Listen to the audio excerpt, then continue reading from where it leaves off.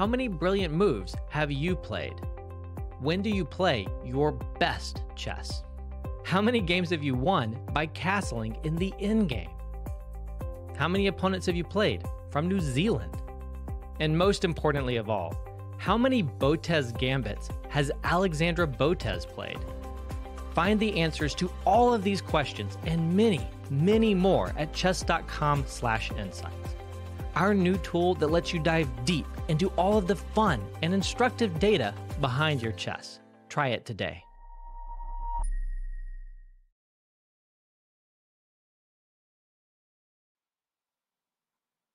Hey everyone, welcome back to the coverage of the FIDE World Rapid and Blitz Chess Championships. I'm Jon Ludwig Hammer. I'm joined by Irina Krush. And before we start delving into what's going to happen today with the Blitz Championship, let's also give some extra credit to what happened yesterday and our new world champions. So we have 17-year-old Nodirbek Abdusattorov doing something that I think is absolutely sensational, becoming the youngest world rapid champion in history. We knew he was a strong player, and his name has been in the chess world for a long time, even though he's only 17 years old.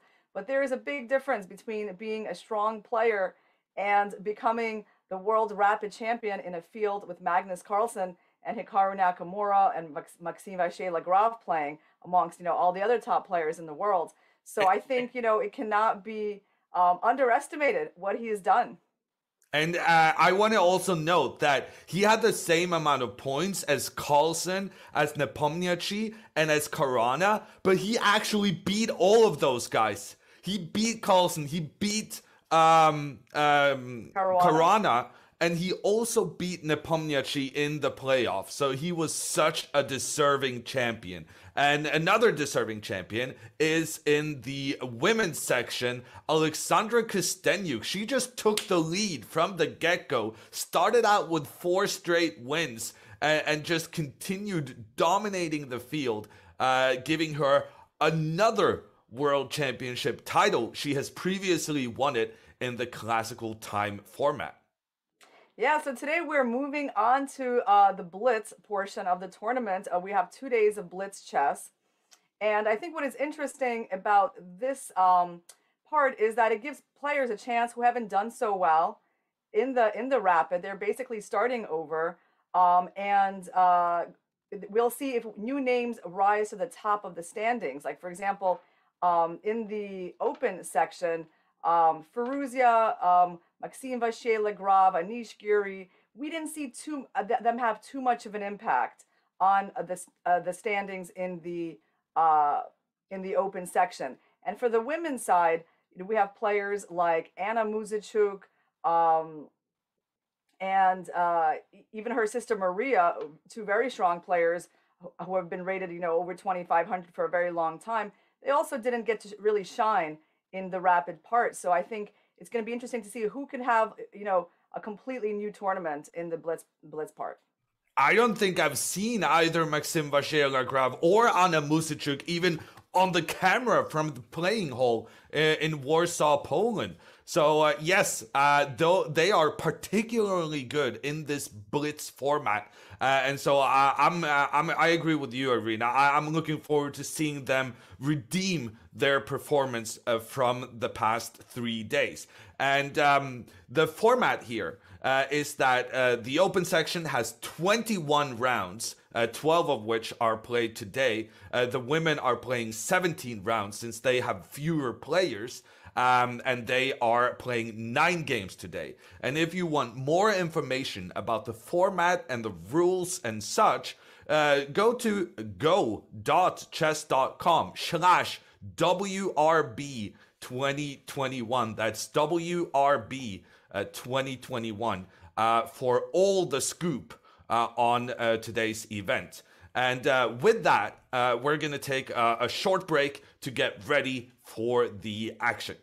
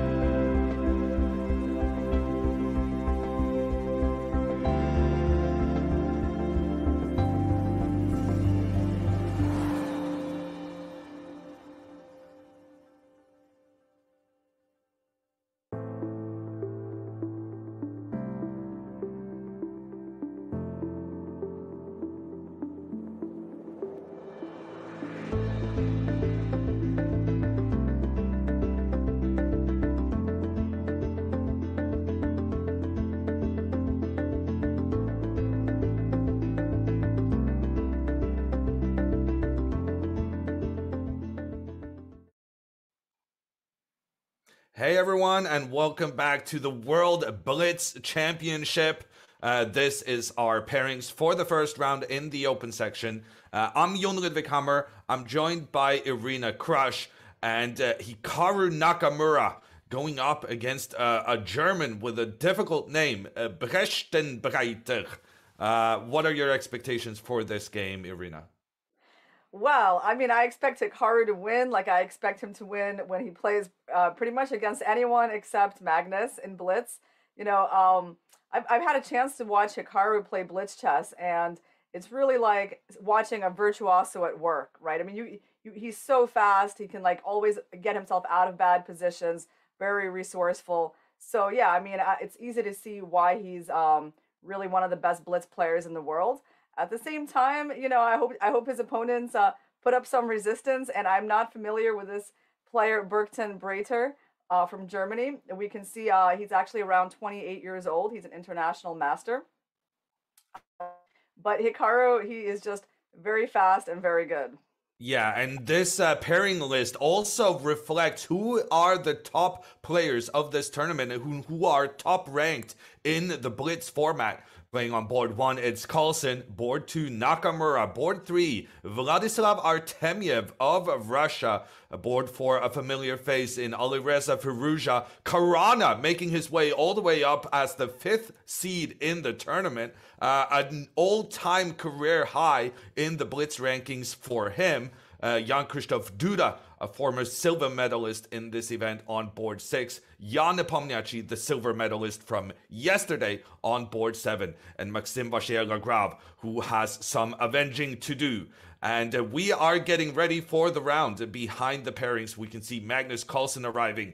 Our main focus here is going to be on Nakamura with the white pieces, trying to get off to a good start against our new German acquaintance. By the way, we should say that Nakamura, as far as I can see, he has never won the World Blitz Championship, even though he's so well known for his Blitz skills. The best that he's done is second place. Actually, the last time this tournament was held in 2019, he came in second behind Magnus Carlsen. He also has a third place finish from 2018. And that's pretty much it. Another third place finish from 2014. So I think, he will want to finally get a gold medal in this event. And here we see the camera being zoomed in, the players shaking hands, 3 minutes on the clock as Nakamura starts with his queen pawn. Yeah, so that's actually Corrales, I believe. Oh, Corrales and Magnus, no? Playing. In the frame, we have Hikaru Nakamura with the white pieces. He's trying to get his pawns forward in the center early on and putting pressure on his German opponent. Hikaru has temporarily won a pawn. However, that pawn is ready to be captured by the black bishop. Actually, Max played a very unusual move. On move 2, he put his pawn on a6. That's like pretty much a blitz system, trying to get into some kind of a Benoni or Benko gambit. But Hikaru didn't push his pawn forward to d5. He captured the pawn on c5. And at the moment, white is actually up a pawn that black is going to be looking to regain with his move queen a5. Hikaru immediately actually asks for an exchange of those queens, trying to get rid of that black queen, trying to recapture white's pawn. Hikaru is actually trying to hang on to that pawn he snatched from black early on.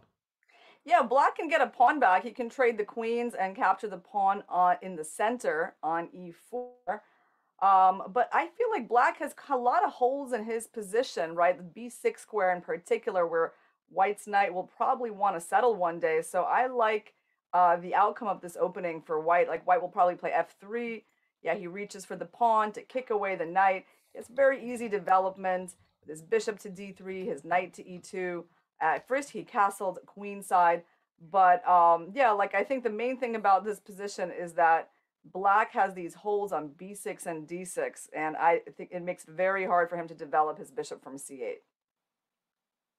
So Hikaru Nakamura not a pawn up anymore, but with promising outposts for his knight in particular right now on the side of the board. It can start moving in towards the black rook. And I would be surprised if Hikaru does anything other than moving that knight forward. And he does surprise me. He gets another knight going from the king side. Yeah, I think that knight, he's going to settle it on c3. That seems like a pretty good square. And nope, first he goes bishop f4. Okay, he's definitely thinking about this knight b6 move at some point, or maybe even bishop d6. And what did black do? They played a couple of moves. Oh, black played e5. Kicking away the bishop. So we have some big changes on the board, but still looking good for white. Wow, black there giving himself the doubled pawns in this situation, trying to kind of get out of that bind Hikaru Nakamura has been creating on white's position. Hikaru gave away a bishop for a knight so that his own knights could dominate the board. However, two bishops can be valuable long term, and it's not clear how Hikaru is going to make the final breakthrough here. Yeah, I agree. It doesn't look all too terrible for black suddenly as he's managed to actually get the bishop on c8 open and developed it in a way. White gave up the dark squared bishop. The black knight has a pretty nice square on d4 coming up. Yeah, he just put it there. So I feel like Bräutigam Braider actually has a playable position at this point. The knight finally coming into that b6 square, going after the rook in the corner. The rook immediately moves, and I think it's worth taking a look at the time situation. Bräutigam Braider, with just 1 minute 15 seconds remaining, he's going to get himself into time trouble. However, his situation on the board is not that bad. So there's the difficult assessment between how much time you have and whether it's a good position. Wow, a big decision from Nakamura. He takes a pawn on the side of the board. Is he not nervous about that bishop ending up in trouble? Bräutigam Braider first moving his bishop forward to try and put pressure on white's central knight. Yeah, that move, bishop takes h7, really surprised me. I was about to say, oh, that pawn grab is not possible because black will try to trap that bishop in by playing f5. But Bräutigam Braider didn't attempt to do that, and he simply developed. We got a lot of moves on the board. Hikaru is still up a pawn, but Bräutigam Braider is getting a lot of counterplay on the c file, and he's trying to undermine the knight on d5. So many white pawn pieces on the c file, and the black rook pointing down towards it. Bräutigam Braider has turned this game around. The computer's favoring black in this moment. Hikaru Nakamura is having to retreat his pieces. He's in an awful position in this first round. We could be seeing a big upset here. Hikaru has even been caught on time. Hikaru now with a bad position, being low on time as well. Yeah, amazing. Black has gotten two bishops beautifully developed, the knight in the middle of the board, a lot of strong pawns in the center, rooks on the open files. He has managed to create harmony out of the complete disharmony that he had in the opening. It's amazing how this player, unknown to us, is managing to outplay Hikaru Nakamura with the black pieces. And Hikaru is trying to make his rook work in defense. Both players now under 1 minute on the clock. Tactics are underneath the surface, but how much time can you spend calculating variations now when you're so short on time? Maybe you just got to trust your instincts as to not make a mistake as the clocks keep running down.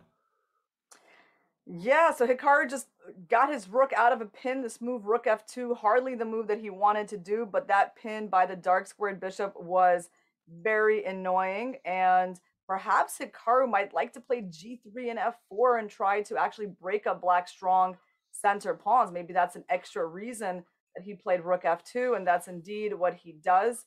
If he gets to play f4, well, he can't even really do it yet because at the end there's bishop h4. skewering the rooks, but maybe somehow he'll be able to get this moving later. And instead, the offer, trade of knights has been offered, and it is accepted. And Hikaru makes a huge mistake. No, he does not. Maybe he had that under control. He's pushing Black's bishop away, avoiding that variation Irina was talking about earlier. However, this has led to the loss of a pawn for Hikaru Nakamura. He's down a pawn on the board, but on the other hand, he's up on the clock, and that could be the most important factor right now. Yeah, I mean, Brecton Brighter has a pretty easy position to play. I think that's the good news for him. I would be surprised if he loses this game. His king on g5 is just really well placed, and that f5 pawn is nicely protected. So I feel like even when he has little time and he might mess up, it's hard to completely mess up because the king on g5 is such a good piece. It's sort of your insurance against a loss. And I feel like probably at this point, Brecton Brighter would be happy with a draw given the time situation. And Hikaru's king is being bullied around the board. Brecton Brighter trying to improve the placement of his rooks. He's going back and forth, trying to go for the draw there. Is Hikaru going to acquiesce to the draw? Yes, they keep repeating. No, Hikaru tries to go for the win, even though he's down by a pawn. Brecton Brighter, now less than 10 seconds on the clock, has to make a move, starts retreating his pieces, moving his king back and forth, feeling that all his pieces are optimally placed. Hikaru still with that time advantage. Is Hikaru going for the win despite being down a pawn? This is the kind of risk you have to take if you want to become the World Blitz champion. Yeah. I mean, Brecton Brighter, I think he's making the practical choice to just kind of sit on his position. Although Hikaru seems to be making a little bit of progress. He attacked the b4 pawn, putting his rook on a good square on f4. I like that he's cutting off the king. On the other hand, Black is still super solid, but in Blitz, it's like you might feel like you have some time. You have a couple of seconds left. Oh, a blunder from Hikaru. A blunder from Hikaru. The rook sacrifices itself to remove the defender of the white rook. It's actually just resulted in a trade of pawns, but the trade of pawns has enabled Black to get a passed pawn, a pawn that's being pushed forward, trying to become a new queen. Hikaru Nakamura is taking extreme risks here, trying to go for the win, and he's gonna lose this game. Look at Brecton Brighter going for the queen. He's already grabbed that extra black queen they have located at the side of the board. He's getting ready to get that queen forward and get it in. However, here at the end, he's trying to go for the draw once again. He has a pawn one step away from becoming a new queen. And once again, Hikaru Nakamura is playing for the win,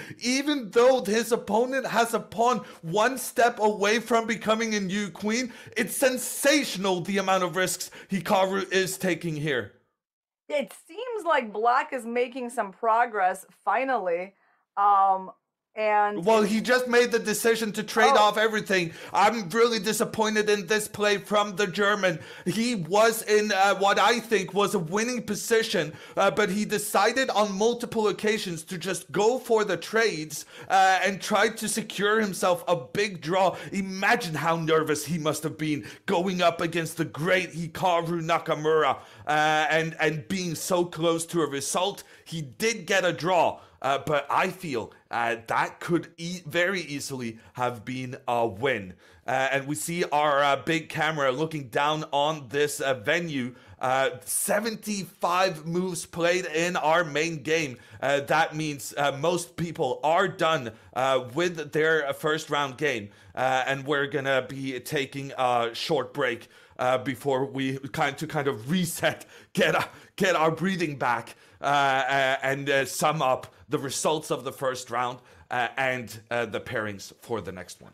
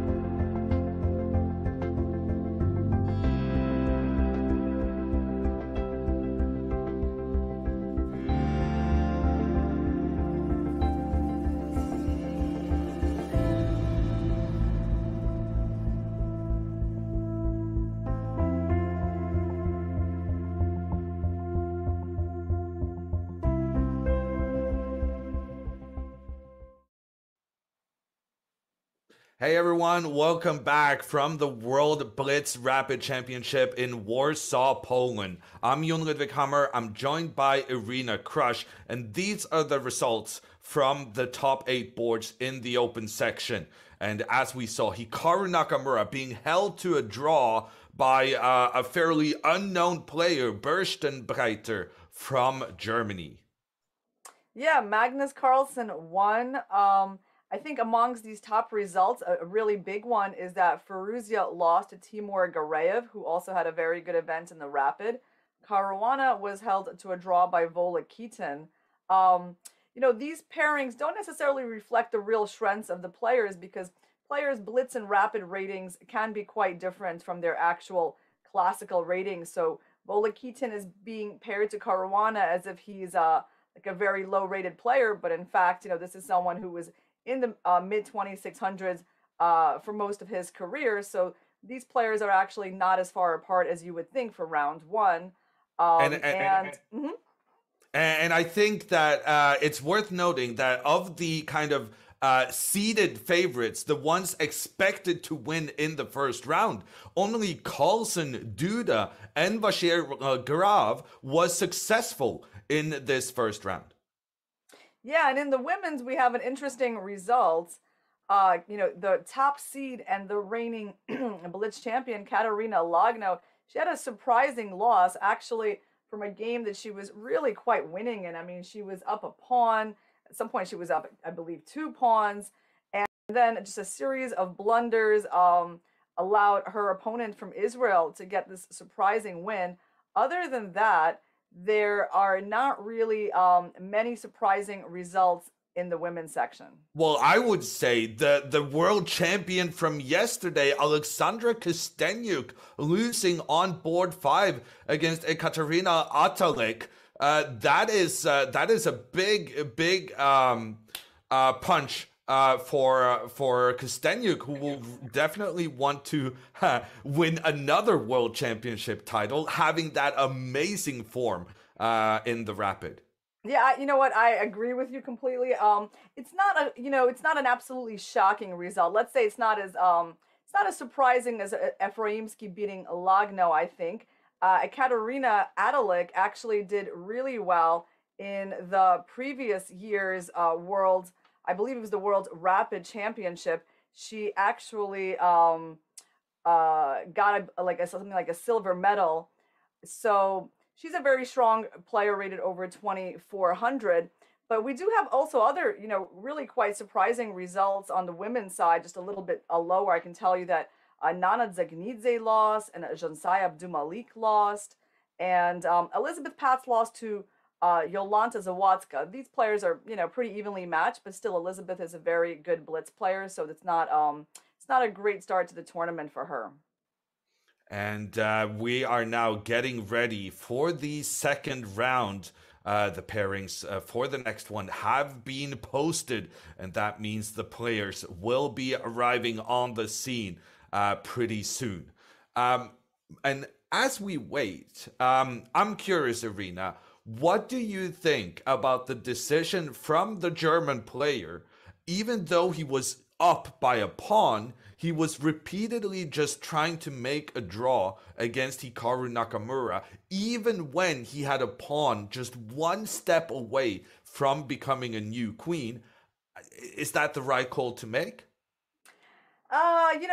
Maybe it's not the right call to make, but it's very understandable. I think when you're playing against Hikaru, and he's so fast and so confident that even in like a bad or losing position, he's the one playing for a win, right? And you know that like no matter how good your position is, unless it's like completely winning, there's always a chance to lose, always a chance to blunder or lose on time. I can understand him psychologically, like just feeling that it was hard for him to play for the win under his time circumstances. But certainly if a player wants to win this tournament, then they gotta try to beat Hikaru in a situation like that. Were you as amazed as I was at the fact that Hikaru, knowing that he had a bad position, knowing that objectively he was probably losing, still chose to play on when his opponent was trying to say, I'm willing to give you a draw. Please just make a draw with me, Mr. Grandmaster. And Hikaru was like, no, I can see your pawn almost becoming a new queen. But Hikaru was like, no, I'm not making a draw. I need to win if I'm going to keep pace with the other guys. For instance, Magnus Carlsen. Okay, that's a great question. So to be honest, no, it didn't surprise me at all. It would surprise me from a lot of players because most players would just never do what Hikaru did. Like even very strong grandmasters, they wouldn't do that. And I'm sure if you look at the top 10, like players who are even similarly rated to Hikaru, I'm not sure that many of them would do what Hikaru did. I don't know, perhaps Magnus, what do you think? Maybe, but I'm not even sure Magnus would manage to take such a risk. But coming in from Warsaw, the pairings for the next round on board one, it's Carlsen against Shugirov. Shugirov is a player who has beaten Magnus in the past, so there's not going to be any easy tasks from here on in. Coming in on board two, it's Fun Forest up against the hometown player Duda, representing Poland and playing in this event in Poland. Yeah, I think Carlsen Sugirov is actually a pretty challenging pairing for Carlsen because Sugirov, I don't know, he might not be well known to all of our viewers, but he's actually a very strong grandmaster from originally Elista, which is in the Republic of Kalmykia in Russia. And I recently watched Sugirov play in the Title Tuesday on chess.com, and he was just winning all of his games. He looked very convincing, and I could see that he was a very good blitz player. So I think Carlsen is getting a pretty big test in this game. And moving on to the women's section, on board one, it's Anna Muzychuk. We were saying before this event that she needed to redeem herself after not really featuring on the top boards at all during the Rapid tournament. Here she is winning her first game and going up against Garcia from Spain. Yeah, Anna is a two-time Women's World Blitz champion.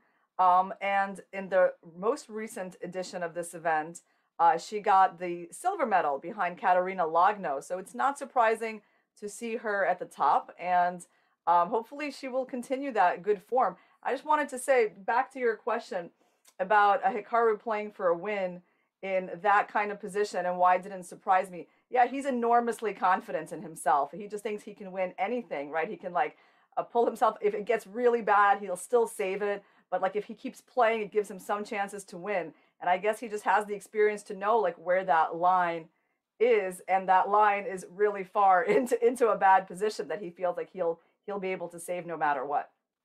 And on the camera right now, it's Sanan Shugirov sitting down with the black pieces, having to face off with the reigning world champion Magnus Carlsen. Our main focus in this round is actually going to be the homeboy. It's Jan Krzysztof Duda against Van Forest. Those guys will be finding their seats eventually. Here we see another hometown player, actually. It's Krasenkov. No, actually, no, I don't think so. I thought I could see who it was, and I was completely wrong.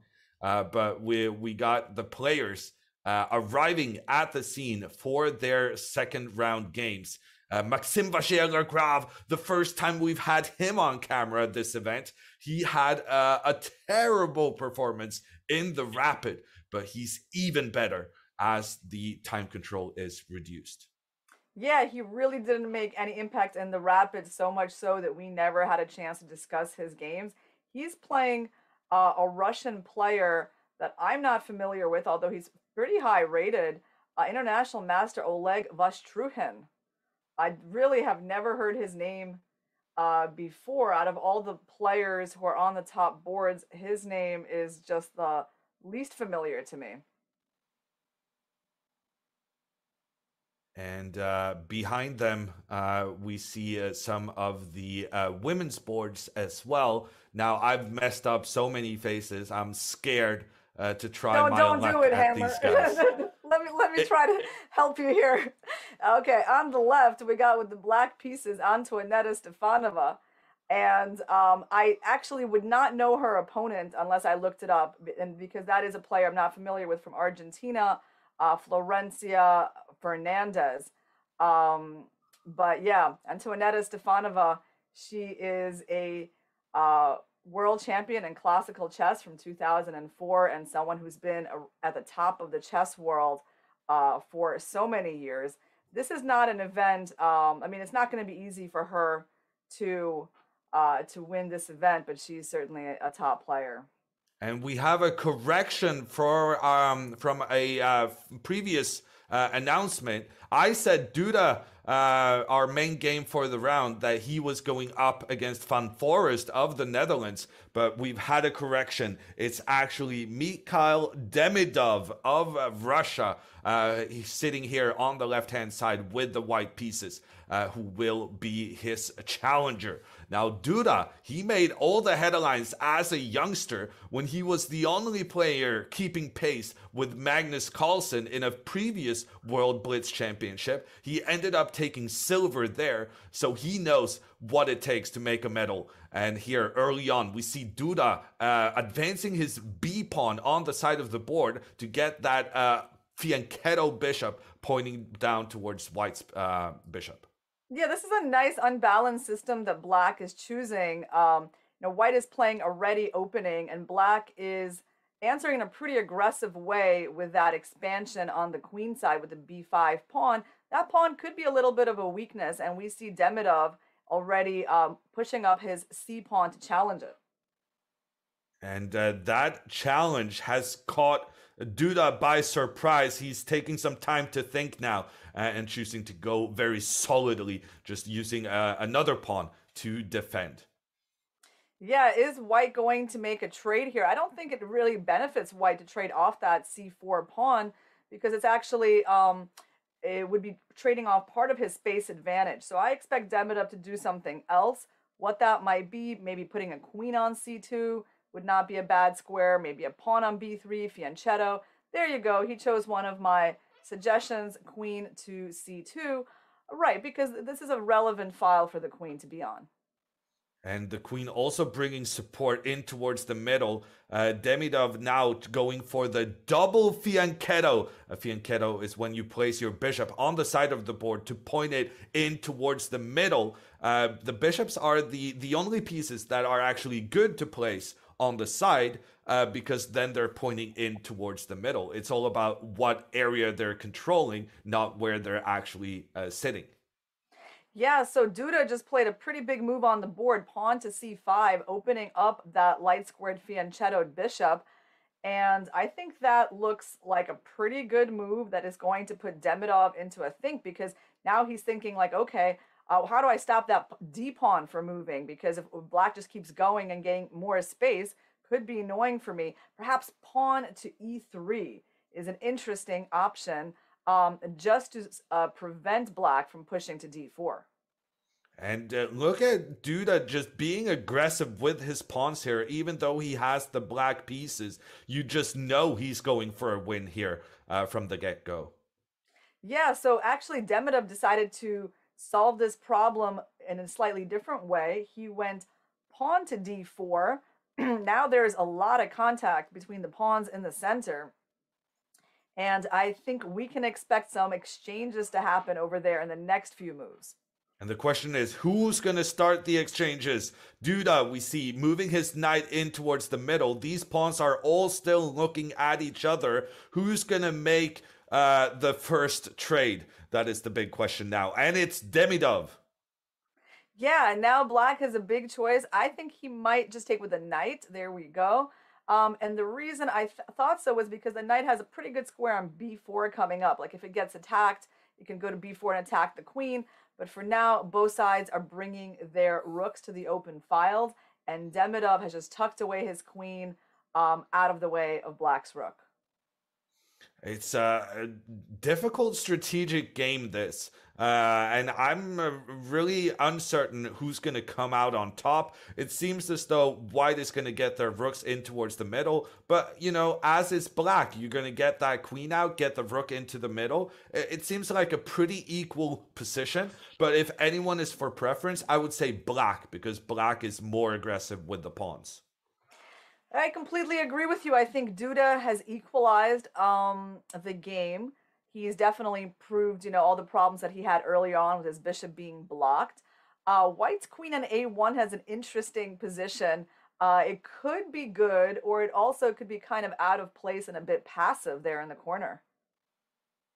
And now the question, where to go next? Duda actually down 15 seconds on the clock. Additional trades being made by Demidov, opening up for his bishop and queen, pointing down towards the black king. Duda capturing back with the bishop, and Demidov just trying to make as many trades as possible. It's very clear what the Russian is doing. He's just trying to trade his way to a draw, but in doing so, he's also putting the onus on Duda, who wants to win. And this is a blunder according to the computer from Jan Krzysztof Duda. There's a possibility now to sacrifice the rook for the bishop, and Demidov has done just that. Demidov giving up his rook for a bishop, but then the threat of the pawn against the knight cannot move, because then the bishop is threatening the queen.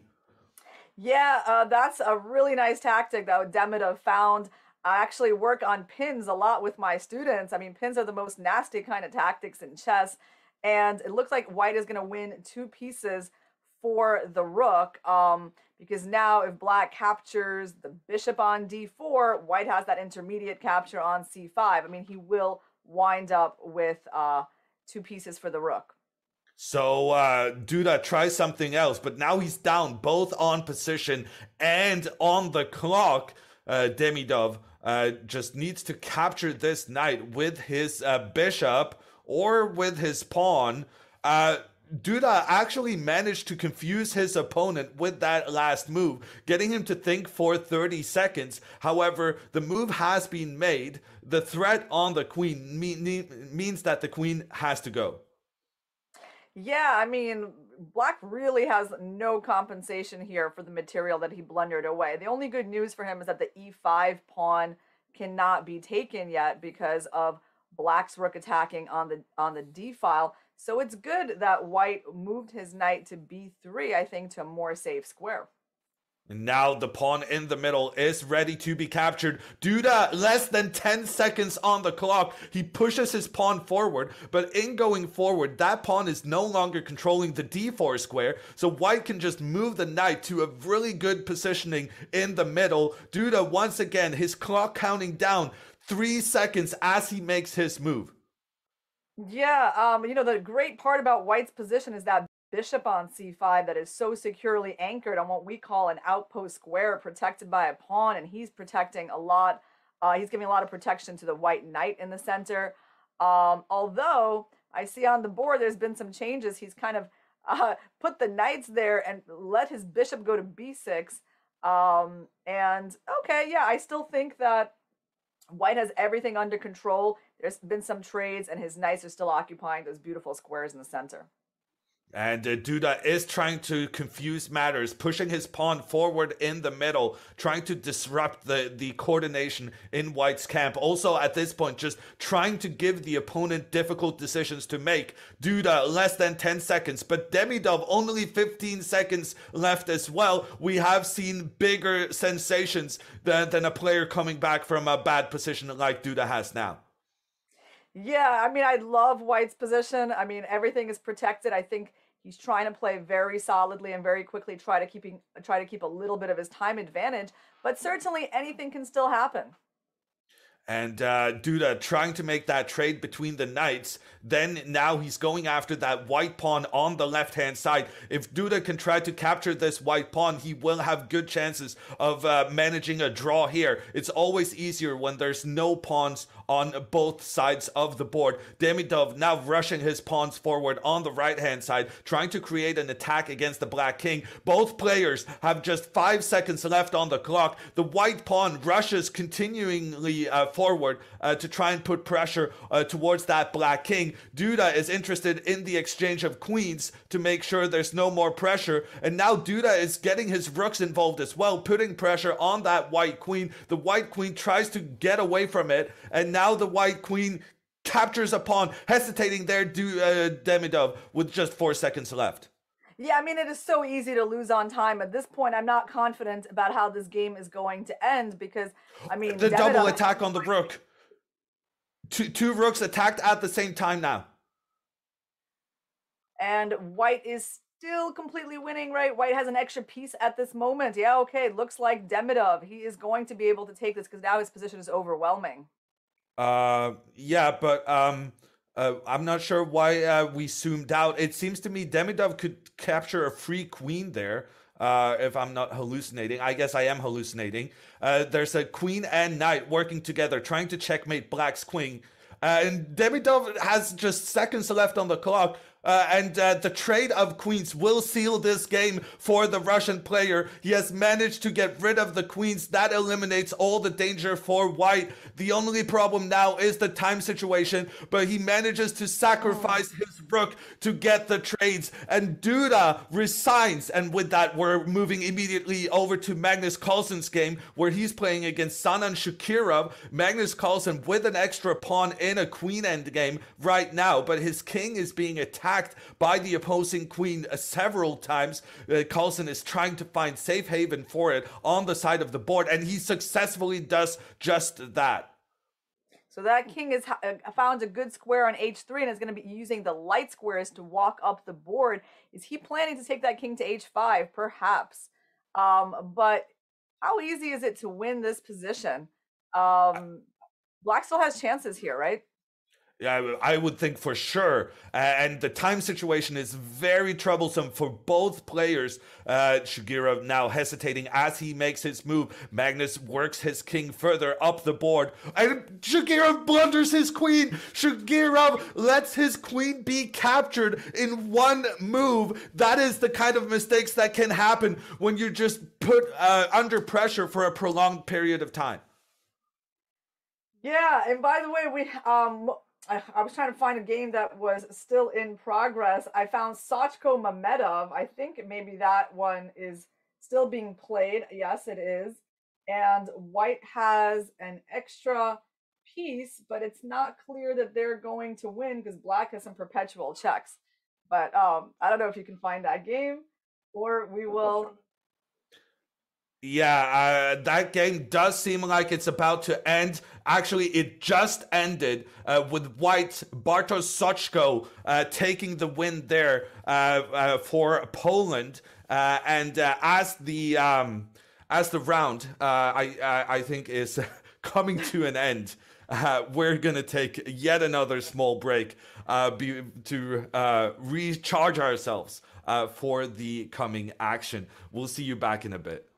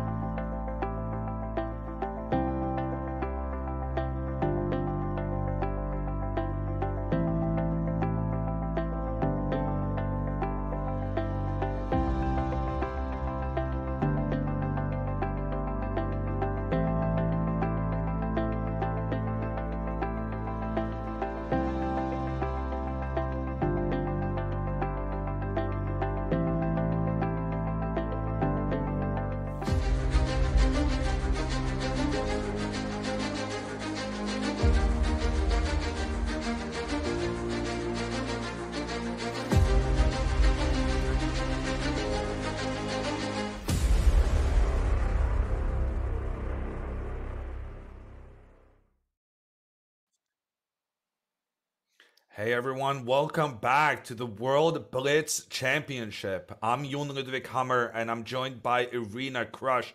And these are the results from the top boards of the women's section. Anna Musicuk on 2 out of 2, getting her second win in a row there. Humpu Kuneru also with a great start. But on board 3, there's a big surprise, Irina.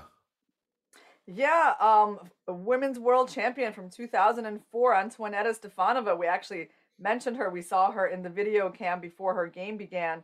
She loses to not a very well-known player from Argentina, Maria Fernandez Florencia.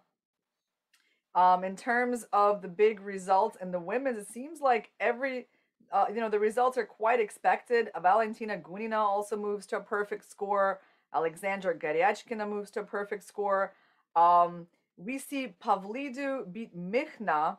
So that is an upset in terms of rating. But we've also seen Pavlidou do quite well in the Rapids. So I can't say it's like a complete shock to us. Yeah, for me, it's now the Gunina and Musicuk, and Goryachkina as some of my favorites to win this event, having gotten off to a great start with 2 points out of 2. And we're moving on to the open section where we saw Sanan Shugirov just give away his queen in that endgame against Magnus Carlsen. He was under continuous pressure and he cracked in a big way. Yeah, I mean, that wasn't a surprising result. Magnus is, as we saw, very good at the end game and converting, all kinds of small advantages. But what was slightly surprising was the result in round 2 when a player from Russia has so many strong grandmasters that Mikhail Demidov he's one of them.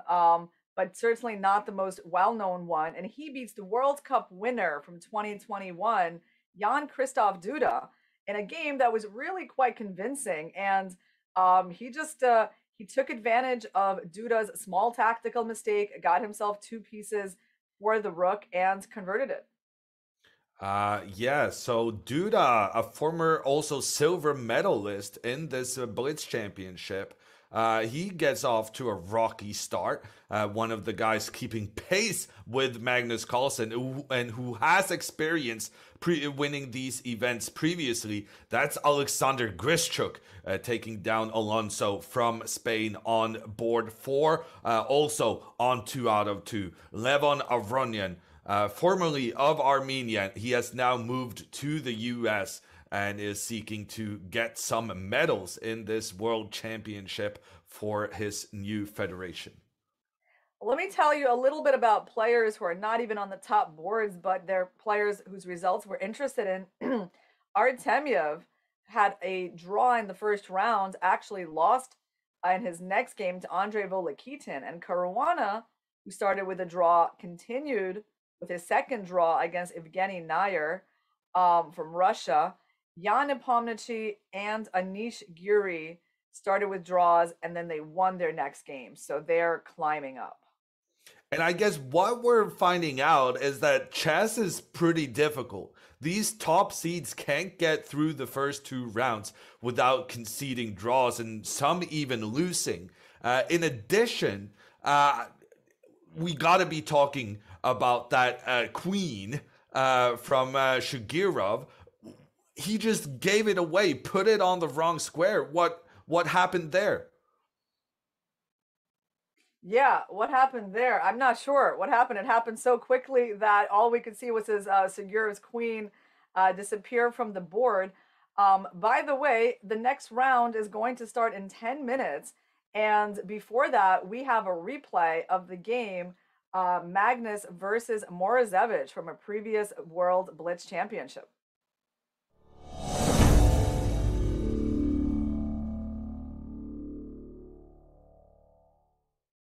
We begin the 19th round.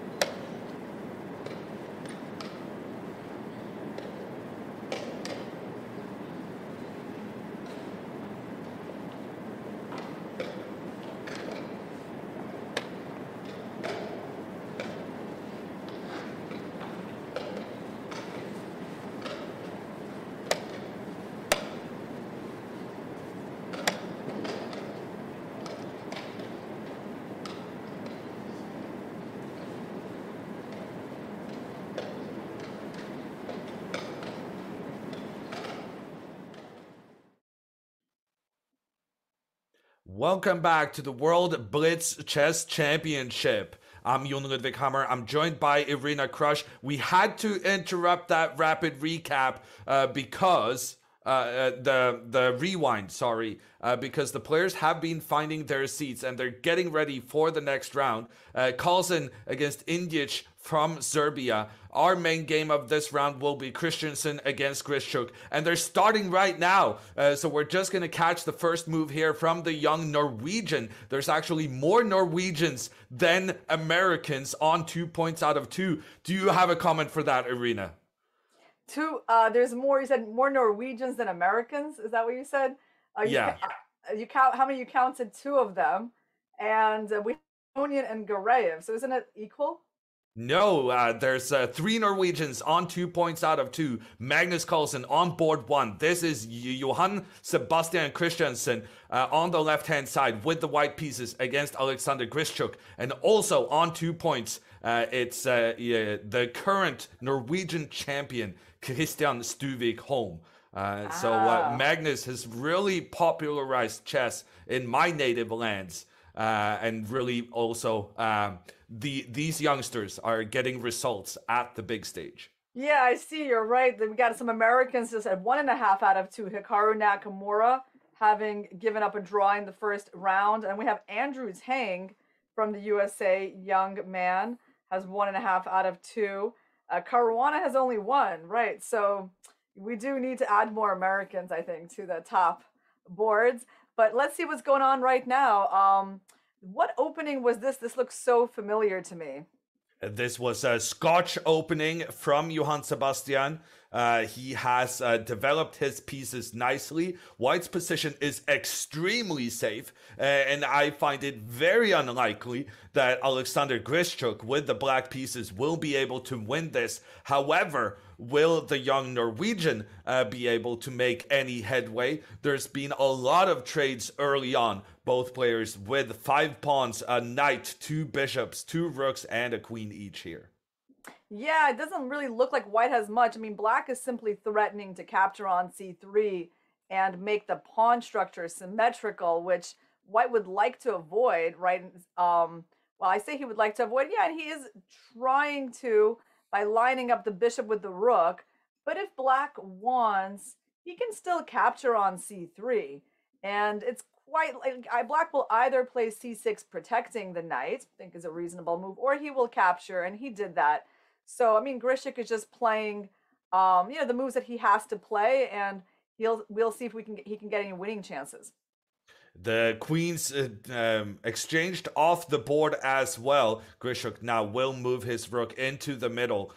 Johann Sebastian trying to rely on having his bishops working together against the black pawns on the left side of the board. He already got this bishop pointing in that direction, but it's pointing out into thin air. There's no black pieces on its diagonal, so we're going to need the other bishop to join the party. You know, it's amazing. I'm just taking a look at another board. Indic and Carlsen, they also have a very symmetric position. I mean, it looks like in this game, there's a very good chance that, actually, I was a little surprised by Johann's move bishop f4. I thought he would put the bishop on e3 and pressure the a7 pawn. But yeah, the pawns are just getting traded off the board. This is the unfortunate part of this symmetric position, that it's pretty hard for either side to play for a win here. Both players now trying to use their bishops pointing in towards the opponent's pawns. But what is favorable here for Grischuk is that his bishops are pointing in against 2 different white pawns, whereas the white bishops are, well, right now not pointing towards anything. But on the other hand, white just captured a black pawn on c7, and with that, he's putting pressure on black's rook. That rook chooses to just move and start putting pressure back on the bishop, and also putting pressure down towards the queen side, the pawn on c3. Johann Sebastian here choosing to move his bishop out on the side. There's an exchange between the bishops. Equal amount of pawns now for both players, but it's black who has the more active rook. Yeah, definitely from a practical playing point of view, black has an easier game, although I really like White's decision to play bishop d5 and challenge the bishop that was attacking his pawn. Black will probably trade and try to put a rook on a3, it would be my guess, because that would be an excellent position for the rook, where it protects its own pawn and attacks White's pawn. And I think, no, Grishuk offers a draw, and Johann Sebastian immediately accepts. A very uneventful game there, and we're going to be moving on to another board here on board 1. We're going to be having Magnus Carlsen with the black pieces. Unfortunately, this camera is slightly further away from the board. But we can see getting up our 2D board on the side of our screen, there's complications happening right now. Carlsen, with an extra pawn, is also attacking White's king that has failed to castle as of yet. Yeah, very complicated. So Black just snatched a pawn. Of course, the problem for Black is that his rook is still hanging, and his king, and right now White's king is in check. So I expect that he would probably like to take this bishop. Yeah, that's what he does. And then he moves his rook away. There's lots of counterattacks going on in this position. And is Black going to emerge up a pawn? I kind of feel like we gotta do a little replay of what happened there, because that was some extreme calculation from both players. So what happened is Magnus took back the knight, attacked the rook moved attacking the knight and the black rook at the same time. Magnus he continued capturing, losing his rook in the process, but when the knight came back into the middle, he was attacking the white rook, which had to move. The knight gives a check. And now Magnus chooses to move his bishop up, attacking the rook. And there's just like some extreme trades being made. But Magnus's knight got captured. However, he managed to get back the white bishop during that sequence of events, causing him to actually end up with an extra pawn into the endgame. That was some incredible complications they calculated with less than a minute on the clock. Yeah, that was really impressive. I mean, so much just happened in those moves, and the fact that Magnus, he kept everything under control now, and he is in a very advantageous position, up a pawn in the rook endgame with pawns on both sides of the board. I think he's got decent, chances to win this, especially knowing what we know about his endgame play. He's got, I believe, some kind of edge on the clock as well. When I was a kid, people noticed that, oh, Magnus, he's so good at endgames. And I was like, well, it's easy to be good at endgames when you're always up a pawn. And once again, Magnus's play in the middle game has secured him an advantage going into the endgame. Having that extra pawn is going to, of course, make it easier to go for the win. Yeah, Magnus has pushed up his pawns on the king side, actually improving his pawn structure there as much as possible, gaining space. That's very good technique by him. At some point, I guess Black will have to take the a4 pawn, or not. No, maybe he's actually possibly even heading with the king, try to protect it so that he can win the a4 pawn by force. Magnus is slowly improving the positioning of his king right now, making progress as the king works its way up the board. And notice how he's also using his rook to pressure the white king away. And now the black king, as the white king has been pushed away, the black king just has a tremendous positioning in the middle of the board. Yeah, Indic is still keeping himself alive here. Magnus continues to make progress on the king side. Black will probably play king g5 now to protect the pawn. So yeah, Indic is still doing okay, but of course it's a pretty difficult task for him. Carlsen seems to have gotten his pawn all the way into g3. Oh, that's a big improvement. That gives him a lot more ideas on the king side. Wow, he's just calmly improving the positioning of his pawns. And here Magnus starts going after the pawns on the right-hand side, saying, I was never going to manage to do anything with the pawns on the opposite side. But the fact that he now has two pawns that are standing next to each other, working their way up the board, that's going to be a decisive factor. And now also Magnus coming in with the king to give a checkmate along that bottom rank. Magnus is going to win this game with his two pawns on the right flank.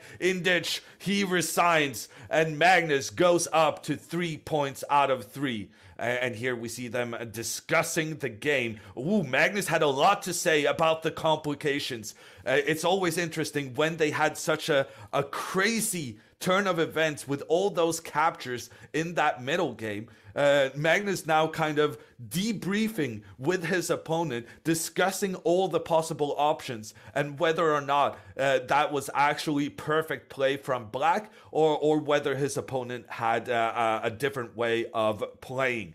And it's also great to see like your rivals at the board. But wow, Magnus has more to say. Oh yeah, they're still discussing all these complications.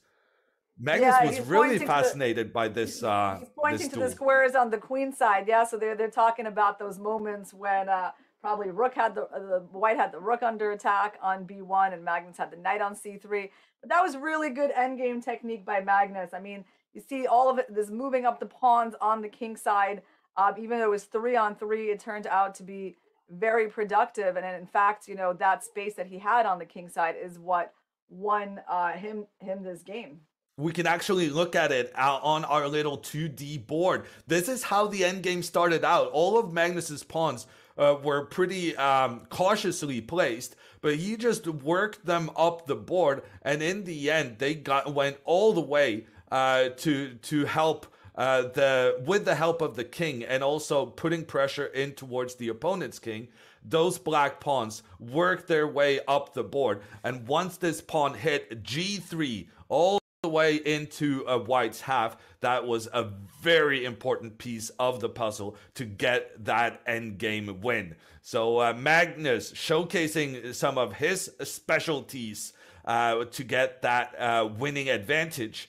And as we can see from the camera, we have in Poland no more games going on. And that means the third round of this World Championship is done. We're going to have a break as we wait for the pairings of the fourth round.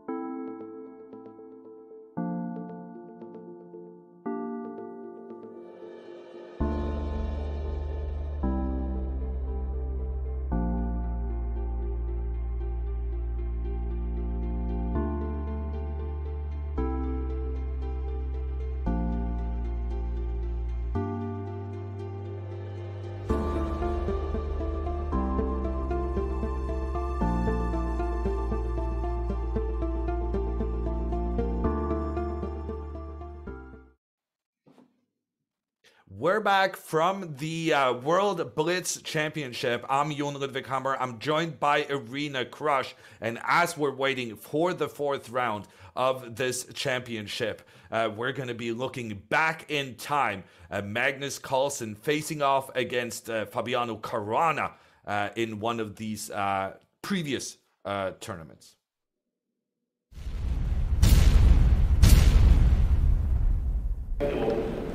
We begin round 26.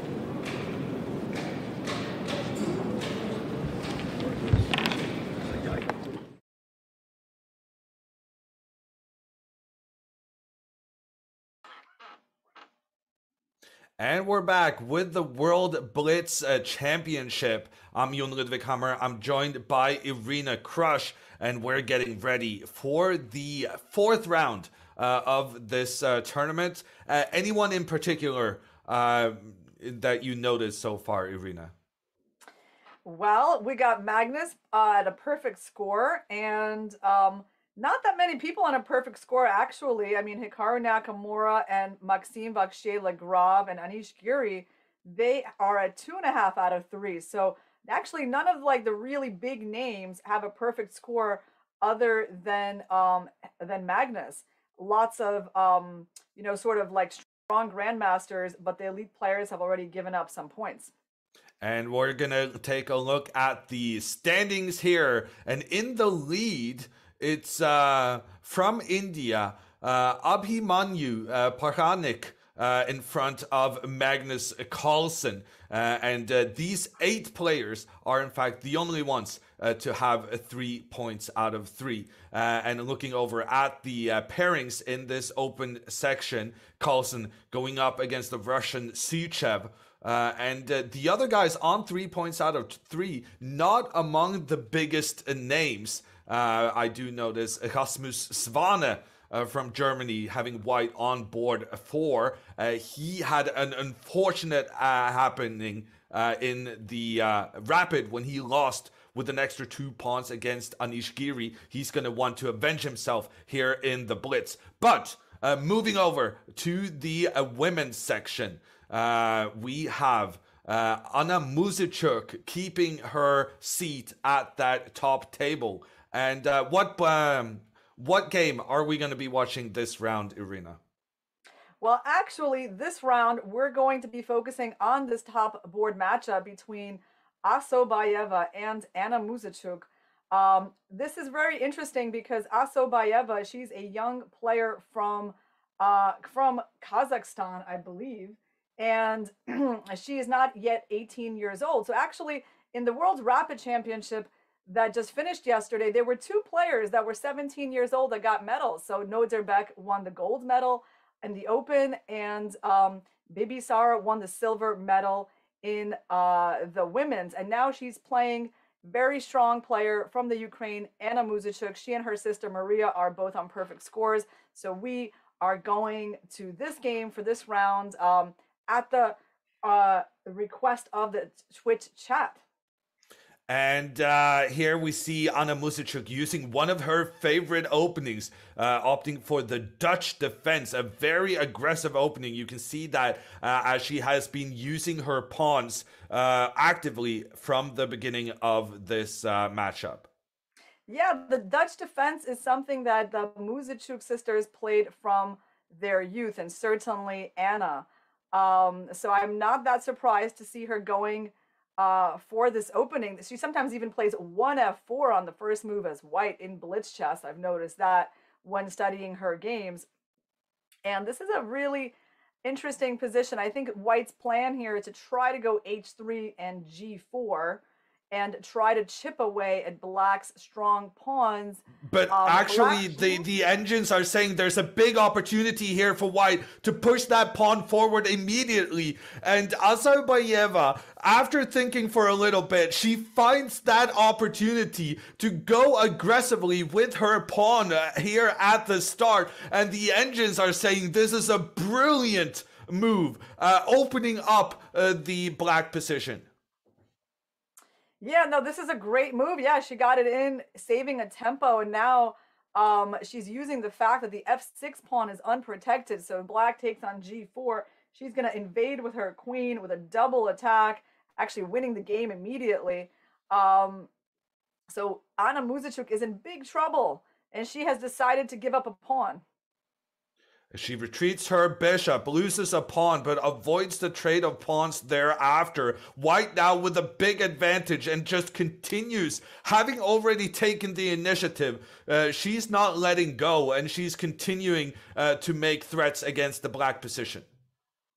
Yeah, I mean, white will be castling queenside very shortly. That's the natural safe place for the king. And here she goes, connecting her rooks.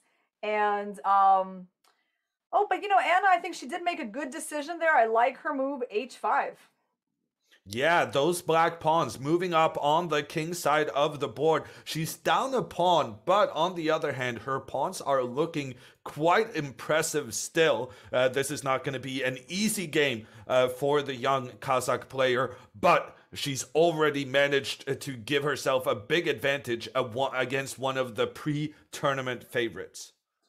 Yeah, the only question is where she's going to break through because, one of White's extra pawns, it is a doubled pawn, and that's what makes this a little bit hard to take advantage of. So Black might want to try to keep the game closed, playing the move g4 at some point. So it's still a challenge for White of where she's going to be playing, and it seems like e4, yeah, that's a good decision to try to open up the game. You just said, right, that Black needs to hold the position closed, but just as you said that, Bibisara with the white pieces choosing to blast open the situation in the middle of the board. Yep, good thing for Black that White cannot push the pawn to e5. Oh, interesting move, f3, trying to challenge the pawn on g4. She has to be a little careful about her diagonal where her queen and her king are on. She doesn't want to miss a bishop skewer on that diagonal, so her knight from e2 should be very careful about moving. And here comes Anna Muzychuk, and she's avoiding the trade, pushing her pawn deep into enemy territory. Asobayeva immediately cutting off the protection this pawn was getting from Black's king, queen, and bishop. Yeah, White doesn't have that impressive phalanx of pawns in the center, but she does have an attack on the g3 pawn. It looks like she will probably go up 2 pawns ahead, even though one of those pawns is a doubled pawn. So I like the way Asobayeva is handling this so far. And the situation on the clocks is pretty equal. Anna Muzychuk retreating her bishop. Is she going to try to get that pointing in that diagonal we were talking about earlier against the white king and queen? Yeah, I think she just wanted also to avoid the trade of that bishop, because the bishop pair is one of the only advantages she has. But we have something really spectacular on the board. Bibisara putting her knight on prise, hoping that if Black takes it, she's going to straighten out her pawns, get a really strong pass pawns on the 5th rank. That's an amazing decision. But is it a good decision? I'm not sure. She was up by 2 pawns, but now she's giving away her knight in order to get those pawns moving forward. Challenge accepted from Anna Muzychuk. She captures the knight, and now she always had a bad position, but at least now she has an extra bishop to drown her sorrows. Yeah, but the main thing in Blitz is to have the initiative, and I think that's what Bibisara is trying to do here. It's easy when you know that your plan is just to push the pawns. She played f6, and she just needs to make sure she doesn't lose the f4 pawn. She played rook h4 to protect it. Still, I think, I agree with you. It's become more double-edged, but still should be easier for White to play moves in this position than for Black. And maybe she can continue pushing her pawns forward on the right-hand side, but she's taking a lot of time with this decision, and both players are now under 1 minute on the clock. Is she going to continue with those pawns forward?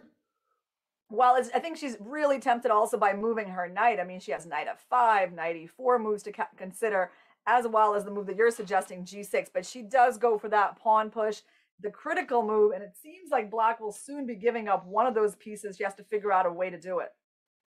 2 pawns, 2 squares away from queening, and they're helping each other along the way. And Anna Muzychuk tries to sacrifice her bishop in towards White's king. Now there's 2 bishops that can be captured. Bibisara choosing to take the one on f7, saying that I'm saving this one for later, because right now I'm also creating an attack against the black rook. And Anna Muzychuk realizing that that bishop was doomed anyway, she continues sacrificing it to open up around White's king. There's a check on the king. The king comes back into safety. How many more checks does Muzychuk have here? Yeah, well, that's good. I would just noticed that white did have a way to get out of that perpetual check had black continued with queen a3. But anyway, it looks like it should be winning for Bibisara. I mean, black only has that one queen in the attack, and white has an extra piece and lots of pawns. So I think we're going to see a little bit of an upset in this game.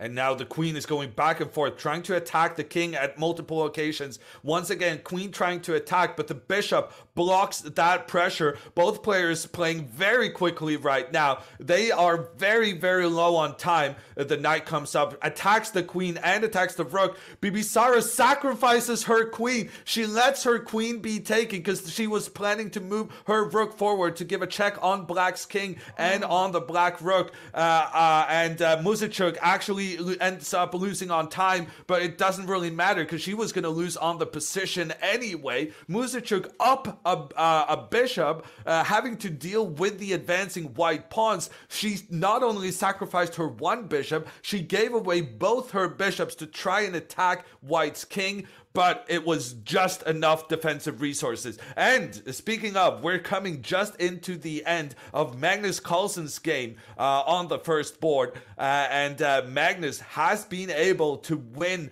yet again.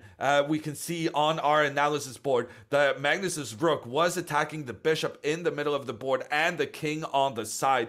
After the king moves, the rook would capture the bishop, and that would be an extra rook for Magnus Carlsen. Also catching the end of another game, it's Bartosz Soczko, a veteran grandmaster from Poland. He's showing that age is no obstacle to good results. He takes down his fourth win in a row. Wow, what a performance here from Bartosz Soczko. With the black pieces, he gets a win. Some tremendous play coming in right now. Yeah, it looks like Hikaru Nakamura is not going to be able to win with just rook versus rook. I mean, Hikaru can win a lot of positions, but there's not enough material in this game. So he's going to, continue ceding a little bit of ground to Carlsen in the hunt for the World Blitz title. So here we have on the screen a rook for white, rook for black, but nothing else. That's a draw. Hikaru Nakamura, we saw him earlier in this tournament in the first round. We could see that he was desperately trying to win games. He was taking enormous risks trying to win even when he was down a pawn in the first game against one of the German players. Here we see that we can be certain he tried equally hard in this game, but when there's just a rook remaining for each side, even Hikaru realizes that this isn't go the way he wanted. And moving now over to our overview shot, we can see one of the final games ending here in the women's section.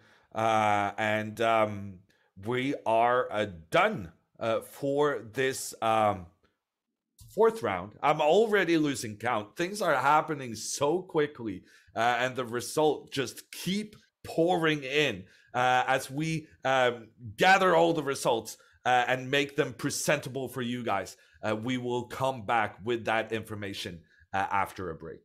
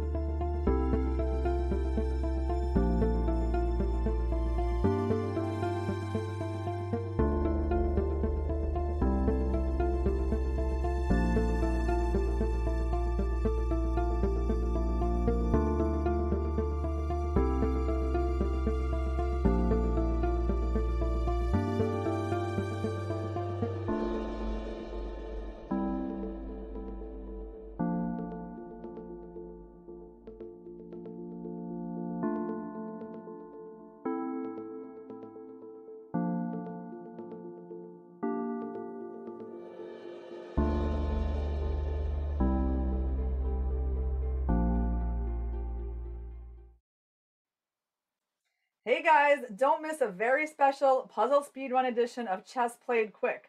Watch your favorite streamers fight for cash prizes and 4 qualification spots in this year's Puzzle Battle World Championship. National Master James Canty, a fan favorite, will bring you all the action and fun on January 5th, starting at 9 a.m. Pacific on chess.com. And we have a new way to understand your games on chess.com. Check out chess.com/insights to see detailed stats and analysis across any time frame or time control. What time of day do you play best? How often do you play the Botez Gambit? These questions and many, many more I answered at chess.com/insights. And we're back from the FIDE Blitz Chess Championship. And we got some results coming in from this latest round. Magnus Carlsen on board 1, defeating another Russian Grandmaster, Suchev. Russia, it's an incredible country. They have so many Grandmasters, and half of them I haven't even heard of. Suchev making his way all the way up to the top board after 3 rounds, but being taken down by Carlsen. Yeah, I mean, Nakamura was also held to a draw, holding him at only 3 out of 4. And on these top boards, we got Rasmus Svan winning and going to a perfect score. So there are actually not a lot of perfect scores in the Open. There's Magnus Carlsen, Bartosz Sachko, and Rasmus Svan, and that is all. Lots of players, but only 3 perfect scores. And that does seem to suggest that Magnus Carlsen could be on his way to another world championship title. He is the reigning champ. And over in the women's section, we followed the game between Alsaubayeva and Anna Muzychuk. And the young Kazakh player who made a silver medal in yesterday's Rapid Championship, she confirms her excellent form by winning that matchup. Yeah, good news for the Muzychuk sisters is that one of them is on a perfect score, and that is Maria Muzychuk. She is actually a former women's world champion, and not just in, not in Rapid or Blitz, but in classical chess. And she's going to be having actually a very tough matchup against Alexandra Garyachkin on board 2. But we are going to be following the game Gunina versus Asobayeva on board 1.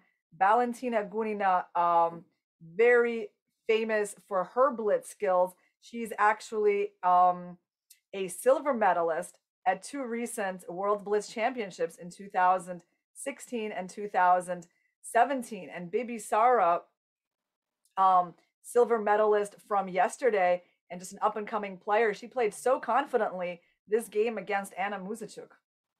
Yeah, so we see the perfect scores are dwindling. 4 more people on perfect in the women's section. 3 guys in the open section. And as we go out to our perfect studio view of the playing hall, we can see that the players are arriving right now for their 5th game. But while we wait, I want to ask you, Irina, about this game we just witnessed. How big of a surprise is it that Alsaubayeva managed to beat Anna Muzychuk? Okay, so not that much of a surprise at all to anyone, who follows chess closely. As I mentioned during our commentary on the World Rapid, I did play Bibi Sara in the World Rapid Championship some years back. I mean, at least 2 or 3 years ago. And she was even younger then, and she actually beat me very confidently. It was quite unfortunate for me because that was the last round of the tournament, and that was a game that was important to make it into the prizes. So from that game, I remembered very well, not just that I lost, but that I felt that she played very well and very confidently and aggressively. And she wasn't afraid to sacrifice a piece when needed. And in fact, she really did the same thing against Anna Muzychuk. It was followed the same scenario. She took her chance with G4 in the opening, put pressure, sacrificed a piece. It seems a bit flamboyant, but it was very aggressive. and kind of just calculated coolly when Anna tried to muster up some counterplay, and a really pretty one-sided game. Yeah, fantastic from her. And speaking of Asobayeva and our rapid world champion in the open section, Abdusaturov, both teenagers from Kazakhstan. What is going on in Kazakhstan? They were actually scheduled to be the organizers of this event. Unfortunately, it had to be moved to Poland due to COVID restrictions. But Kazakhstan, is that a new superpower of rising on the chess scene? Well, first of all, I think Nozherbek is from another stan. He's from Uzbekistan. But absolutely, this part of the world. Yeah, don't worry about it. I love correcting your mistakes, Yoon. That is embarrassing. That was cute. No, but absolutely, you're right. I mean, this part of the world is really giving rise to a lot of strong young players. And Kazakhstan, I mean, it's actually been a number of years since this country has come to the forefront. Like, there was a time in an Olympiad a few years back when this young team of unknown players actually defeated the strong Chinese women's team in I think it was a Chinese women's team, or it might have been the Russian women's team in the Olympiad. And it was like an absolute sensation back then because they were clearly, yeah, it was definitely the Russian women's team. And since then, we've known that Kazakhstan has good young players. I mean, they have Jansai Abdumalik recently becoming a grandmaster. They have on the men's side, they have Rinat Jumabayev, who who can easily score upsets against the top players in the world. And we saw Sarigbai Asal, a player we've never even heard of, doing really well in the women's rapid tournament. So we have Bibisara Jansaya leading Kazaki women's chess. Yeah, I mean, it's no longer a surprise to see strong young players coming out of that part of the world. And here in the frame, we can see our main game for this round. Both players already in their seats. That's right. So Bartosz Sachko, a veteran player, he is about, I think, 5 years older than me. By the way, married to another strong women's player, Monika Sachko. And they got married when they were very young. So they've been together for a long time, one of the longest running chess couples, and they're both playing here in this world championship. And he is waiting for his opponent, Magnus Carlsen, to show up, while the other perfect scorer, Rasmus Svan, he has been pared down in terms of points to Alexander Grishuk, who has half a point less than him. So that'll be an interesting game. I watched Rasmus blunder into that checkmate when he was up 2 pawns against Anish. I saw the replay of that, and boy, was that sad. Yeah, a devastating loss for Rasmus Svane earlier in the Rapid, but he's avenging himself now in the Blitz, being one of the players on 4 out of 4. In frame now with the white pieces, it's Valentina Gunina making her way to board 1. She's going to be challenging the young Kazakh player who we just saw in the previous round, defeating one of the pre-tournament favorites in Anna Musachuk. Yeah, I think that was one of the most exciting games of the day. And I mean, I know on our chat, not everyone is happy when we switch from the open section to the women's section to look at the games. But honestly, that really was the most exciting game that we've seen today. And I think that's really what matters. We want to see excitement on the board. So I hope that you guys will be happy with our decision to watch this heavyweight contest between Valentina Gunina and Bibisara Asobayeva. And it seems as though the players are getting ready to get this show on the road. Now in frame with the black pieces, it's Rasmus Svane representing Germany, but originally Danish, making the Scandinavian presence on the top board. Significant together with Magnus Carlsen on board number 1. Hiding his face on the left, it's Alexander Grischuk. A player who has won the world championship in Blitz not just once but twice previously. And here Grischuk gets underway, but that means we're also going to switch back to our main game of the round. Gunina with the white pieces, pushing her pawns forward aggressively from the go. She's getting all her 3 pawns involved here in the first 4 moves.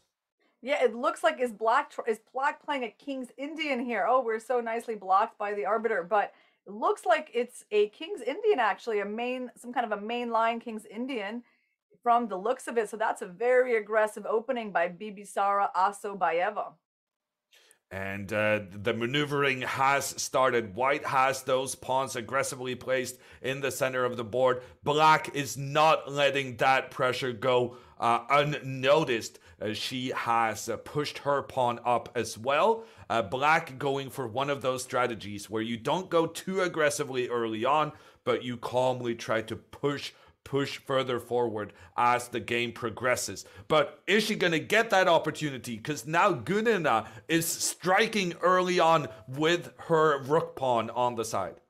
Yeah, I hope you guys noticed that rook pawn move, because that tells you a lot about Gunina's intentions in this game.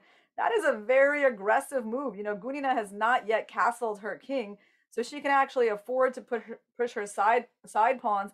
And that pawn is going to h5. I expect that move to happen right now. And she's going to open up the h file. Nope, she didn't do that. She went bishop d2, probably preparing a future queenside castle. But I really like this move h4, and I think it bodes well for how exciting this game is going to be.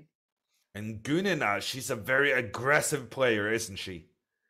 Oh yes, Gunina is, you know, really well known for her aggressive, very tactical style, great calculator. She just gets the craziest positions, and that's really what you expect from her these days.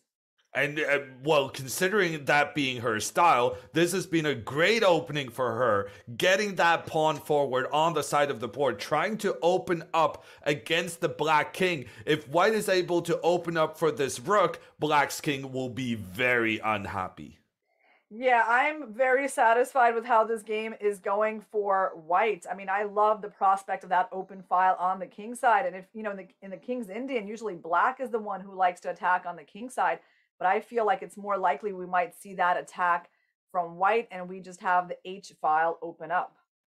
She was successful in opening up for her rook. The question now is whether or not white is able to bring more pieces to that side of the board. And she's going for that plan you mentioned, Irina, moving her queen up so that she can castle afterwards. She's not happy having just one rook over there. She's going to be trying to get that rook from the left corner over to the right corner and have both rooks pointing down towards black's king.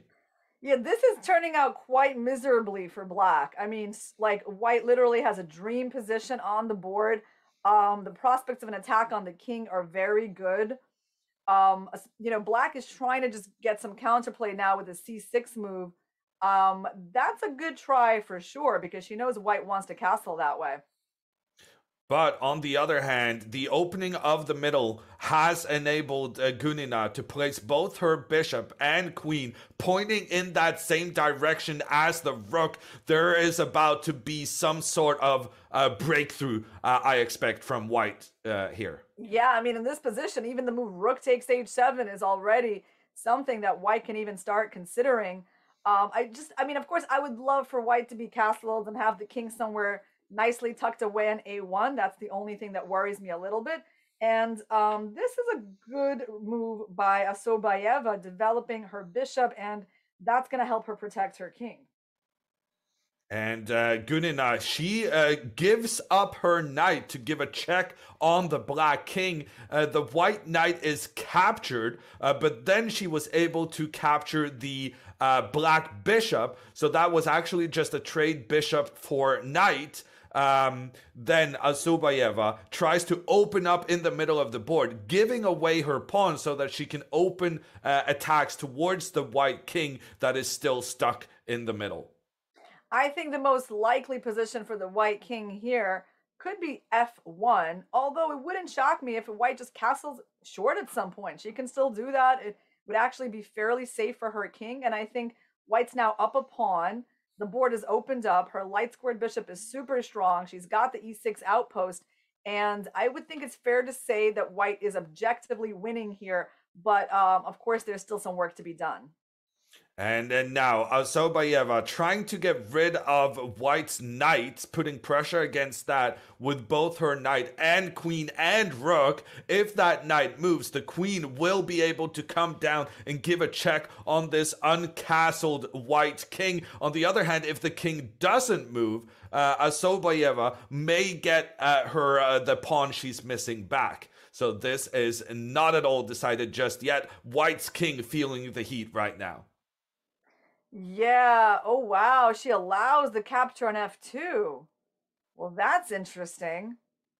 The knight that couldn't move has moved. And she's saying that the black queen coming down, giving a check on white's king is not dangerous. And her opponent agrees, offering the trade of queens. The trade of queens has happened, but now with an extra pawn and the bishop pair, Gunina is looking very good to win this game.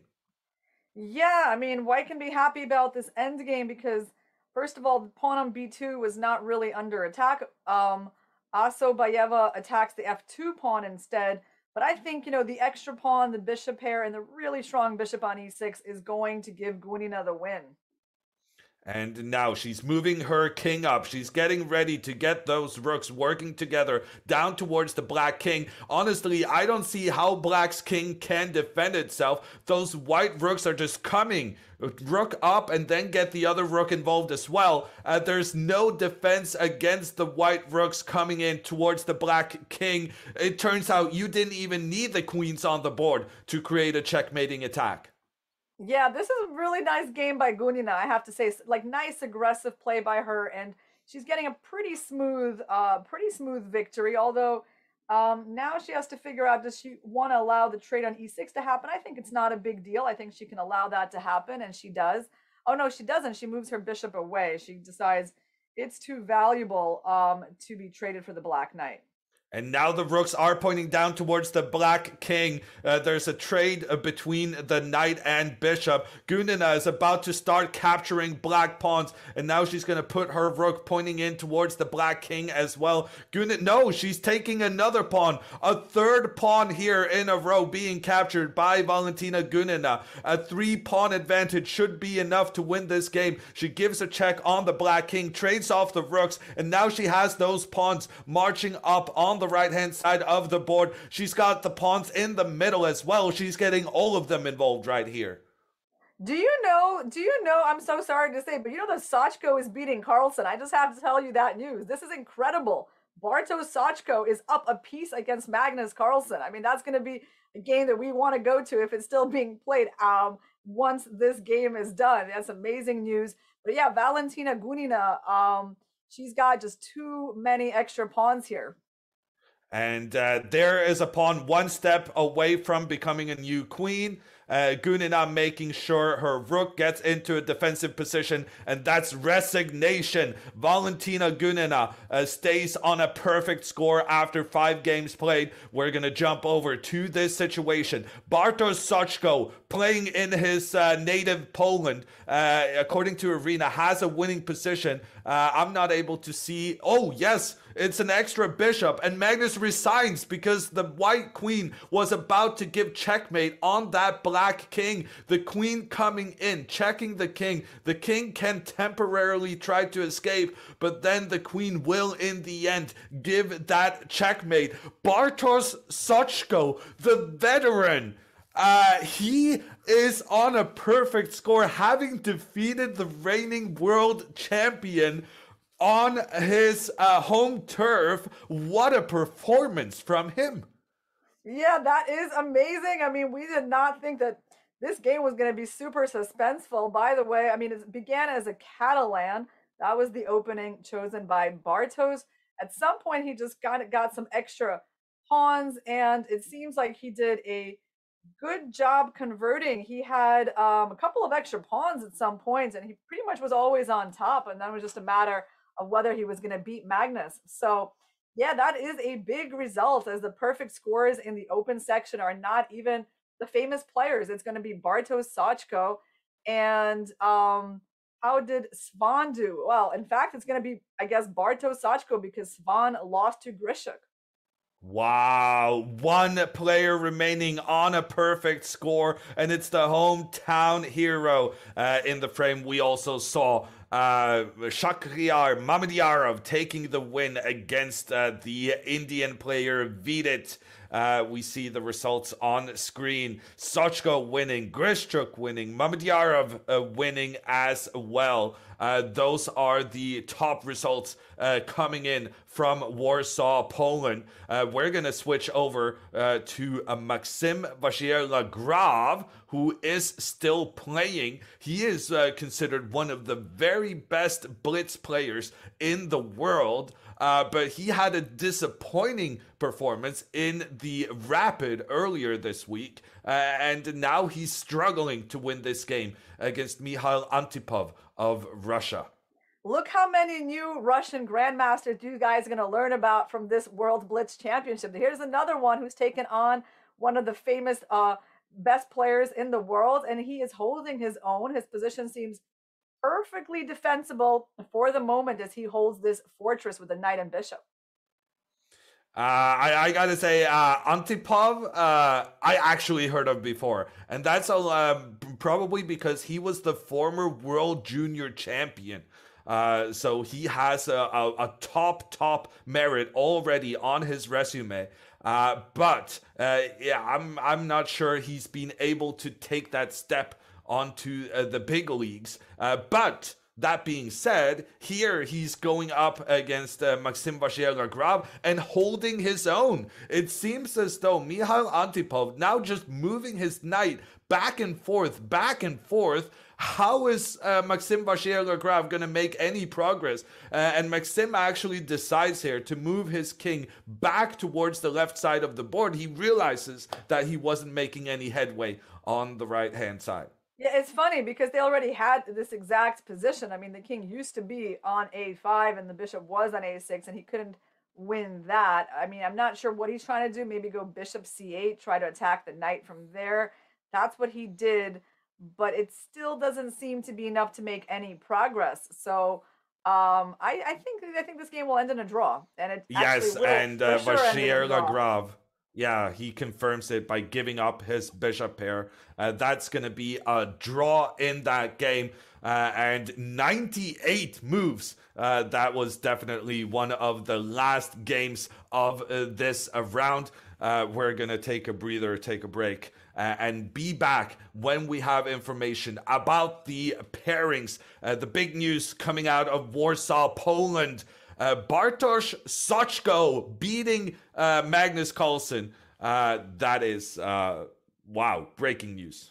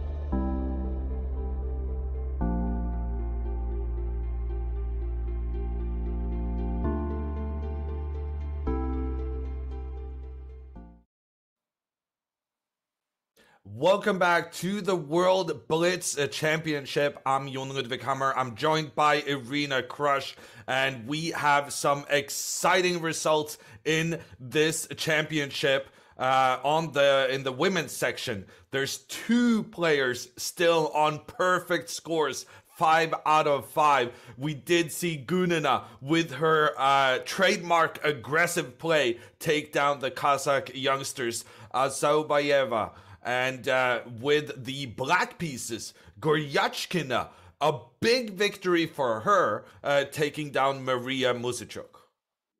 Yeah, we see the top ladies rising. Alexandra Goryachkina and Valentina Gunina. Maybe they didn't perform like they would like in the Rapid. Right now, they're on perfect scores in the Blitz.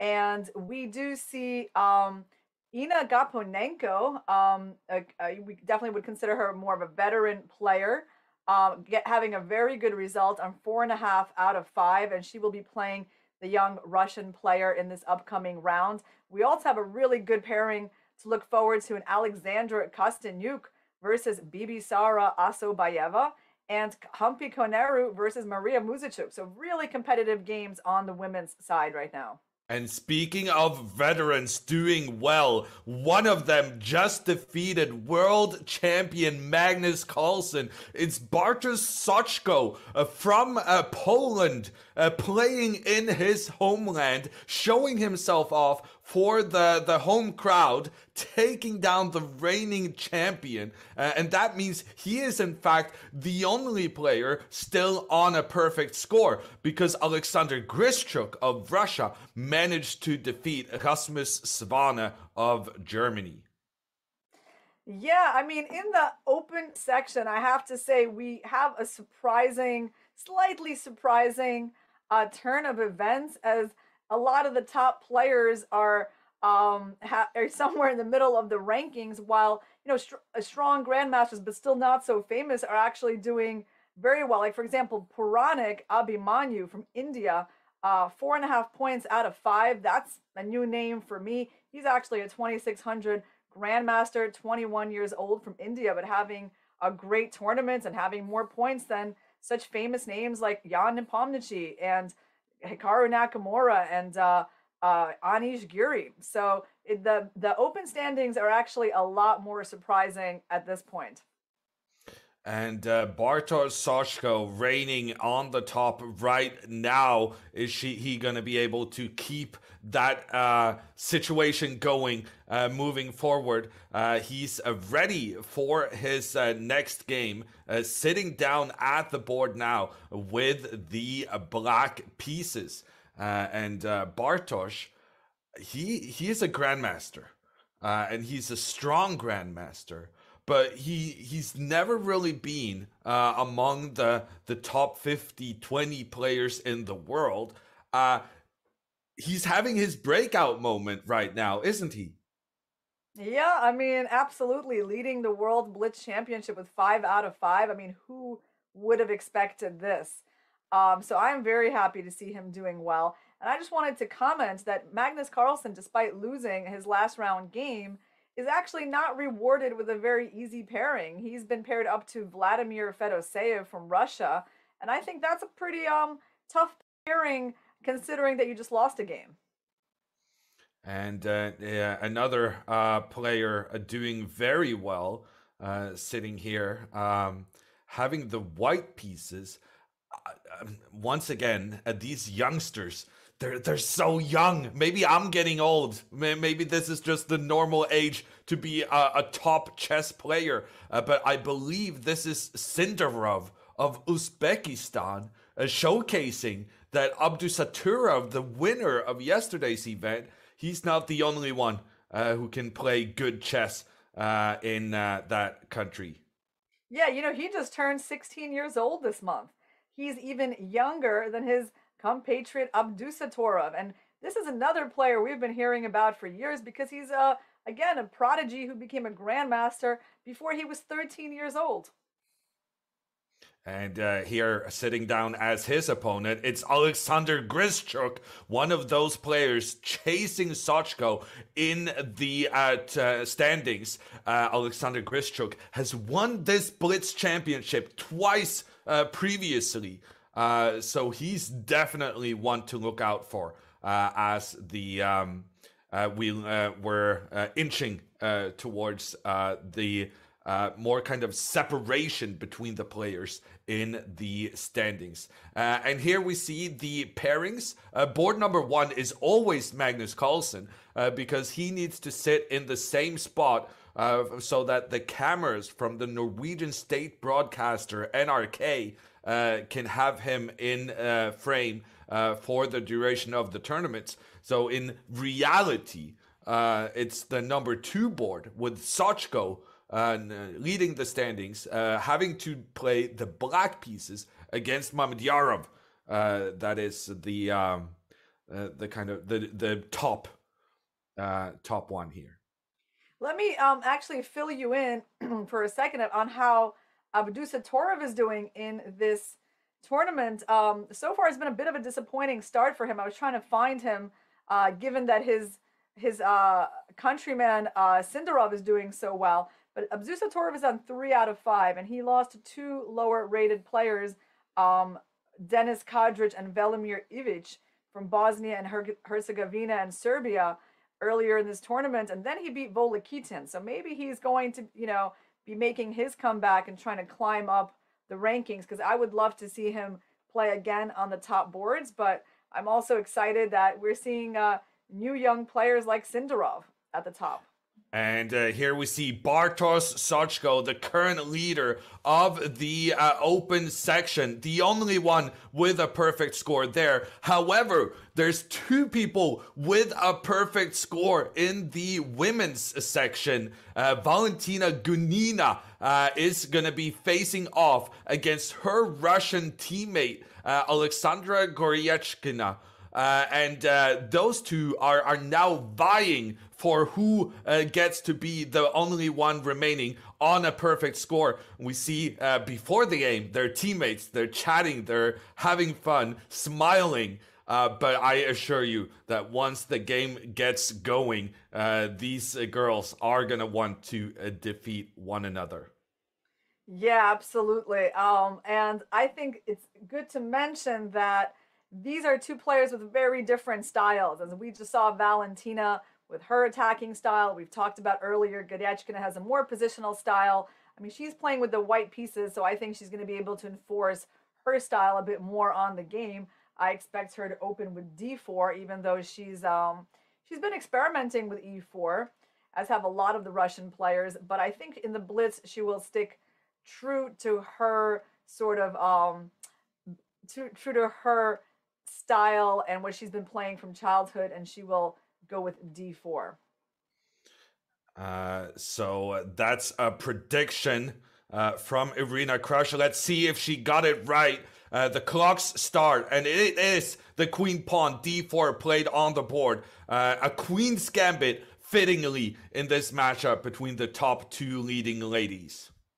Yeah, we got an exchange Slav, and actually Alexandra Goryachkina, she is kind of playing the way I would play as white. I've actually played the exchange Slav against Gunina, and not only against her. I think this is a very, very good opening for Blitz, and it fits Goryachkina's style. And as I said, because she's playing with the white pieces, she can force the game to go more along the lines and the kind of play that she prefers. And that's what we see happening.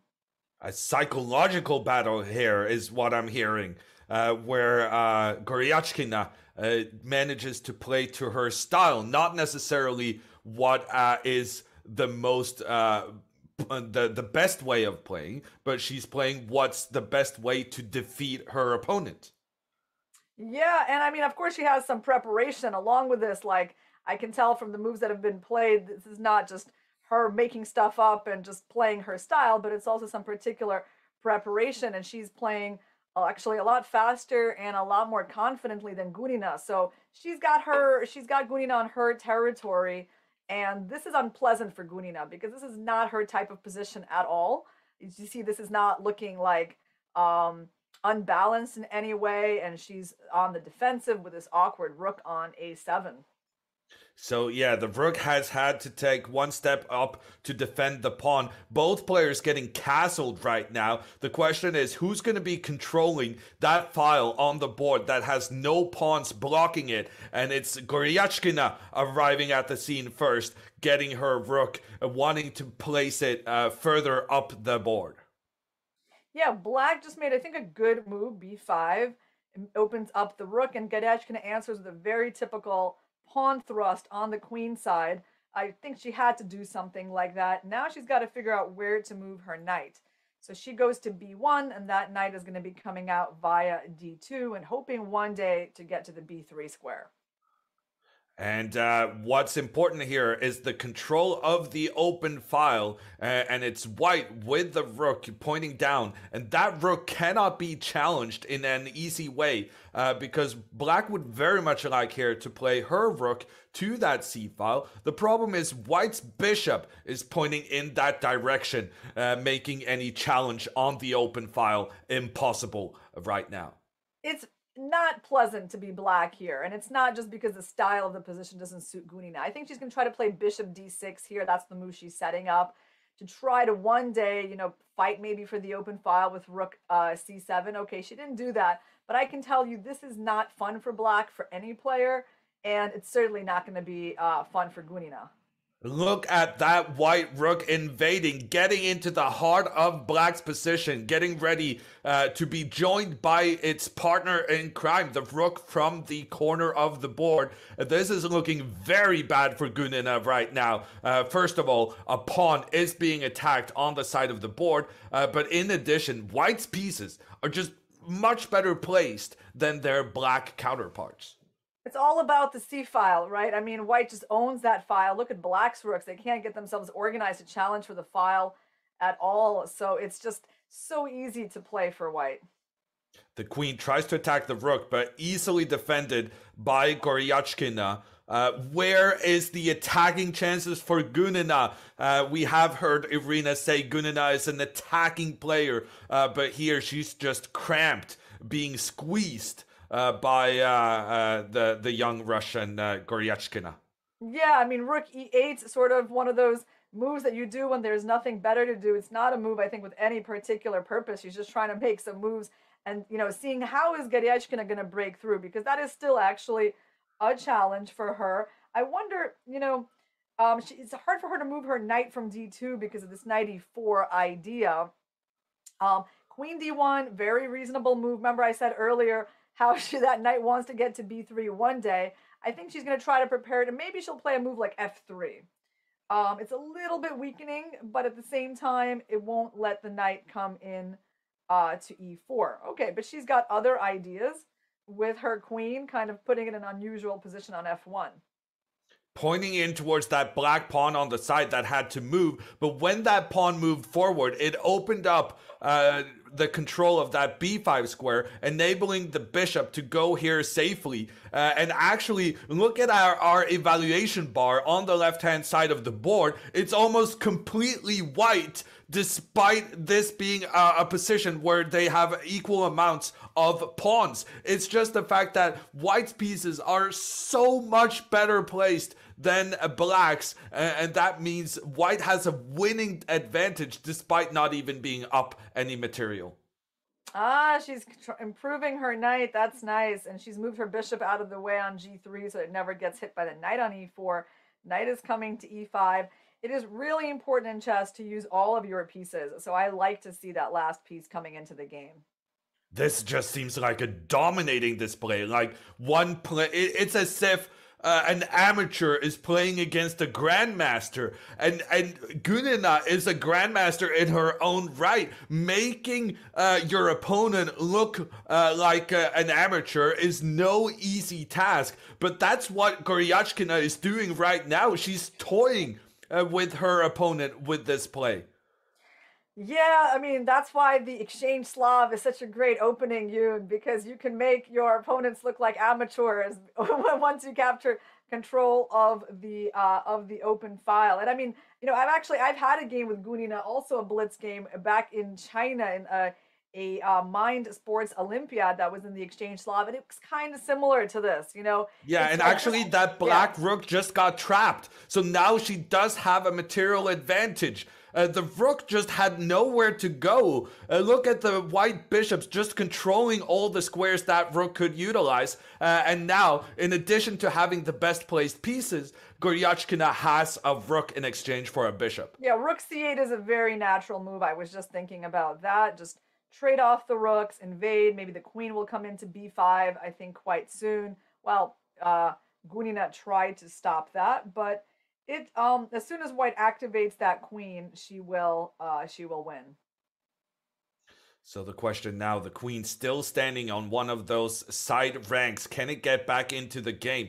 Wow, Gunina making the decision to move forward in the middle. I don't like that. I feel like that's just creating targets that Goryachkina can attack. But the question now is, more than anything, is about the time situation. Can we get a swindle going for Gunina? Actually, that is probably not the case, because she's struggling not only on the board, but also on time. Gunina, less than 20 seconds left. Goryachkina with 30 seconds left. Gunina, for once, for the first time in this game, she's moving one of her pieces over to White's half of the board. And I guess that's kind of explanatory for how this whole game has been going. Black just has been cramped on her own half. Okay, this is the part of the game where Gunina is doing well. I mean, she has managed to not get such a losing position. She's managed to make it tricky. White is not dominating in the way that White would have liked. You know, when White was completely winning, although Goryachkina, I think, is playing very well with this move b3, but still Gunina is holding it together when they're low on time. This is where her swindling tricks can come into play. I wouldn't actually be surprised if she somehow pulled something out of this game. And she makes a trade in the middle and then starts rushing up with her pawns on the side. She wants to create an attack against the white king, but Goryachkina realizes that here we need to try and get the queens off the board. Gunina says no queen trade, but then white's queen is able to try and get into the heart of black's position. Or is she? Actually, Gunina now getting a pawn back.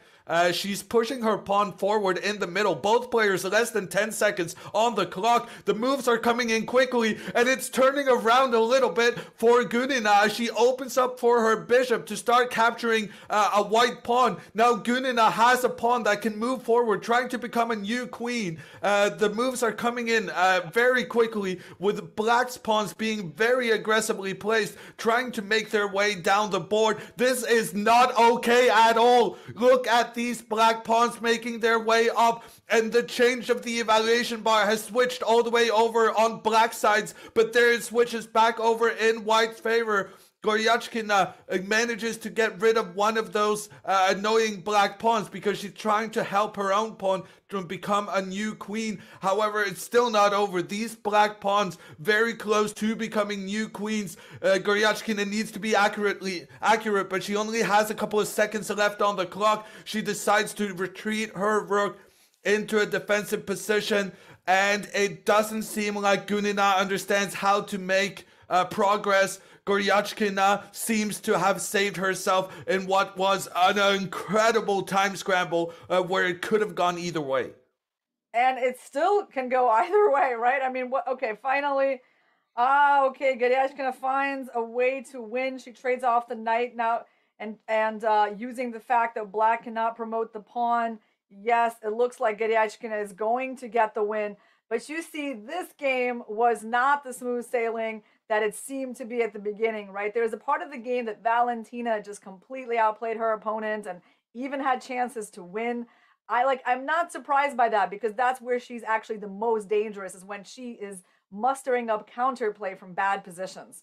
Unfortunately, the arbiter blocked our view as Gunina resigned, but the key here was that both players were trying to get a new queen. and when both pawns were eliminated to stop them from becoming new queens, then white was left with a rook against the bishop, and the rook would just dominate, going over to the right hand side, capturing more black pawns. So what a game there. It really looked like Goryachkina was just completely destroying her opponent, but as both players got down to just 10 seconds on the clock, Gunina managed to create all that trouble with the pawns marching forward. At one point, the engine evaluation felt that black had a winning position, but Goryachkina managed to get back into it, stop those black pawns just in time,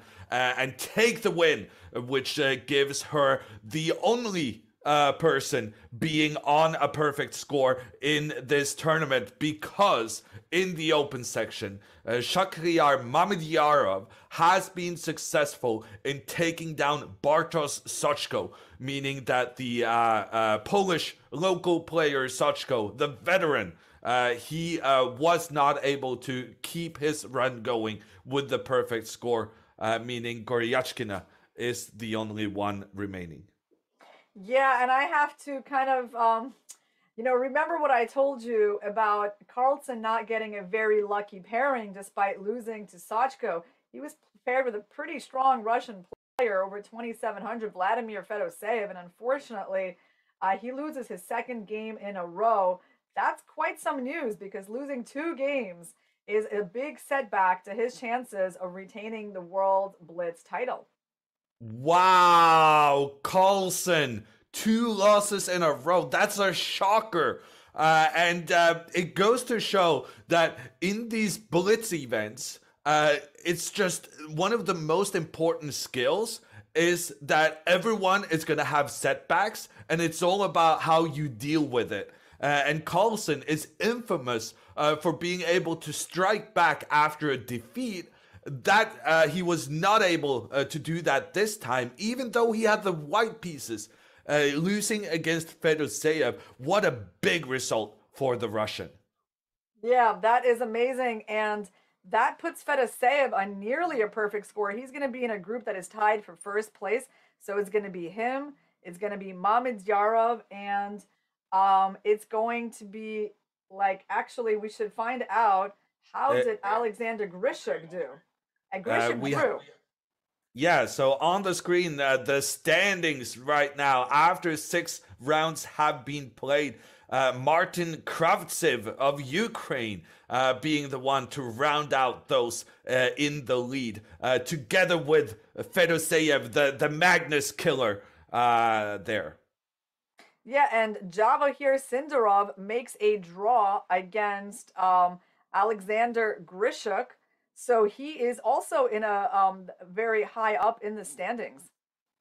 Yeah, in 5th place, the young Uzbek player. And moving over to the women's section, we know that Goryachkina in the lead with her perfect score. But it's not a big lead, because half a point behind another one of her young teammates. It's Polina Shuvalova. On 5.5 out of 6, those two will definitely be facing each other in the next one. And further down, we still see Gunina up there, together with the silver medalist from yesterday, Azobayeva, and Zukova, the veteran, rounding up that top 5. So with the results in, we're going to take a break. Let the referees and computer programs they use, they're going to figure out the round, the pairings for the next one. And we're going to take a break in the meanwhile.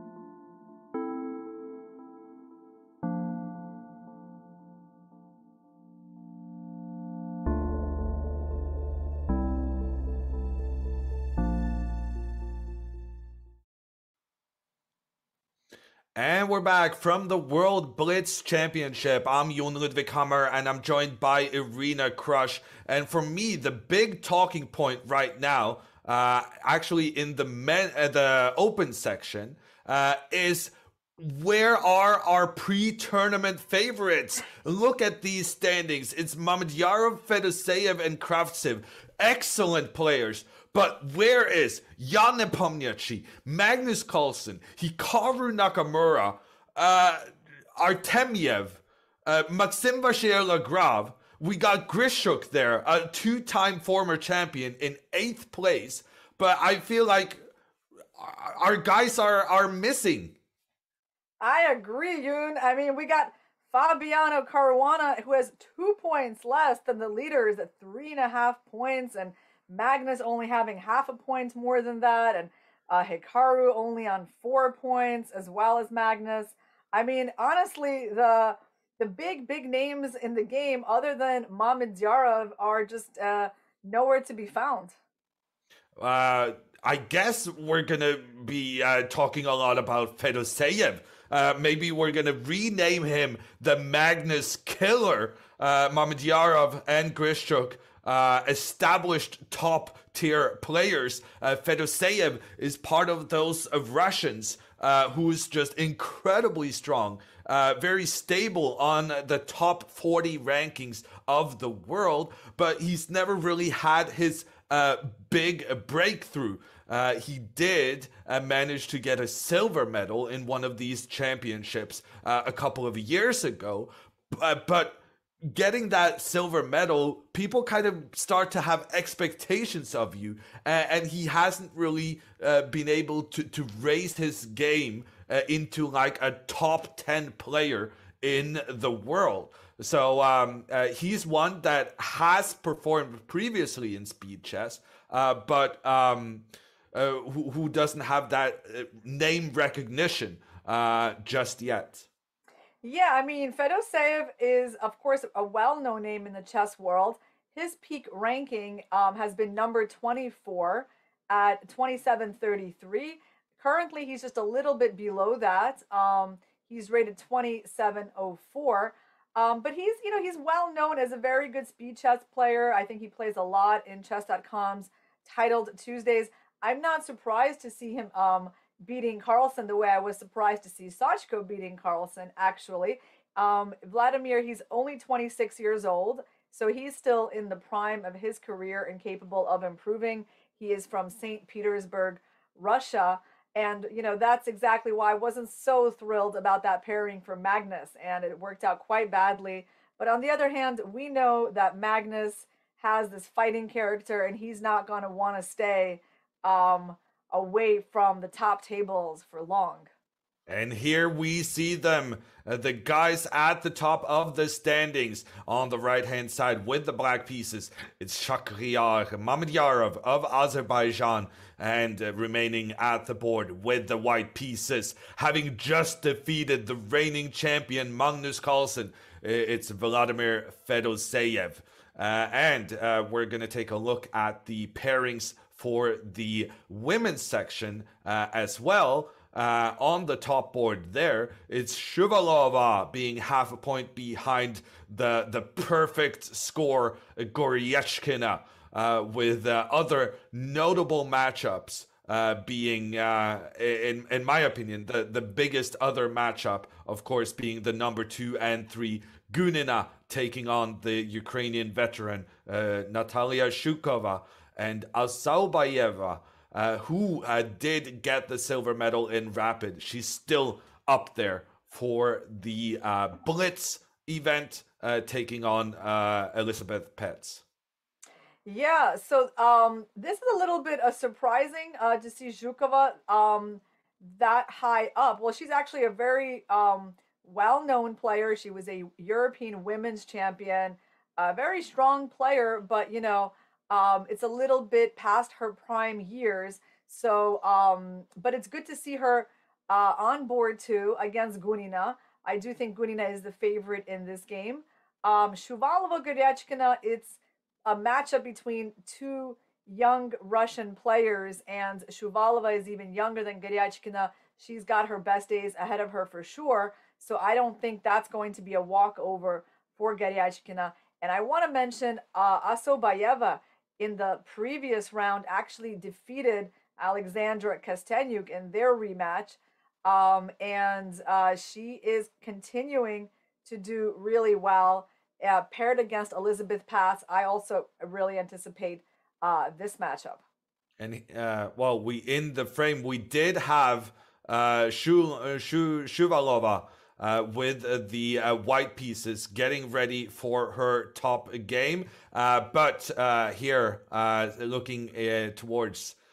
Honestly, I cannot see who this is. I believe my guess would be that FIDE, yeah. That would have been my guess as well, but I've been wrong so many times today, so I'm just giving up on it. But our main game for this round, it is the top one in the open section, and it is Vladimir Fedoseyev with the white pieces, who will be facing off against Shakhriyar Mamedyarov. And we should be starting pretty soon. It's rare that the games are not starting with the players already at the board. One who is there well in time is Magnus Carlsen's opponent here with the white pieces. And that is Alexander. No, that is not Alexander Predke. Yes, Alexander Predke. Oh, yeah, it is. Yep. I was going to say that can't be right. They're only on 4 points. They are on 4 points. Yeah. Magnus started 4 out of 4. He's just lost 2 in a row. And there are a lot of players standing between him and that World Blitz title.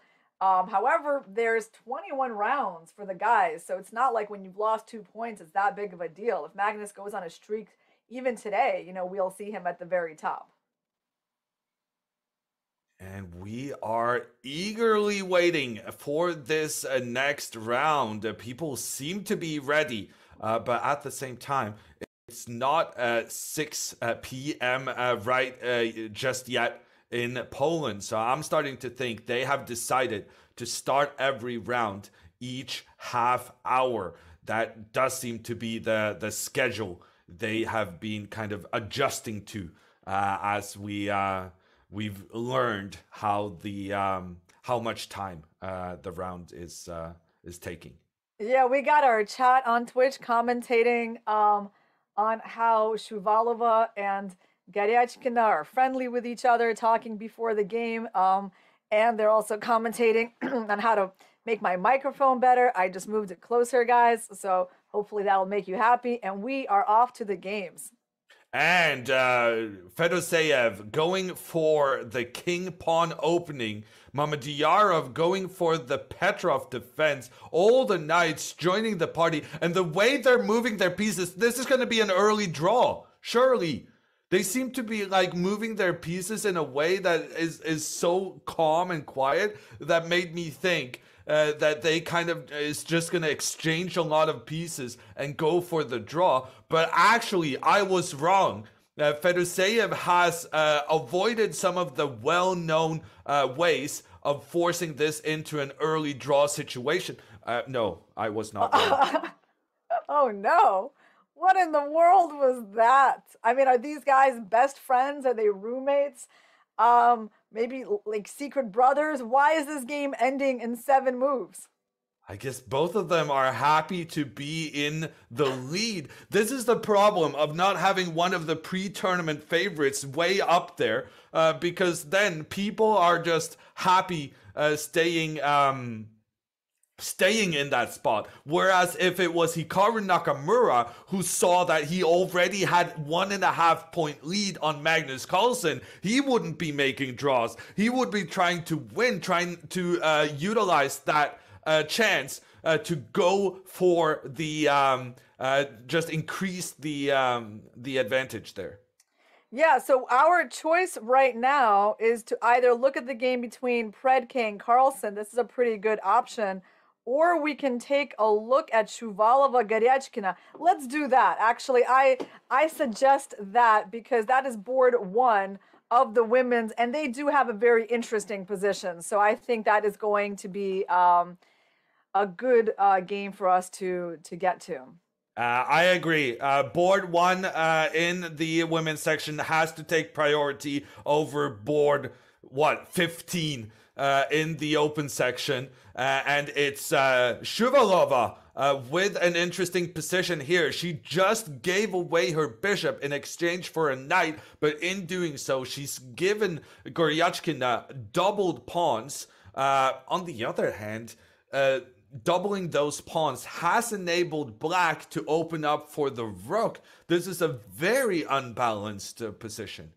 Really unbalanced. And I mean, I'm considering even rook takes f3 here. It's a sort of a typical idea to try to win white's center pawn on e5. It might be premature. Maybe black doesn't get enough compensation, but those are the kinds of ideas that are actually on the board for black. And it's a blunder from Goryachkina. Look at the evaluation bar. And the bishop comes up to g5. The bishop attacking the queen on d8. Look at Goryachkina touching her face, realizing her mistake. And she has to block that with her knight. Because if the queen had moved, the queen would lose its protection of the bishop. And she has to give away her knight in return for just a pawn. It's a winning position for Shuvalova, who might be taking over as the leader of this tournament. Yeah, that was a big blunder. I mean, Goryachkina has only one pawn for the piece. I mean, her pawns look really impressive, but there's still only one. So I do expect that Shuvalova should be able to pull this off. She kind of needs to get that, maybe get that C pawn into action would be nice, because right now it's kind of useless on C2. But on the other hand, I don't understand this bishop move. Yes, the bishop was threatening black's rook, but the rook now in an improved situation. It feels to me like Goryachkina is going to use her pawn to chase white's bishop away. And as that pawn moves forward, so will the bishop come in and attack the queen and rook. This does not feel like it's over just yet. However, Goryachkina moving her bishop in towards the middle, didn't she want to attack down here? She's just making sure to protect her pawns in the middle. These pawns look intimidating and really stop white's pieces from being able to enter a black's half. Yeah, I agree. She managed to make it playable after that huge blunder. So white's not like convincingly winning, although white has everything under control for the moment. Black's pawns can't really move anywhere. I guess now that she's protecting her bishop on e6, she might actually think about d4 at some point, because that pawn will no longer be hanging. She can also consider rook c6 and maybe b6 idea and try to barge in on the c2 square.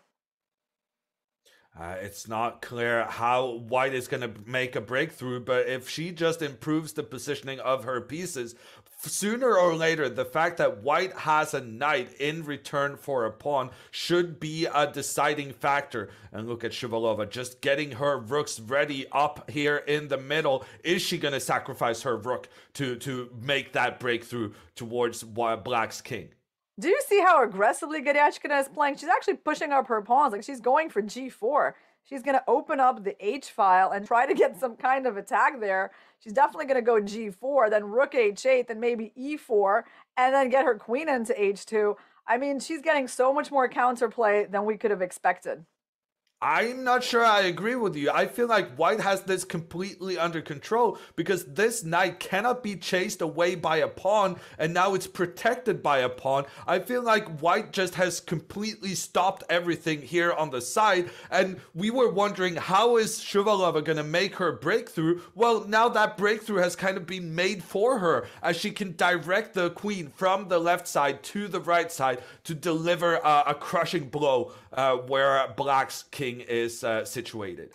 Yeah, this knight h4 idea kind of stopped the fun for black. I mean, she blockaded the h file. That's what I hadn't anticipated. And so, yes, it doesn't appear like black's attack is too strong, although she's still holding the position together. She's trying to bring her rook back to g8 to protect the g6 square. And a sacrifice from Shuvalova. Yeah, so Shuvalova thought it was the moment to strike. I mean, she has two pieces for the rook, but her rook is invading on d7. Is that the best idea, though? I mean, if black plays rook AD8 here. I think the idea is bishop to b6. She wants to have her bishop attack both the queen and the black rook. Yes, it was a sacrifice, but she has calculated that she will be able to get her rook into an attacking position against the black king soon. Yeah, no, I think it was a good decision by Shuvalova. It's giving her some very easy moves and so hard for Goryachkina to defend here. I mean, queen g6 checkmate soon is coming. So yeah, it looks like Shuvalova is checkmate on the board. In fact, it's so rare we see the board ending in a checkmate, but here the white queen is controlling some of the escape squares for the king.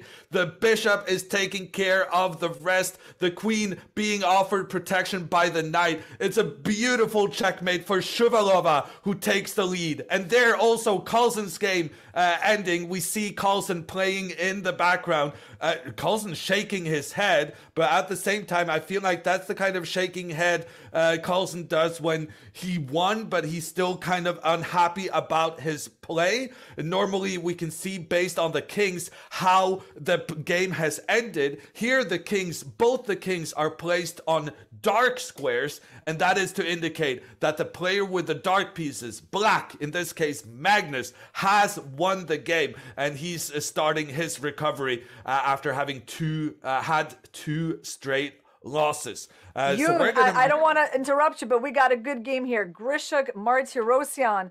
I mean, actually, we're going to stay with where we have the camera. And right now, with the black pieces, it's David Anton of Spain. He's going up against Rasmus Svane, representing Germany. The pawns are being pushed up the board, but there are a lot of pawns suddenly disappearing from the board. I have no idea what's going on. Yes, black manages to stop white from getting a new queen with his bishop. The question is whether or not white is able to use this blockade, stopping the black pawns from becoming new queens. It looks as though the Spanish player has this under control. He's utilizing a Zugzwang maneuver, because if white just didn't have to make a move here, he would have been okay. But we're going to put that up on the board. The game has been resigned. David Anton from Spain. Sorry. Actually, it's a David Anton lookalike. It's Martin Kravtsev of Ukraine. I swear to God, if you see a picture of David Anton, those guys really with the curly hair look just I agree like with you, Yoon. I didn't want to say anything because I was like, yes, he really does look like Anton David. That's right. But the situation that arose here towards the end was that the white had a perfect blockade, stopping the black pawns from moving further forward. However, it's a Zugzwang. White is forced to move, and white, it's not only your prerogative to make a move, it's your duty. You have to do it. And so here white had to move the king away, which would enable the pawn to step forward, and then black was ready to get a new queen. And a great win there for Kravtsev, who is one of the guys all the way up there fighting for first place. In fact, with this victory, he's taken the first place. Yeah, that's right, because we saw that short draw between Fedosev and Mamedyarov, so they didn't move up in the standings like Kravtsev did. Yeah, and Kravtsev is another player that followers of Chess.com's Title Tuesday tournaments are familiar with. I mean, I have seen him play in a lot of those tournaments, and he's not the highest rated grandmaster in the world, but he is well known for his blitz skills. And he really showcased that here. And he's now the #1 player in the open section. The #1 player in the women's is, as we saw, Shuvalova, yeah. Yeah, expertly exploiting that mistake from one of the pre-tournament favorites, Goryachkina. And this is the results coming in on the top boards. Fedosev and Mamedyarov disappointingly making a draw after just 1 minute of play. Carlsen on that same board for the entire tournament due to the Norwegian state broadcast having their cameras there. He managed to win, but he's recovering after having lost 2 in a row. And Kravtsev taking down Svane in this game we saw, and that means, looking at the standings, it's the Ukrainian Grandmaster who is number 1. Yes, and Javo here, Sindarov, is keeping pace. I mean, he's only half a point out of the lead, the 16-year-old from Uzbekistan. We might have another breakthrough performance by an Uzbek player. I want to tell you there's also a notable result that Puranik Abhimanyu beat Anish Giri a little bit lower down in the table, and he is going to 5.5 points with a lot of very strong players. So a lot of the pre-tournament favorites missing here from these standings. Carlsen, Nepomniachtchi, Hikaru Nakamura. Where are you guys? This is being decided right now, and it's Martin Kravtsev exploiting this right now to take the lead. We're going to take a break, and when we have the next round coming up, we'll be back with more.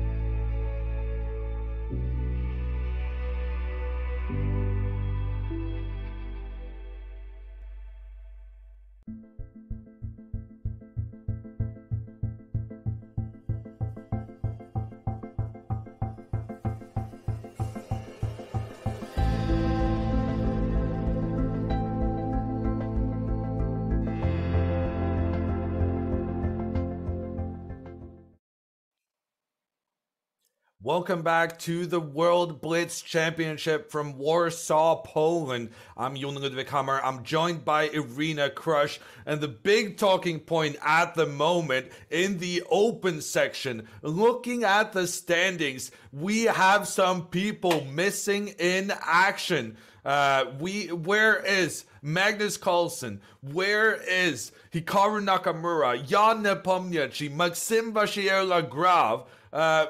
We're missing those guys. Irina, what's going on?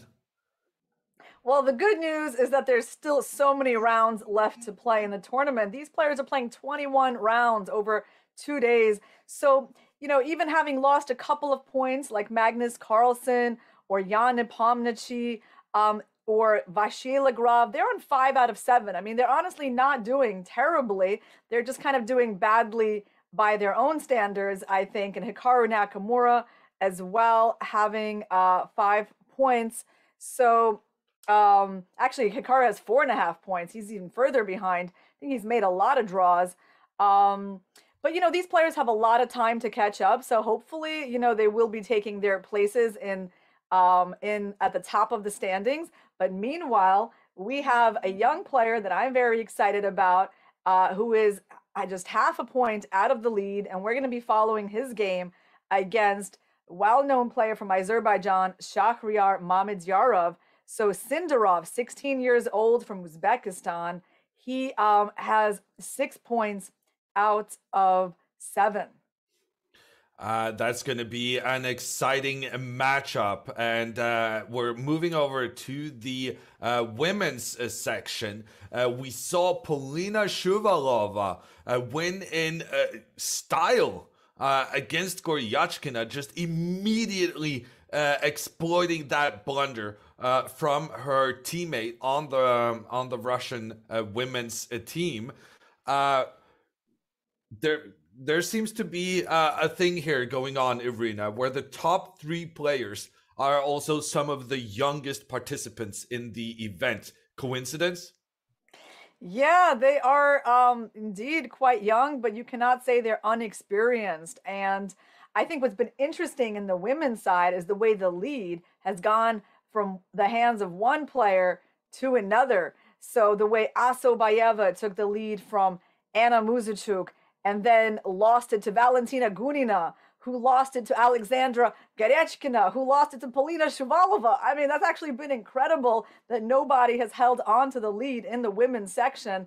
And every single round it's been switching. But of course, the top players are still at the top of the standings. And now in frame, it's the youngster from Uzbekistan, whose game we will be following now. It's Sindarov with the white pieces, who will play against Shahryar Mamedyarov. However, the last time Mamedyarov played with the black pieces, we were eagerly looking forward to his game, and he made a draw after 1 minute. Is that a good decision on Mamedyarov's part? Is he going to have that same strategy going into this one, having black against a very dangerous young opponent? Yeah, I think there's just something going on behind the scenes that, we don't see in his game with Fedoseev. My guess is that they're just very good friends. I don't know, maybe they're study buddies, working together.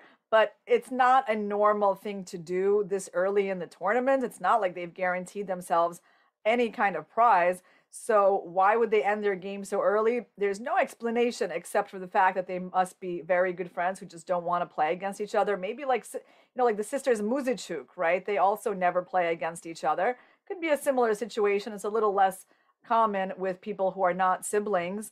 But I expect him to be just coming out to play against Javohir Sindarov. And looking at the pairings, the leader, Kravtsev, facing off against Fedoseev. Fedoseev especially making a name for himself today by beating Magnus Carlsen.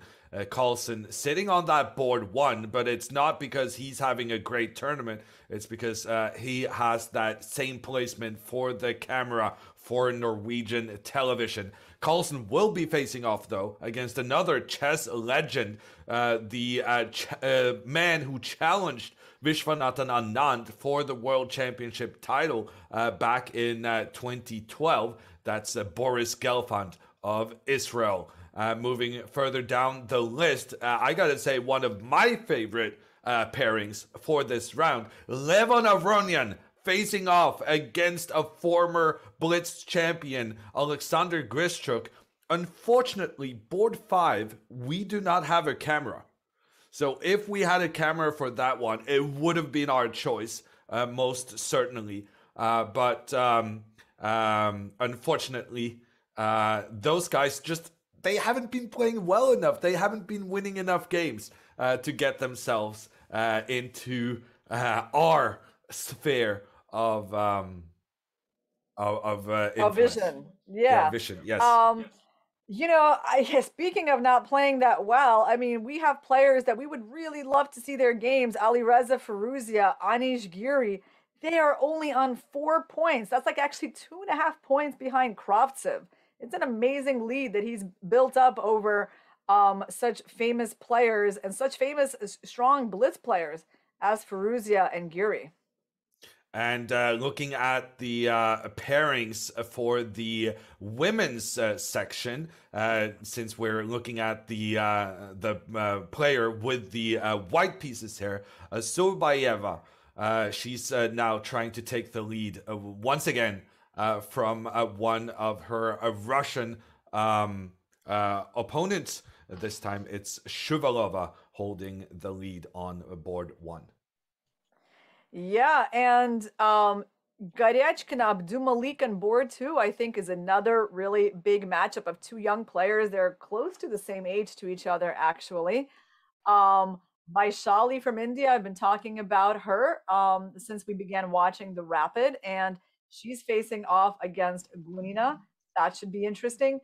Kamaledinova, look at that, another player from Kazakhstan on board 4 of the women's. I mean, we've never even mentioned her, and she is quite far up there, sitting on a higher board than well-known players like Koneru and Kostyanyuk. Wow, Kazakhstan has got it going on the women's side. They are really making their mark here as we see Boris Gelfand take his seat as he's going to be playing with the black pieces against Magnus Carlsen. And we do believe the games are starting every half hour, in which case there's 3 more minutes until we're going to get this show on the road. You know, on the women's side, I have to say the favorite of the tournament, the reigning women's Blitz champion, she's been having a rough time so far, Katerina Lagno. She lost her first game. She's made like 4 draws since then and not really playing the top people. And at the moment, she is sitting, fairly low on the boards, on board 14, below Maria Muzichuk, who has half a point more than her and the same number of points as Anna Muzichuk. So these are 2 really top Blitz players, and so far they're struggling. Well, that seems to be kind of the theme of the day. Pre-tournament favorites struggling to make their mark on the event. Certainly the case in the open section, but as you say, the reigning champion Lagno nowhere to be seen in the top standings. As we join our featured game for this round, it's another teenager making their mark at the top echelon of chess. It's Sindarov of Uzbekistan, the countryman of yesterday's Rapid winner, Abdusatorov. He's going to be playing with the white pieces against Shakriyar Mamedyarov of Azerbaijan. Besides the fact that all these young kids play in Chess.com's Title Tuesdays, I don't know much about Sindarov. Like I don't know his opening repertoire. A lot of these players, you know, you at least know the basics of what they like to play, what move they like to open with. But I honestly cannot say that about Java here. Maybe do you have any more news about him? Sorry, I was actually chatting. What were you Don't saying? worry. I'm saying, do you know anything about like how Javo here is likely to start the game? Oh, there he go. He goes E4. Are we going to have a Petrov? No, we have a Russian. No, we have an Italian game. We have an Wow. Evans Gambit. An Evans Gambit. That's aggressive from Sindarov, Kasparov's old favorite. Captain Evans. I think he was a British naval officer. He found out that you could try to sacrifice your pawn here on the side of the board. It's one of the first openings many people learn, known as a very aggressive attempt. And Mamedyarov, he's too afraid to capture this pawn. He could have taken it with the pawn, or even now he can take it with the knight, but he's chosen to let the pawn survive for now, and instead he's getting ready to get his king to safety early on. That's one of the dangers of accepting the Evans Gambit, that sometimes your development suffers so much that you never manage to get your king to safety. Yeah, it looks like Mamedyarov is just going for a solid setup. He's like not trying to take any pawns, just trying to get his pieces developed. And I guess soon we will see him castling and trying to play bishop g4 if he's allowed to. But before that happened, Sindarov moved his knight up into the middle of the board. And now he's using his pawn to recapture, creating an attack on Black's knight. I expect White to at least try to play the move d4 sometime soon, because I think White has to play aggressively. If White doesn't play aggressively, I do like Black's pawn structure in the center. But Mamedyarov stops that idea by playing knight d4. That makes sense to me. So the plan of moving the pawn forward was stopped as Black used it as residence for his pieces. However, Sindarov manages to chase Black's bishop back so that he then can push forward in the middle. Yeah, he might have a little bit of an edge, like bishop e3 is a very natural move here developing. He has a little bit of a space advantage in the center with that pawn on d5. So now he goes for that trade, unbalances the pawn structure, and a nice little queen move, queen e2, preparing the bishop to go to e3. I like what Sindarov has over here, an unbalanced pawn structure and a space advantage with that pawn on d5.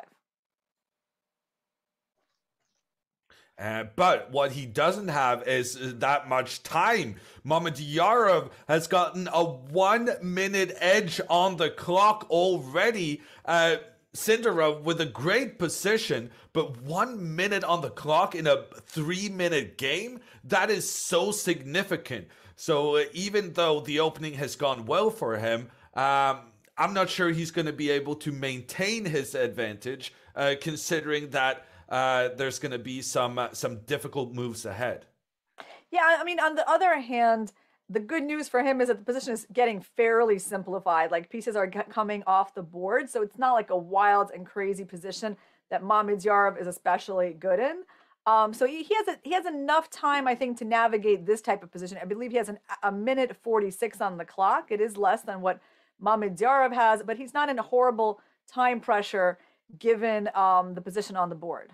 And I think actually that entire time advantage for Mamedyarov evaporated with that move as he decided to move his bishop out and attack White's queen. The White queen seeks refuge on the side of the board, a surprising square for me. The idea is to keep the bishop protected against some potential threats from Black's queen. The bishops that had been standing up towards each other are exchanged off, and Sindarov then holding his hand over his pawn and pushing that pawn forward. Sindarov is trying to get his rook involved, together with his queen and bishop pointing down towards the Black king. This could actually be very dangerous for Mamedyarov, as there's so many white pieces pointing towards this pawn on f7.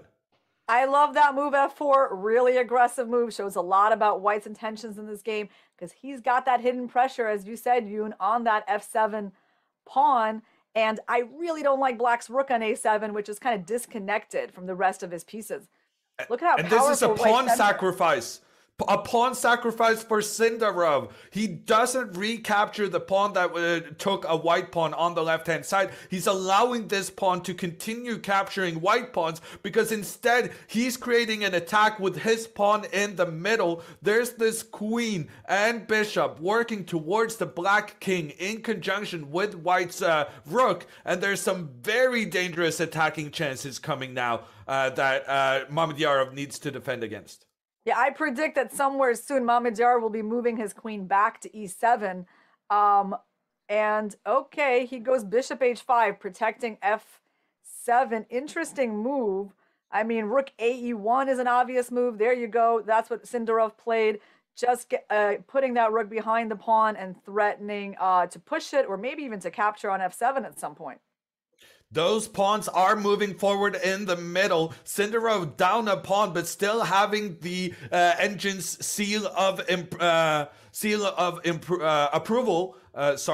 And Mamedyarov having to deal with this attack. He's getting very, very low on time. He makes a decision to really rush his pawn out on the side, trying to distract white's bishop from its positioning. Yeah, that was a terrible move, right? Because now there's just e7 and bishop takes b5. What is actually, there's a trick. Yeah, there's a trick. So if the pawn moves forward, then black will be able to stop that pawn with the queen and rook threatening towards it. Sindarov trying to make his calculations here, and he actually changed his mind. He was looking at pushing this pawn forward, but then changed his mind to capture this pawn immediately instead. Mamedyarov immediately giving away another pawn. Just to get his rook that you pointed out, Irina, that this rook is out of play, needs to get back into the game. Mamedyarov had just given away 2 pawns to get the rook back into action. I think we agree that white is doing great here. I mean, he's just collecting Mamedyarov's pawns that he's giving away. Mamedyarov is desperately looking for counterplay, but certainly his position is not that good as he's down a pawn, and that pawn on c6 is looking really impressive. And not just down one pawn, this double attack from white's queen has attacked both the rook and the pawn. That's now a 2-pawn disadvantage for Shahryar Mamedyarov. The youngster is going to win this game. He has those 2 pawns on the side of the board. He needs to try and get them to become new queens. And here he goes, trying to give a checkmate in towards the black king. He sacrifices his rook on white's, on the black bishop, because afterwards he can once again have the queen and bishop working together in towards the black rook and the black king. And here he just captures the rook, steps forward with his pawn. That pawn is 1 step away from queening, and because of that, Mamedyarov resigns the game. A huge victory for the young Uzbek talent as we just keep rolling with the punches, moving over to the first board in the women's section with the white pieces. It's Alsaubayeva and with the black pieces, the leader in the tournament, Shuvalova. Wow, and do they have a sharp position on the board that looks like Alsaubayeva is going to take the lead back. Incredible. I mean, that's what I'm saying. The lead just keeps changing every single round between these players. Alsaubayeva has already been in the lead, and now she's going to get it back. I mean, because how many pawns is she up? She's up 4 pawns. Yes, this game is about to be over. I have to say, I'm so excited for Sindarov. That was quite a convincing victory over one of the best players in the world, Shahryar Mamedyarov. And Shuvalova has to resign. In the end, she was 5 pawns down. There's no hope saving that. And also done. Carlsen and Gelfand in the background. We can see them leaving their table. Carlsen, the kings are on the white squares. That means Carlsen with the white pieces has won the game. And he's catching up after having had 2 straight losses. So the guys in the lead needs to keep winning in order to keep Magnus at bay. And here with the white pieces, it's Martin Kravtsev of the Ukraine, who was in charge. He had the lead before this round, but with the kings placed on the dark squares, we can see that he has lost this fight against Fedoseev. Fedoseev making a big victory there, taking him into the lead together with the kid we were just looking at, Sindarov. Here's another game that will be surprising. Do you know that Denis Kadrich is winning against Hikaru Nakamura? Perhaps he's already won. He was simply up a bishop. Incredible. I mean, Nakamura, when are we going to see him make his impact on this tournament? Wow, down a bishop, 3 pawns for each player. Kadrich has got this completely under control as he moves his king towards that black pawn. And I suspect Hikaru actually has resigned this position. I think that's why we haven't been receiving any moves here. And that means Hikaru Nakamura, how many points does he have now? He had like 4.5. Where was he? He had 4.5 points, and he has 4.5 out of 8. That's not the score that you're expecting him to be on +1. And in terms of what else we got going on, well, Aronian seems to be beating Grishuk. That was a matchup you were interested in. Yes, definitely. Aronian and Grishuk, a heavyweight fight there. But we can see that Aronian has those 2 extra pawns on the left side of the board. The queens, the only major pieces remaining. And Grishuk resigns the game as he realizes there's no hope of stopping White's pawn to just keep marching on in its quest of becoming a second queen. And like queen endgames can be really tough and they can be difficult to navigate. But 2 queens against 1 queen is the kind of queen endgame even I could win. Yeah, well, this was a fascinating round. I hope you guys enjoyed our pick. It seems like we're pretty good at picking those dark horses to focus on. Sindarov versus Mamedyarov lived up to what we expected of it. It was a great game, and now we have a new young player to follow and root for this tournament. And as we gather all the results of this round, we will be back after a little break with the all the results and the updated standings.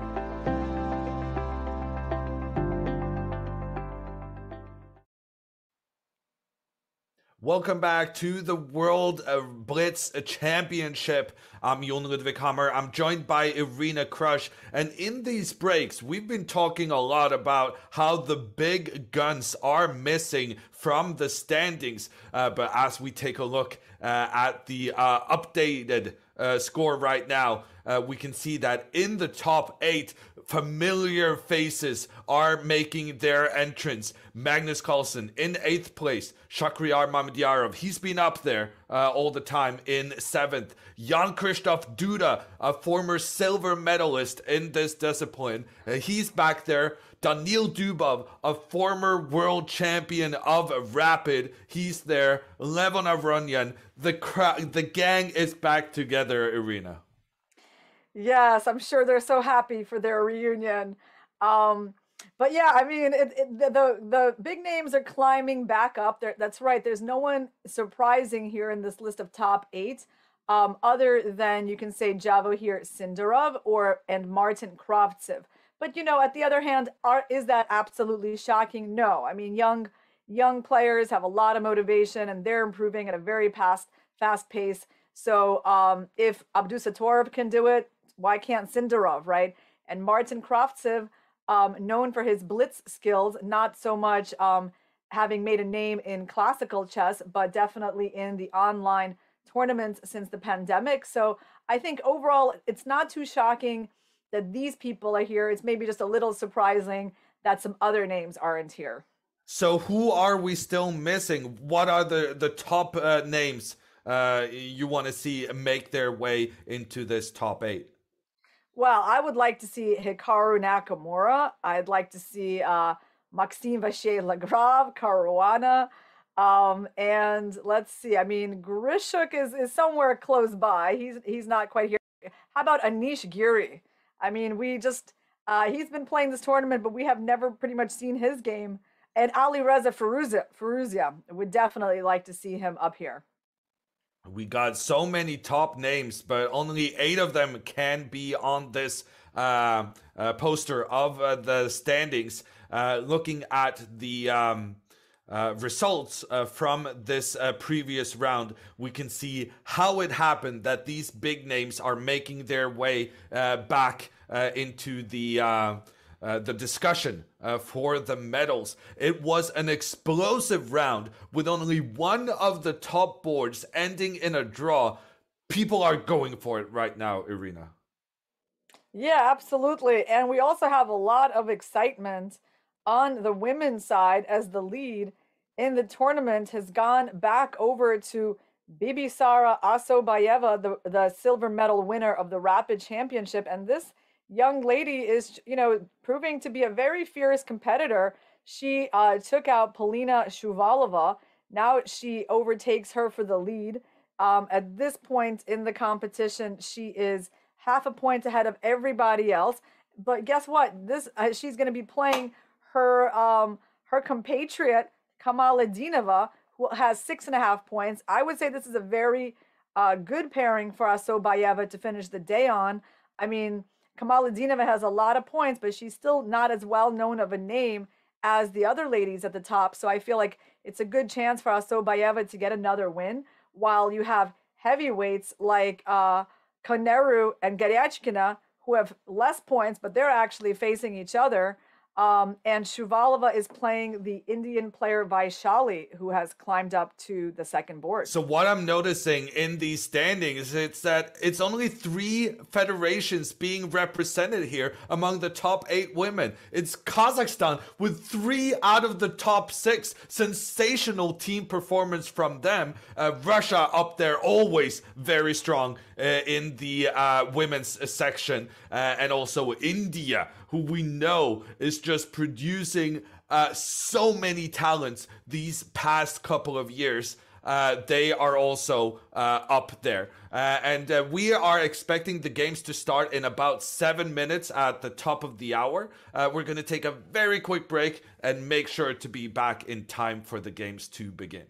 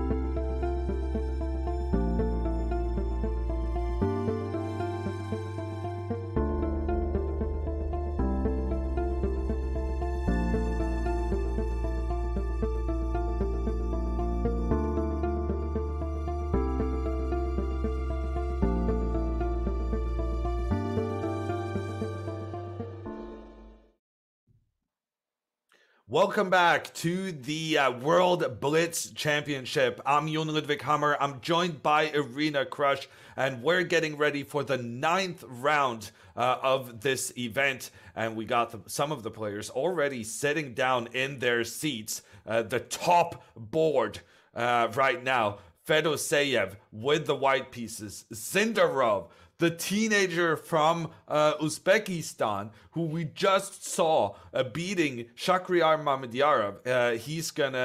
They are gonna be facing off against each other, and the winner will have the lead in the tournament. Yeah, so let's take a look at the pairings for this round.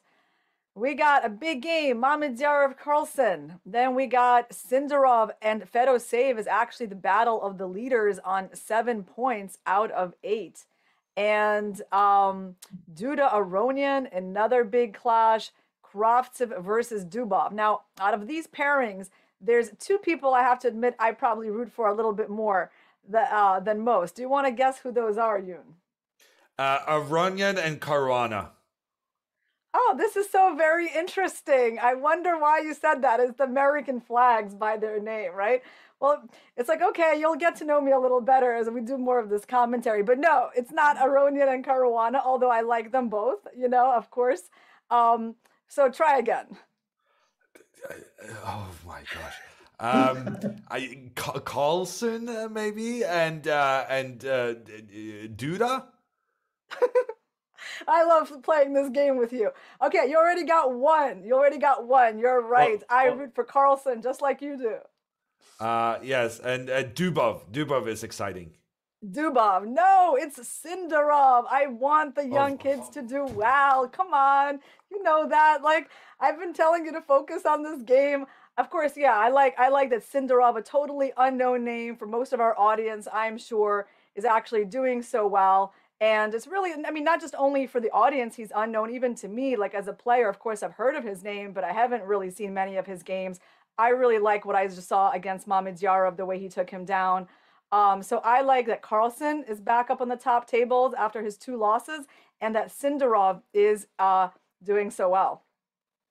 And in the women's section, we have a clash between the Kazakh youngsters, Kamalidanova against Azarobayeva in the first board. That's huge for Kazakh chess.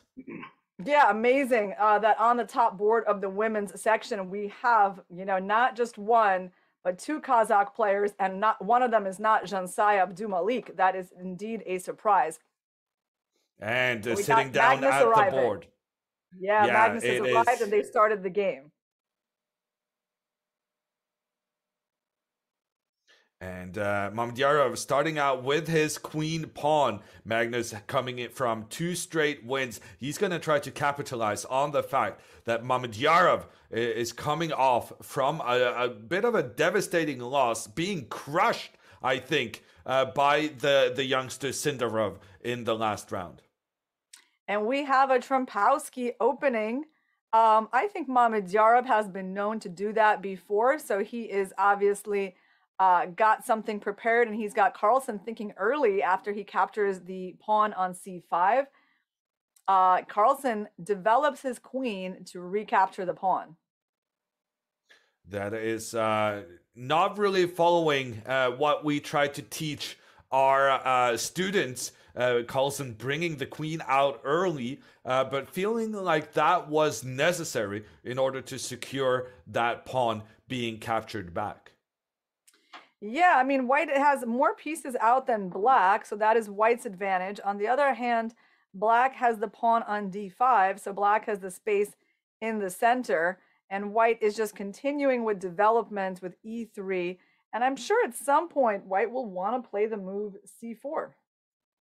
Trying to get that pawn forward, put pressure in towards the middle, maybe even getting a rook pointing down towards that black queen. Magnus early on here moving his knight forward. Magnus isn't really developing any of his pieces. And look at the reaction from the eval bar. It's saying white now has a very decent game. However, it changes its mind completely as it sees Mamedyarov's reaction.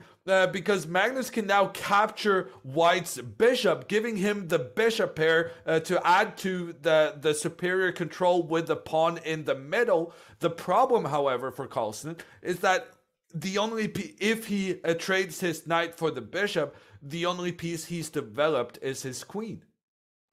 Yeah, I mean, Mamedyarov is counting on his piece development, and actually Carlsen chooses not to take that bishop, doesn't want to place the knight aggressively on g5. He goes for a simpler move, which I like. I like his decision a lot. He's about to build up a big center with this pawn to e5, and I think maybe Mamedyarov underestimated this way of playing by Carlsen.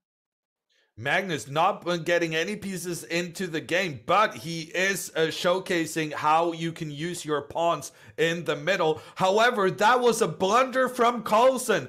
Carlsen did not protect his pawn in the middle. That pawn can now be captured by Mamedyarov. The reason here is that Magnus wouldn't be able to capture back with his queen because of tactics. Mamedyarov has played this first phase of the game horrendously. There has been so many chances where he could have exploited Magnus's play, where Magnus is just focusing on his pawns rather than getting the pieces into the game. And now, not having exploited that fact, Mamedyarov has to deal with Magnus both getting his pieces into good positioning, in addition to Magnus already then having built up his pawns in an excellent position. I am really amazed here at Mamedyarov's play, because he had multiple occasions, he had chances to punish Magnus, and he just missed all of them.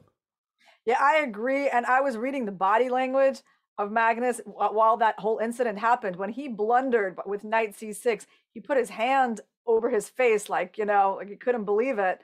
And trying to kind of hide himself from the horror of this move. And then when he saw Mamedyarov castle and not take advantage of it, he like looked off to the side in relief, right? So it was very clear that Magnus knew what was going on at that point. The time situation right now is that Magnus is spending a lot of time trying to figure out whether he has his king is safe, considering all the risks he's been taking initially. I do like Black's position, though. Black's queen is better placed than its counterpart, and in particular, the advantage for Magnus of having that extra pawn in the middle of the board feels significant. Yeah, I mean, the move rook d7 was a bit of a mystery to me, like why he chose that move and rejected the more natural castle. There must have been a tactic. That's right. There were tactics on the board that had to do with his bishop on e7 being unprotected and knight takes e5 being available. So there was a reason Magnus did that mysterious rook move. And now he's moving his knight up in the middle. Unfortunately, at this angle, we are unable to see the clock situation for the players. We're relying on the electronic feeds from Poland being accurate. As you can see, Magnus here with 27 seconds against Mamedyarov's 1 minute 46. That seems like a devastating problem for Magnus. Being down so much time is can have serious consequences in a Blitz game. Yeah, finally Magnus is close to castling, and there he goes. That is very important for his position. And Mamedyarov moves his bishop back. Now he's threatening the b7 pawn. Will Carlsen, he plays b6 to defend it. I thought he might also go bishop d5. But Carlsen's position is very comfortable. Will Mamedyarov be playing f4 here to try to open things up? I think he is. He's retreating his bishop, attacking Black's queen. The queen will have to move, but as Irina said, pushing his pawn forward now will try to do something about this grip Magnus has on the center of the board. And Magnus, I would say, is in trouble here, mostly because of the time. Magnus also now losing a pawn in the middle of the board, but he's going to be trying to push his pawns forward on the right-hand side. I think even though Magnus now lost a pawn, he does have potential in his pawns advancing on the right-hand side. I think the bigger problem right now is that he has less than 10 seconds on the clock, and Mamedyarov has exploited a big mistake here because he's able to capture Magnus's rook in the middle. He gave away his bishop to open up for his rook against the black rook. Magnus now down a rook in exchange for a bishop. Mamedyarov should be able to win this, but he's been looking shaky this whole game. Both players now down to just seconds on the clock. Moves are coming in at a very rapid pace. I think this pawn move in the middle was very important for Mamedyarov because now he's clearing the way for his queen and bishop to work together against the black king. Mamedyarov suddenly taking his time here. He just needs to figure out that keeping the queens on the board is in his favor. He gives a check, then points his queen towards the black king, and Magnus resigns the game. The black king was just ambushed by all of these white pieces there in the end, and I gotta say that was one of the worst games we have seen today. Mamedyarov being offered multiple chances in the beginning to punish Magnus for his very like where he just didn't get his pieces into play. With Mamedyarov not exploiting that, it felt as though Magnus could get another win. However, he just got very low on time and made a big mistake because of that time situation. So I'm actually really surprised at the level of play we saw from the players there. And now we're moving on to the top board of the open section. It's Fedoseev with the white pieces pushing his king forward, trying to eliminate the black pawn on the left-hand side. Yeah, unfortunately, young Sindarov doesn't have a great position here. He's about to lose the pawn on b5. Hopefully, he will get some counterplay. Yeah, he brought out his bishop. There you go. That's really important. And actually, his bishop does have some pawns to potentially attack on this board. So I think I'm changing my mind a little bit. I think he's not doing as badly as I originally thought. It looks like, in fact, a draw is in sight as the players have started to repeat the position. And they're going back and forth, and both players just have 10 seconds left. So Fedoseev here makes a split second decision to go for the win. But pawns are being exchanged, and the fewer pawns, the better your chances of making a draw. Sindarov now feeling comfortable. No, Fedoseev still wants to go for that win. Tries to avoid the exchange between the knight and bishop. There's a pawn endgame now, only pawns remaining, and Sindarov is going for the win. Sindarov is going for the win. What is going on here? He tries to sacrifice his pawn on the side. Fedoseev rushes his king back into defense, but actually that king got back into defense just in time, and the guys agree to a draw, and now they're going to be discussing this game because there was so much going on there towards the end when they only had seconds remaining. Oh my gosh, and the top board then ending in a draw. Both of these players remain in the lead in what must have been a really nerve-wracking finish. We're just going to stay on this frame watching these players, the leaders of this Blitz championship, discussing their game. Yeah, well, that was some good defense from Sindarov, and he kept his cool in that sharp pawn endgame. Tried a little breakthrough. It almost gave him some chances to win, and it was Fedoseev who had to be a little careful and making sure his king gets back in time to stop the pawn. So to kind of sum up my impressions on what we've seen today, that game, Mamedyarov Carlsen, I kind of agree with you. That was not the kind of game that you would expect from those players. I mean, with Carlsen just hanging a pawn to a simple tactic, Mamedyarov not exploiting that. I gotta be talking about this game, unfortunately, because Bassem Amin was facing a queen and a bishop, so you would think he was in big trouble. But in fact, Bassem Amin, the best player from Africa, he has exploited Maxim Vachier-Lagrav's grave error, and Maxim just wasn't taking care of that pawn, trying to become a new queen. And it's been a complete turnaround with Bassem Amin, the top African player, the number one from Egypt. He has won this game.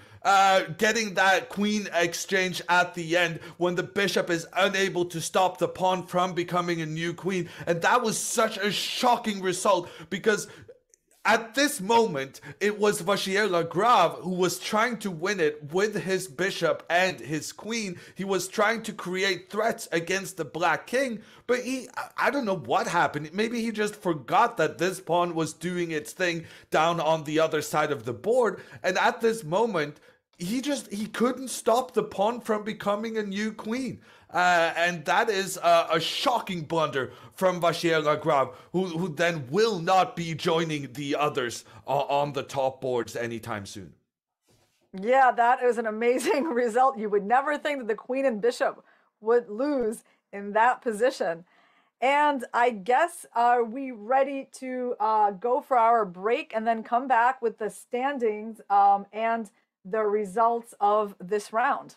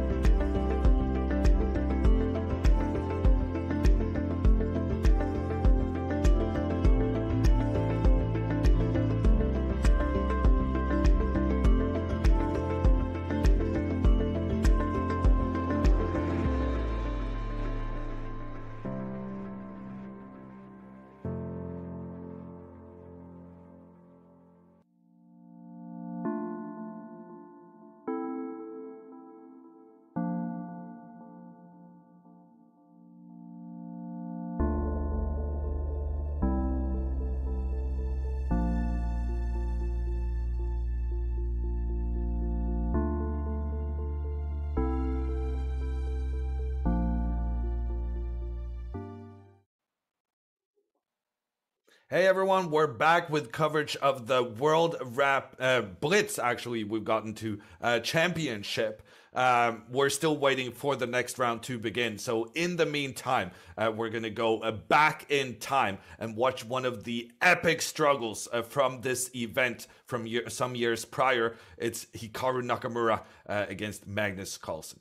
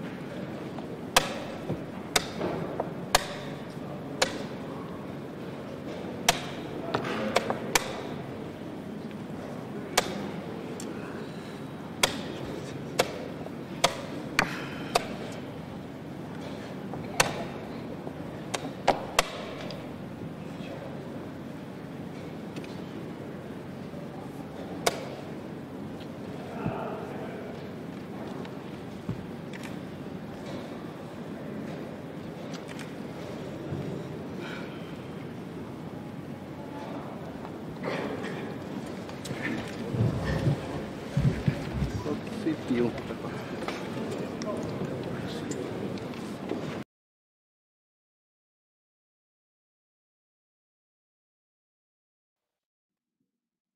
And we're back with the World Blitz Championship. I'm Jon Ludwig Hammer. I'm joined by Irina Krush. And the women's section of this championship is actually done for the day. And these are the standings with 1 day and 8 rounds remaining. In the lead, Bibisara Azobayeva, the silver medalist from the Rapid Championship. She is being chased by Vaishali of India and also Kuneru Humpy, of India as well. But we got a race over back to the open section because we got some exciting stuff going on there as well. Levon Avronian has joined the leaders after Fedoseev and Sindarov made a draw between themselves. So Avronian now fighting on the top board. He's going to be going up against Fedoseev. And we see the games starting out. Avronian coming in with his king pawn. Fedoseev opting for the Caro-Kann defense. Yeah, I think the Caro-Kann is definitely a regular part of Fedoseev's opening. And Avronian goes for the popular exchange variation, certainly popular, especially in rapid and blitz time controls, but also even in classical games. And now we have a big change in the center where black has taken on an isolated pawn on d5. This pawn cannot be protected by other pawns, so it is considered a long-term weakness. But instead of having it as a weakness, Fedoseev is basically telling Avronian, here you go. Be my guest, capture my pawn. And Avronian chooses not to capture that pawn immediately, as it would allow black's pieces to develop with tempo, as we call it, when you get your pieces out while simultaneously attacking the opponent. Yeah, so now it's white's job to develop the queen side pieces. And I assume that the very standard thing to do is to play knight d2 to b3, try to get the d4 square, but you have to realize that black wants to play bishop f5 with a tempo, and so that move will be coming by black pretty soon, unless there's some kind of tactic with rook takes e7. And we're going to be testing those waters right now because the bishop has come out to attack the queen. The queen has been forced to retreat. Avronian here trusting that he holds a long-term advantage with his pressure towards this pawn weakness in the middle that cannot be protected by other black pawns. On the other hand, Fedoseev saying that he's doing very well considering he has the bishop pair. Yeah, I agree. This seems actually like a pretty decent isolated queen's pawn position for black. He has the bishop pair. And white is not even done developing the queen side. He had to just lose a tempo, retreating with his queen. The tactic that I mentioned with rook takes e7 was not working. It was an idea that needed to be calculated, but it was not working. So white moved the queen back. And now Fedoseev makes the natural developing move rook fe8, putting the rook on the open file. And Avronian, the big question now, are you going to get your knight out? No, he's still keeping this knight back, really not prioritizing development right now. Instead, he's going after white's bishop. And if this bishop doesn't retreat to the d7 square, he was hoping to get that knight to attack both black's queen and bishop. Of course, Fedoseev anticipated this and moved his bishop in such a way that he took control of that b5 square. Yeah, black is trying not to trade more pieces here. That's the right strategy when you have an isolated pawn. You don't want to just trade off a bunch of pieces and get saddled with that pawn in the end game. I like his move rook e4 because the way he offered the rook trade would have really improved his pawn structure. And Avronian goes here and attacks the pawn on d5. Now black has to figure out how to protect it. And it's not actually that easy. Instead of protecting, he chooses to attack, using his pawn on the side of the board to push white's bishop back. Too bad that the crazy queen d5 probably doesn't work here. I mean, it is a very tempting move to look at. sacrificing the bishop for 2 pawns and getting a very active knight on g5 probably doesn't work, but I'm sure Aronian is taking a look at that move right now. Aronian deciding after a little think to move his bishop back, retaining the threat on the pawn in the middle. And in order to protect that pawn, Fedoseev is choosing to retreat his knight. And here you see the problem of having a pawn that must be defended by pieces that doesn't have the support of your other pawns. This knight now exclusively performing a defensive duty. Isn't it a very strange thing that you know, the knight is sort of blocking the rook's escape backwards? Like, I would be thinking here about moves like knight d2 that attack that rook, but Aronian went with knight b5, forcing the light squared bishop to make that capture. So white is, you know, succeeding in getting more piece trades, which I think is a good thing for Aronian. And he's taken away that one advantage we mentioned for Fedoseev. Fedoseev did have the advantage of the bishop pair. Well, not anymore. And that means it's Aronian with the positional advantages now. But who has the advantage on the clock? It's Fedoseev, who has 30 seconds extra. And that could be very significant as both players are approaching the 1 minute mark. Yes, and now Aronian just kind of conservatively moves his bishop to d2, offering up the rook trade. It's an interesting move because I think that black cannot move the knight from e7 because of the capture on d5. So this is actually, he's posing a big question to Fedoseev right now. Fedoseev deciding to go for the counterattack, using his queen to point down against the pawn on the side of the board, offering then Aronian to capture the rook in the middle. I'm going to say that is a trade Aronian is not interested in. I think he's going to want to try and defend the pawn that's under attack.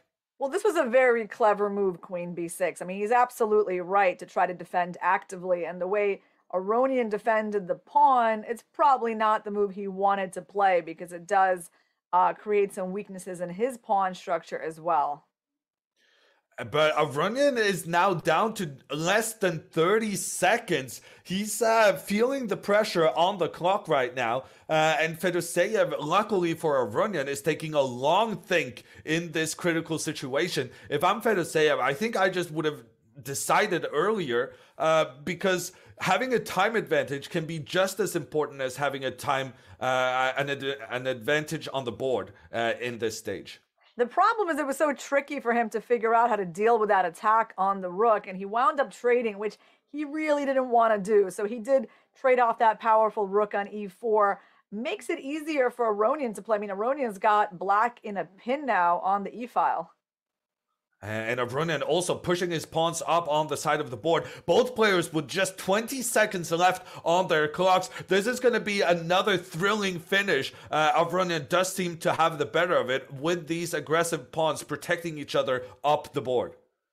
Yeah, there's a good chance he will wind up winning that isolated pawn on d5 sometime soon. Although Fedoseev still defending really well. I think objectively black's position is still completely fine. But it is easier to play for white. And now both players down to just 15 seconds each. Aronian offering the trade of knights. Fedoseev saying no thank you to that trade. It feels as though Aronian is the one pushing here. Now he's bringing his rook into the party as well. And his knight joining. This looks very good for Aronian. But what about the time situation? Yeah, well, he just played a really cool move with a knight e6. And it looks like he's winning a pawn. It's just a free pawn on e6. And he is going to be a lot better in that rook endgame. Yeah, I guess Fedoseev is going to trade off that weak d pawn. But I think white's got pretty decent chances to win this.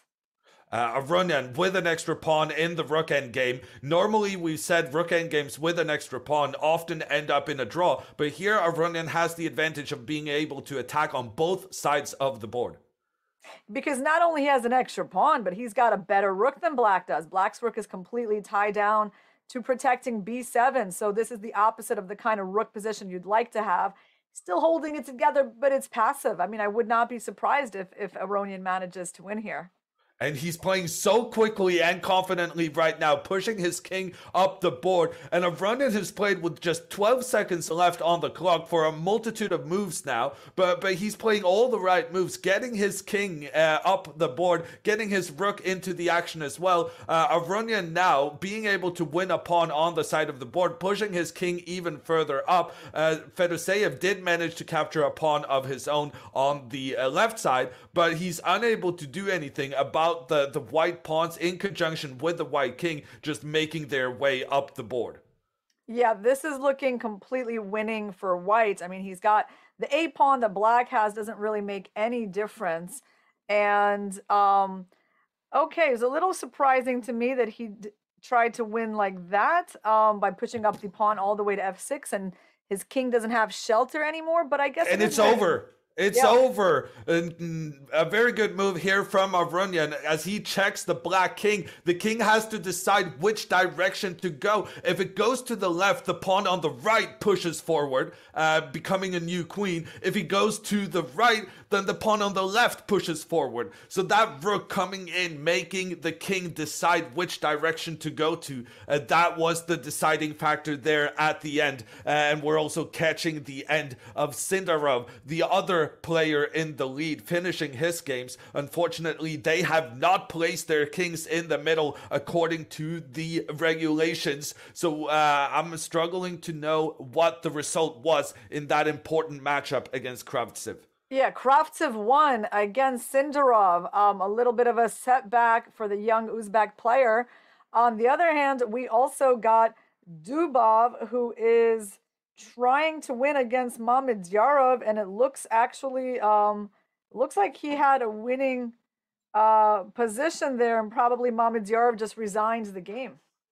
Yeah, that game is over. As we see on the screen, it's an extra pawn for white, but that is no ordinary pawn. That's a pawn that's just one step away from becoming a new queen and realizing that he would have to give away his knight on that pawn. It would then be a position where white has that extra knight, which will be enough to win the game for Dubov. And that means he is climbing up the standings. Moving on now to Alireza Firouzja. He's in trouble having a rook against a bishop, Alireza. But on the other hand, the white queen together with the bishop is creating big threats on the black king. Wow. I mean, what kind of checks does he have? Not many checks to the white king. Actually, that king is going to hide on a3. And Firouzja is going to try to escape with the king. Maestro Vasilis is trying to simply promote the pawn. That's a good choice. And queen f7 seems like a really big threat that is coming up. The king still in trouble on the side of the board. Troubles just kept on going by the fact that the pawn is coming in to become a new queen. Somehow, Alireza Firouzja has a minute left on the clock. We've been watching these players in fights where both had just 10 seconds left for a very long time. Alireza has played so quickly that he had a huge time advantage, but that time advantage did not help him out because when it mattered, it was the position on the board that's looking to be the deciding factor. If white can figure out how to win this, he went back and forth now once, and he might not be able to find the technique that's required to win this game. Master Vasilis, is he gonna get the win? Is he gonna get the draw? The result from Poland is that Alireza Firouzja has won a game where the evaluation bar is almost completely white on the side of the board. And that's because in searching for a winning variation, it seems as though the Greek Grandmaster Master Vasilis has lost on time. That's such a tragedy, such a tragedy. Like when I look at this position, the win is like this: queen f5, check. He had that position on the board. King h6, bishop d2, just give the check. King g7 is the only move. Queen g5, trade queens, make a new queen. Game over. And he had such a beautiful position against Firouzja on that diagonal. This is the saddest thing when you have that win in your grasp and then something happens and you miss it by a second. Wow, heartbreaking. It was such a straightforward way of winning. Or at the very least, if he was concerned about his time, he could have just moved his queen back and forth. So Alireza Firouzja getting maybe a bit of an undeserved win there, but making his way up the standings. And here we have the results from this round. Carlsen taking down a veteran grandmaster from Russia, Kobalia. Levon Avronyan taking the lead in the tournament, winning in, I would say, very convincing fashion against Fedoseev. Kravtsev from Ukraine takes down our young teen phenom from Uzbekistan, and that gives us the following standings. So Levon Aronian is on 8.5 points out of 10. He has overtaken for the lead with that big win over Vladimir Fedoseev. Martin Kravtsev continues to do well, beating Javohir Sindarov, and Daniil Dubov winning his game against, in fact, who was he playing? He was playing Shahryar Mamedyarov. Wow, so Daniil Dubov, who has been a world rapid champion a few years ago, now is doing really well in the Blitz, and we still have a lot of players chasing them on 7.5 out of 10, but actually, again, not the names that we're accustomed to seeing. Although Bartok Sachko, he has beaten Alexander Grishuk to continue a very good day for himself. Wow, some big surprises coming in here, but don't go anywhere. There's still 2 more rounds to play in this open section. We'll come back when we have more news about the next round and who's going to play who then.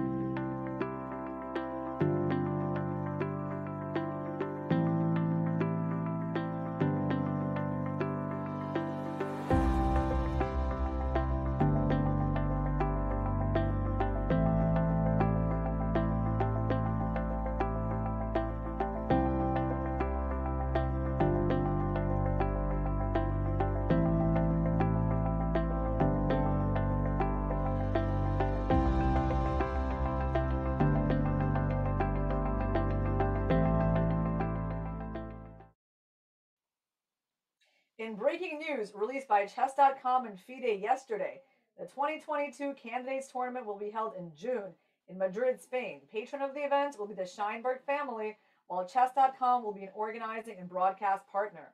The country of Spain has a great chess tradition, and this will be the third time that it's hosting a candidates final after Karpov Sokolov 1987 Linares and Short Timon 1993 El Escorial.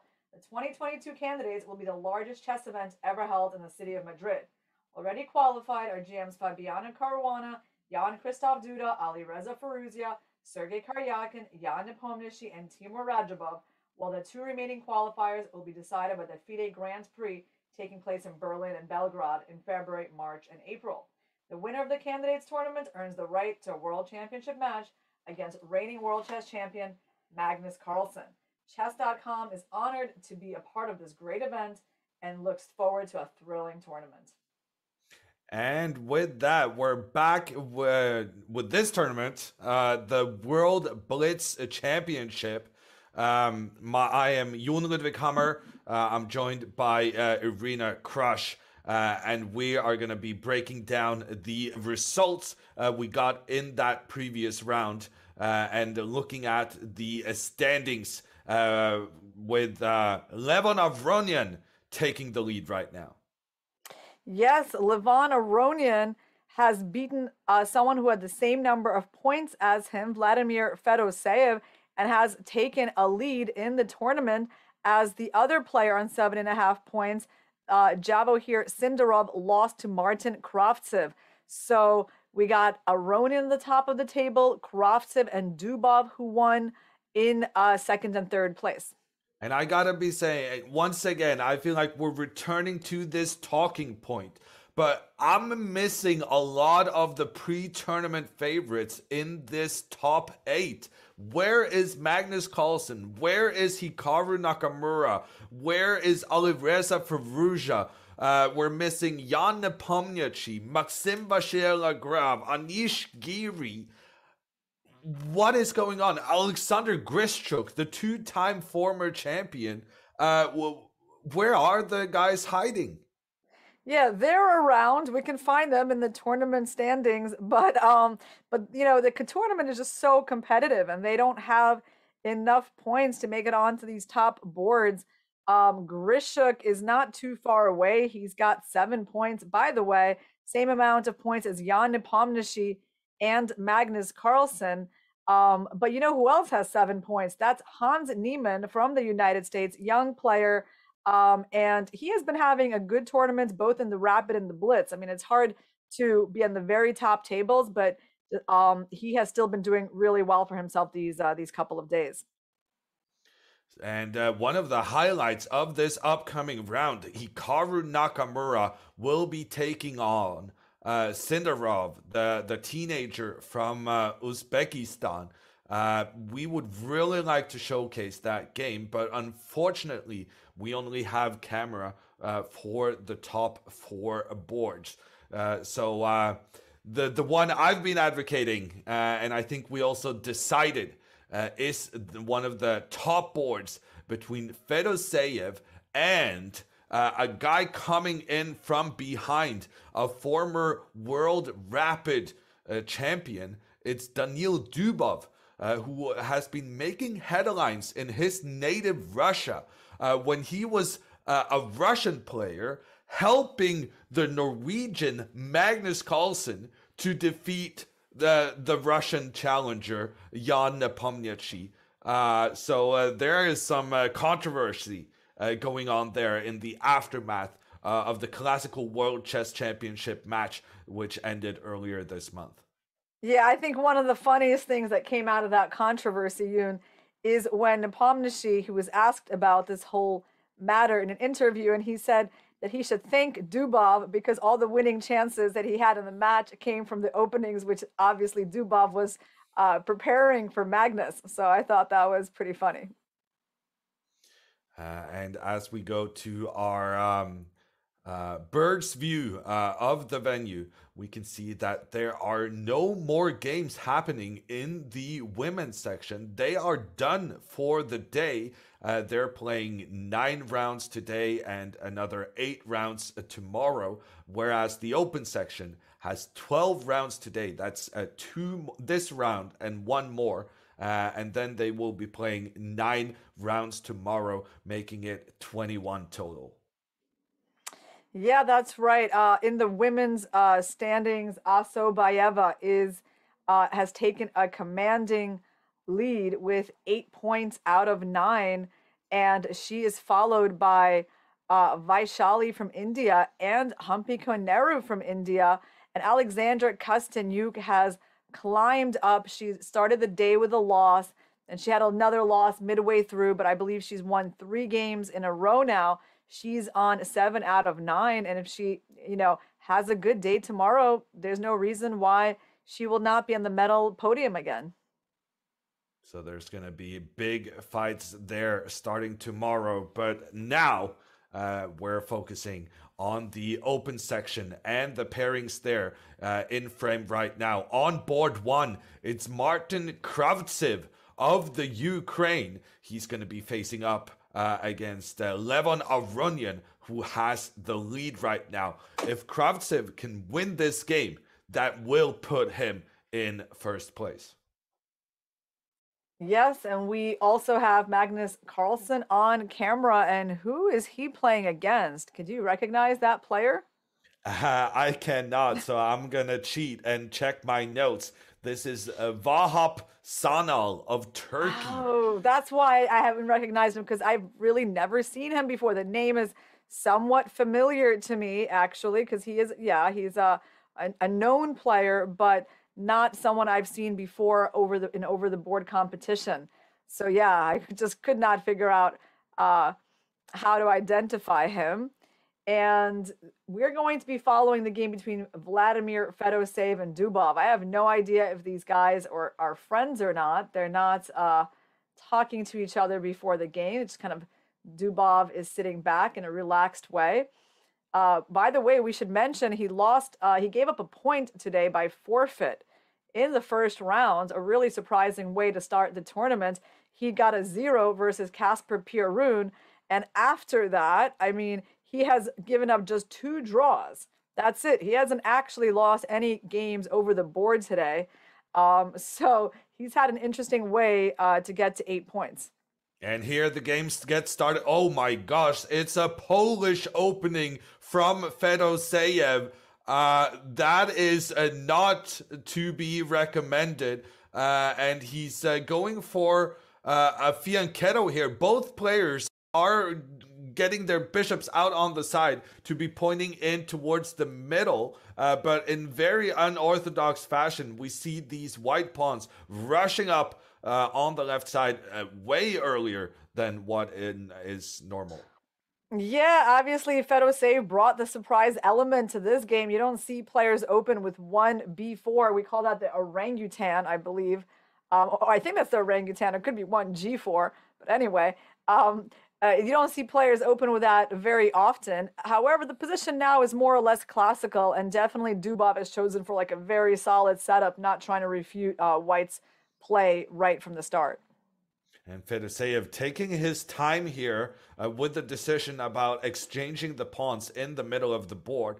Dubov now playing his pawn 1 step forward, taking control of the square b5 so that Fedoseev cannot push his pawn further forward.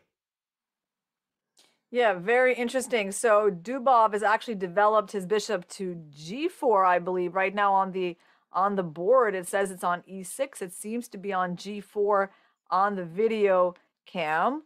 And he's playing, I feel like, in a very relaxed way. There's no real pressure on his position. I think he feels pretty comfortable. He's got a bit more space. And it's going to be on Fedoseev to really create something here. But it's hard to create when you don't have much space in the center to work with. Both players getting their queens out on the left side of the board. Fedoseev, after having played an opening that has a very dubious reputation, the orangutan, also known as the Polish opening, he's gotten a really nice coordination between his pieces here. Yeah, so you agree that this is called the orangutan, right, Yoon? What is G4 on move 1? That's the Grob. That's Yes. right. I knew it. I mean, I'm sorry, guys. I don't specialize in these openings, so I got confused for a second, but they do have 2 different names. B4 is the orangutan, but at the moment, the position is actually looking kind of non-orangutanish. It looks, pretty classical. And the question now is, how are they going to maneuver their pieces moving forward? Fedoseev chooses to move his bishop 1 step forward. He's going to get his queen working together with that bishop, pointing down towards the black king. Dubov taking this opportunity to exchange a bishop for a knight. It's very uncommon. You make exchanges like that unprovoked. And Fedoseev is taking his time in deciding whether to capture back with his bishop or with the knight. No, what he was taking his time was deciding on a draw offer. The draw offer has been accepted, and we're going to be moving then over to one of the different games. We're going to be seeing... wow! We're going to be seeing the top board, of course, with...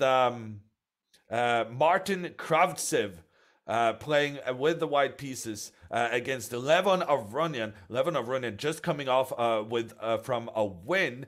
His king is now in check, having to make the decision on whether or not to capture white's bishop with the king or with the pawn.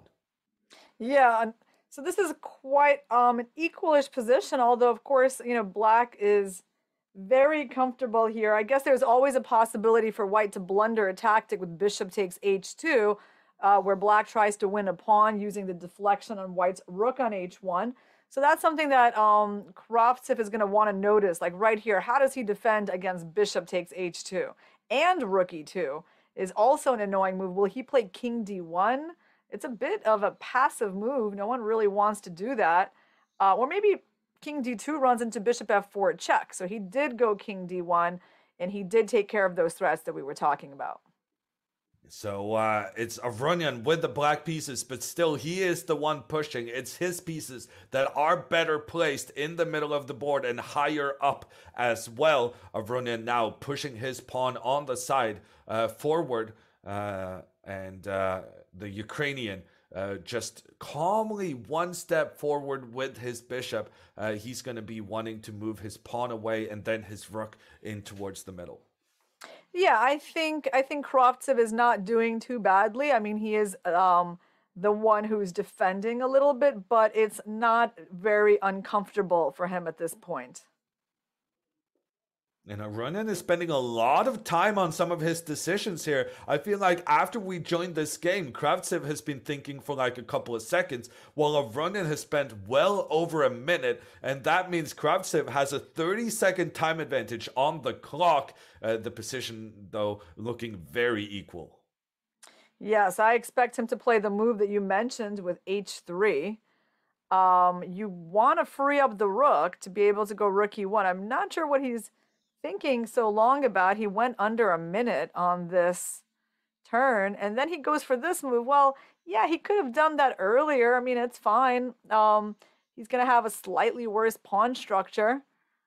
And I think, what will black do? Will black play c5 or not? Maybe the reason he chose to do this, Yoon, is that, yeah, he sees more of a chance for his rook to kind of get into the action at this point. But what about the black rook and its action?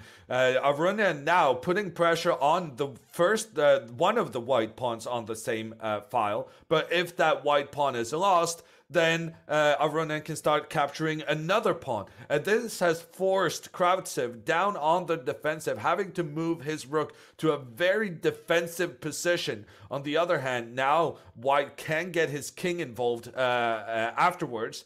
Aronian moving his king backwards. That's a big surprise, while white is moving the king forward. Yeah, I mean, can I just tell you how much I didn't like that bishop g3 decision? I don't think white should have put himself into a situation where he has like the doubled pawns and the rook on h3. I mean, yeah, of course, it's a rook endgame. We know that if you're not even down a pawn in a rook endgame, you're probably fine. But I feel like that was a bit unnecessary. Will black be playing c5 at any point? I don't know why Aronian still doesn't want to do that. And Kravtsev trading off the pawns, which means this game is heading to a draw, except no. Some exciting stuff happening here, Ewan. Yeah, there's been a change where Kravtsev managed to get his rook into a very good position. Now it's white going for the win because these black pawns are not supporting each other. Aronian immediately pushing forward, trying to get rid of one of those pawns who's not properly working together with his teammates. And Kravtsev here offering a draw. He was up a pawn in the rook endgame, but after the trade of pawns, Aronian knows that he will be able to attack this white pawn once again with his rook so that he can secure the draw, making sure that they will both be left with a rook and pawn left each. And we just caught the end of Magnus's game with his opponent resigning, as far as I could tell. Yep, Magnus won. He picked up a bishop on his last move. And he was up a rook when his opponent resigned the game. So what do we have left? We got Nakamura Sindarov, if we can find that game. Are they still playing? And they are. We do want to find that game. Let's find it because it's super interesting. But I think Hikaru is, he looks like he's better. Is he winning? I don't know. Who knows? It's complicated. Hikaru has a rook, Sindarov has a bishop. In addition, Hikaru has the advantage of an extra pawn on the side, but Sindarov is trying to attack the white king, and both players are down to just 10 seconds on the clock, and the evaluation bar is making big movements back and forth. The white king is not feeling comfortable right now, but Hikaru does seem to try to capture an important black pawn on g4. He always got to make sure that he's not going to succumb to some kind of attack from the black queen in return, and Sindarov is trying to create threats against Hikaru's king, but Hikaru seems to be hiding his king away in the corner in good fashion, and Hikaru now making sure he gets rid of both of those annoying black pawns. He's making sure his queen is returned, giving protection around the white king, and Hikaru now with a rook and pawn in exchange for a bishop, he's gonna win this, and in fact Sindarov has resigned it. Hikaru very good there in managing to defend his own king. As long as those black pawns were on the board, this situation for white's king was looking very precarious, but Hikaru kept his head cool and found the right defensive ideas. Yeah, that was exciting at the end. It did look like Sindarov was getting some counter chances despite being down material, but Nakamura defended in a very calm way, keeping things together. So we're done with the top games. I can also say that Bassem Amin won his game against Svane and is really putting himself in the top places in this tournament. So some of the favorites trying to make their way back into the top of the standings. A reminder to everyone that this was round 11, and there's still another 10 rounds to go.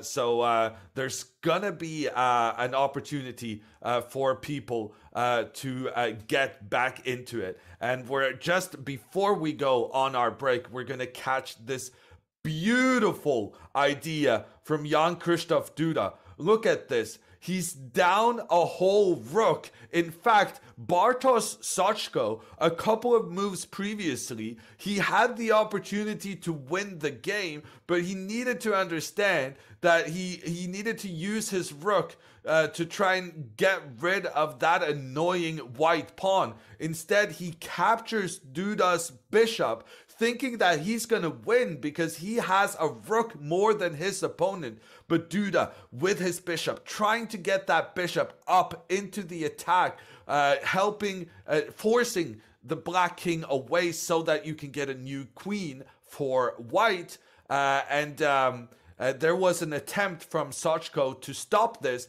and get rid of the pawn, but then Duda went in the other direction, giving a checkmate. What a way in this old Polish derby to decide this game. Duda winning, even though he was down a whole rook. Yeah, that was quite the swindle by Duda. And really kind of heartbreaking for Sachko. It just didn't seem that something like that could happen to him. But it just shows you, how quick things can turn around in blitz chess and how careful you need to be and how much, just goes down in the last few seconds that can change the game. So we are going to go on a break. And in a few minutes, guys, we're going to be back with the updated standings and the next round.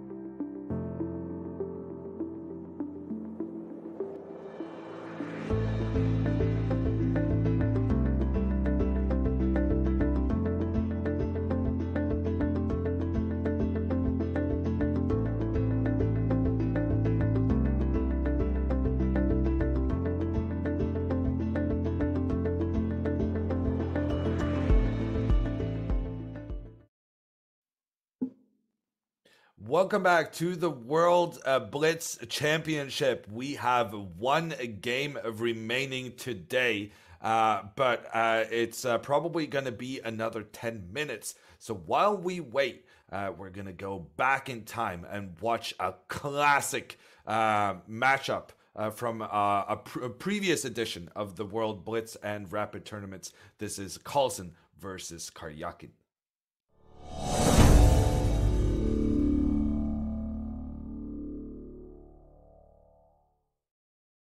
Последний 29 тур. We begin 29 round.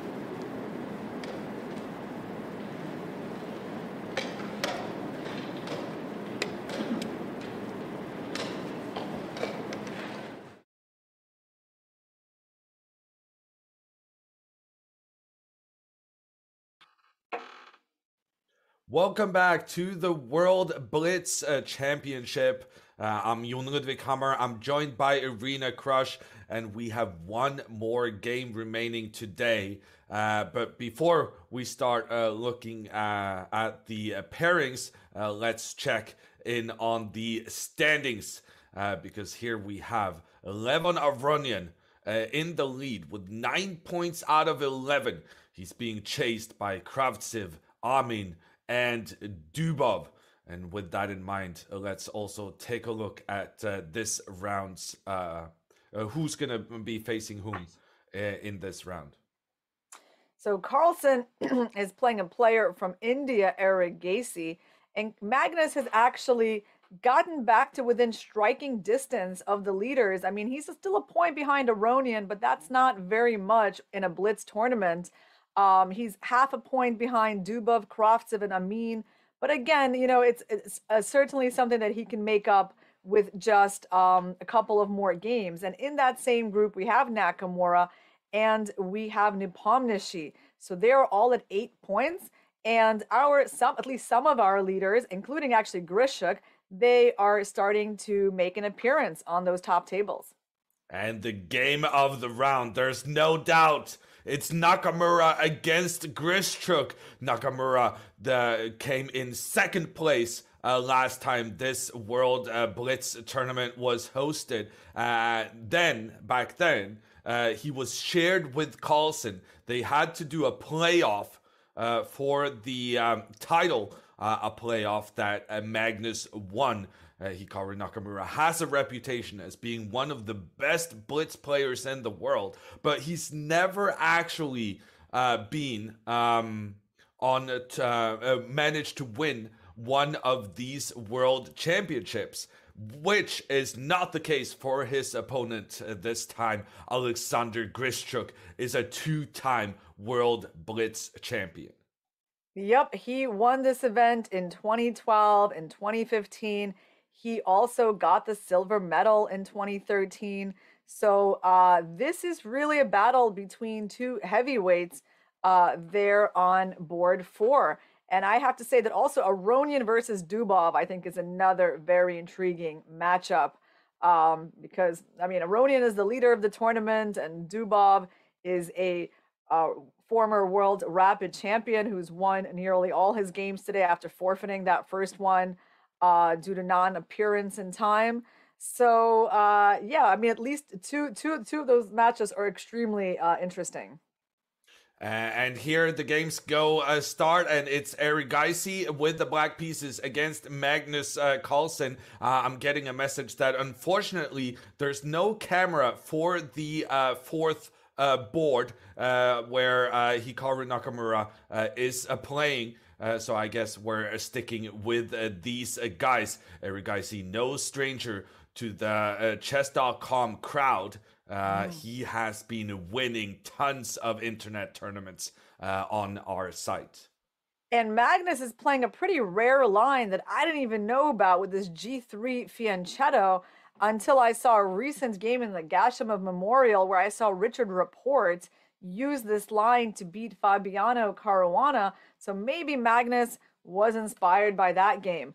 And in that game, Reports played the move A3 and then B4 early. I guess Eric Geisy should try to stop that with the move A5 if Magnus tries that plan. But first off, Magnus is trying to aim at the black pawn in the middle of the board. Black has the advantage of having a pawn right there in the middle of the action, but the cost of having that advantage is that your pawn can be attacked, and that's what Magnus has done here. Erigaisi trying to keep it defended, getting that pawn chain formation where the pawns protect each other up the board. Yeah, Magnus just thought for a little bit, he seemed surprised about something, and then he played the move D4. It's actually what I was thinking, that he saw this opportunity to strike out in the center once Black has weakened his king on the long diagonal. And at this moment, the center is going to open up since Black doesn't have E4 as an option. So, but instead of making the trade between the pawns, Erigaisi getting his bishop involved, Magnus immediately trying to push that bishop away with his pawn. Yeah, the problem is that if the bishop captures the knight, then the queen will capture, and the knight on d5 is going to get hit with a check. And so there's no time for Black to win the pawn on d4, as he was obviously trying to do. So instead, probably you'll want to keep this bishop, moving it one step back to preserve that pressure in towards White's queen. Yeah, if the bishop steps back, well, he didn't do that. He actually took. So Magnus is going to take with the queen, and he's probably thinking, like, what is my opponent trying to do here, giving me such an important bishop? And he moves his knight, Erigaisi, to b4. Okay, White's got a couple of pawns hanging. It's interesting, I suppose, to play like that. Hitting both of these pawns on c2 and d4. Magnus can play queen b3, then the king will slide over to h8. And Magnus is still going to have an issue of what to do with his d-pawn.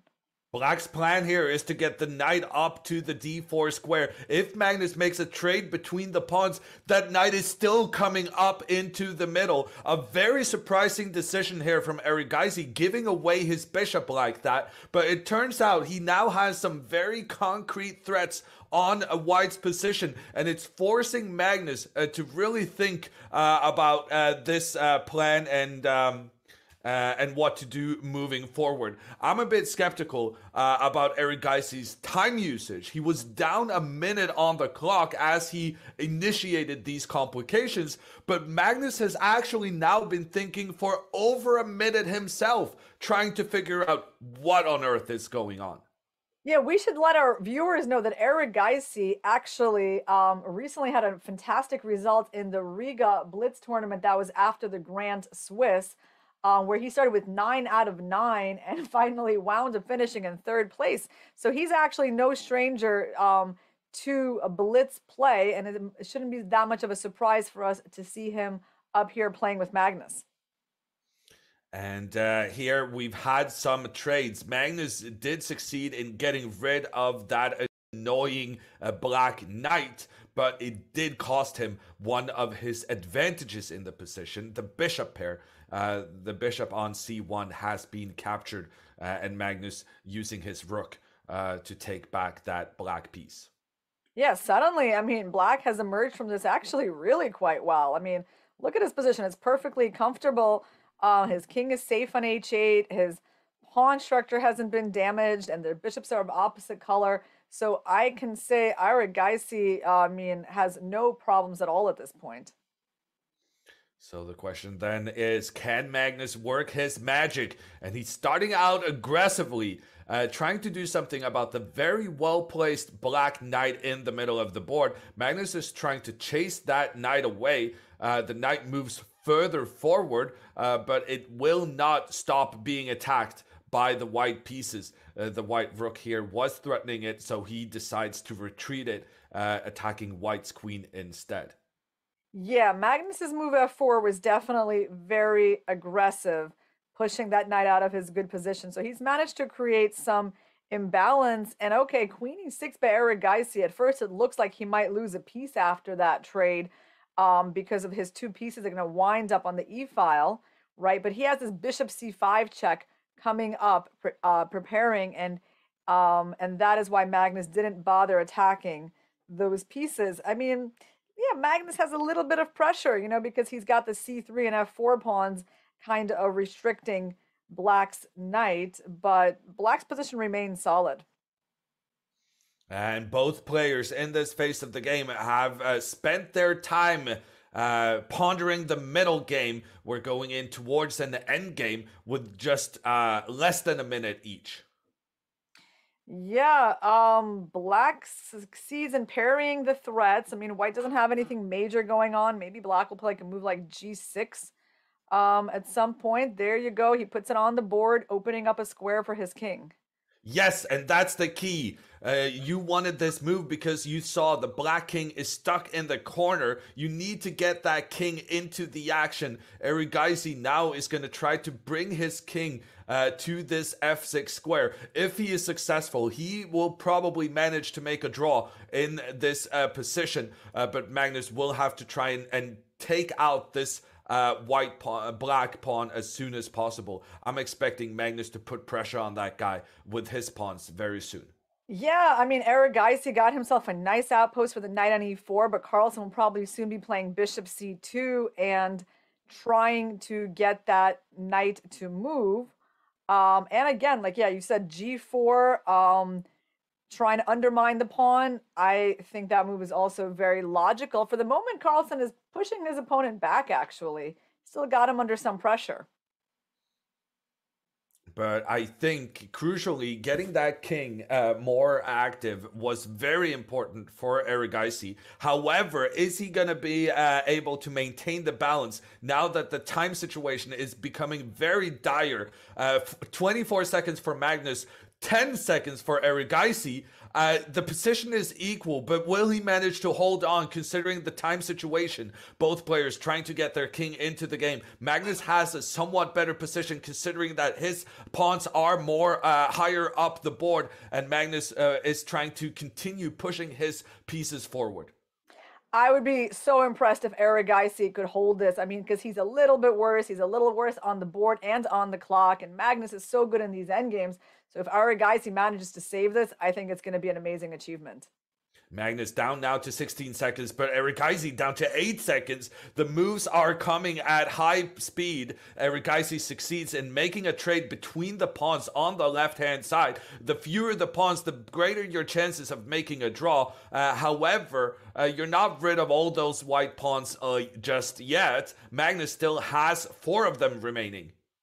Yeah, it's amazing how Magnus, he keeps trying to avoid the trade of rooks, keeps his opponent under pressure. His pieces are all in the right positions. But that was a pretty good move by Erigaisi. Maybe he will get that rook exchange because now the black rook can come down to a3. That seems a bit problematic, actually, for Magnus, the activation of that rook. Because now if the bishop moves, Magnus will lose a pawn, but he has no time to kind of ponder the consequences. And the evaluation bar has moved over in Black's favor. The initiative now with Erigaisi, and Magnus is very low on time. He only has seconds on the clock. Both players less than 10 seconds. The moves are just going to come at rapid fire pace. Erigaisi is going back and forth with his knight. Magnus decides not to go for the draw. He's trying to win this endgame. He's down a pawn. There's 2 pawns for Magnus, 3 pawns for Erigaisi, but Erigaisi does seem to have a problem that he's not going to be able to save his pawns on the left side of the board. Magnus will be trying to win this game using his king to try first and capture the pawn in the middle and then capture the pawn on the left flank. Magnus is going for the win despite being down a pawn overall. Erigaisi needs to push his pawn forward on the side of the board to get the draw he desires right here. Magnus is allowing the pawn to keep pushing forward on the side. This pawn is now one step away from becoming a new queen, but Magnus thinks that he can win this game because no, he doesn't think he can win this game. He's moving back and forth, looking up at his opponent. They shake hands, agree to a draw. Magnus was able to get a draw here because he was basically making sure that the black pawn could not become a new queen. He gave a check to force the king away from assisting the pawn further forward, and then he came back to attack it, and they went back and forth, a draw agreed. And we're going to be trying to catch some of the other results as we see on our screen. We have results coming in from the other games. Here we are with Hikaru Nakamura. One of the big matchups of this round. Hikaru Nakamura hasn't had a great day so far, but he's making a comeback towards the end. And here he has an extra pawn. And one of those extra pawns is the pawn on the side of the board that's trying to push forward to become a new queen. Yes, white has 2 passed pawns on the board. And of course, the A pawn is very annoying, although black has managed to capture one of these pawns and he's stopping the other one. So it honestly doesn't even look that bad for black anymore. Something has gone very wrong for white. Is he losing the other pawn on A6 as well? Yeah, it looks like black is no longer losing, but still, will he take the pawn on F5? That's a good question. Will he decide it's time to eliminate that pawn and try to somehow bring up his king to B5, A4, and B3? Or will he just go king b5 and let that pawn move forward and try to stop it with his knight from f8? I don't know. It's a big decision. We don't have a move here. It seems like the game is over. The guys are not discussing it very... No way. Are they waiting for the referee? We have this footage from a camera that's not pointed at the game. And instead, it's just... well, it was one of the other board cameras that's now pointed towards Nakamura and Grischuk. It seems like there is some kind of discussion. No, the referees are not involved. It seems like they're discussing the game. Usually when people are discussing like that, it's because the game is a draw, I would guess. Neither of them seem too upset. So that would be my guess. And we do have a confirmation that this game has ended in a draw. When we came into it, it did look like Hikaru Nakamura with an extra pawn could go for the win, but he made a mistake here where Grischuk was able to get his knight attacking both the king in the center and the pawn on the side of the board, equalizing the material situation. Hikaru tried getting that new queen on the left hand side, but that pawn was captured also by the king. And in the end here, both players were trying to get new queens with their pawns, and they kind of traded off pawns so that there was not enough material left to decide the game. If here Grischuk has tried to win the game, Hikaru Nakamura would have been in time with his king to stop the black pawn from becoming a new queen, and that's why it ended in a draw. Yeah, well, we have some big results in this round. First of all, I want to say I'm really impressed with Erigaisi's play. The way he defended himself in a tough situation against Carlsen, who was really trying to squeeze him in that end game.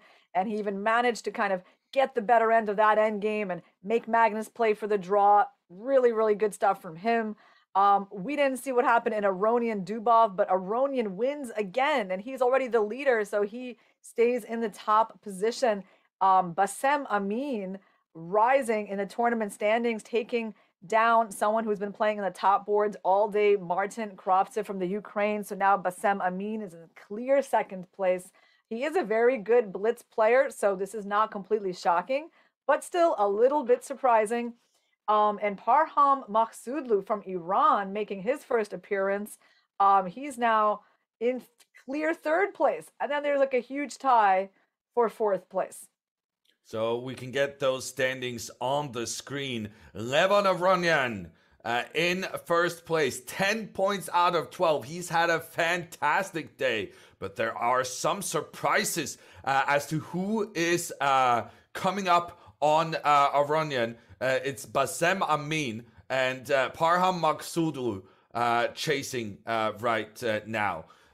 We're gonna be taking, this was actually the last game of today, but stick around because we're gonna be recapping the highlights of the day in our daily rapid recap after a short break.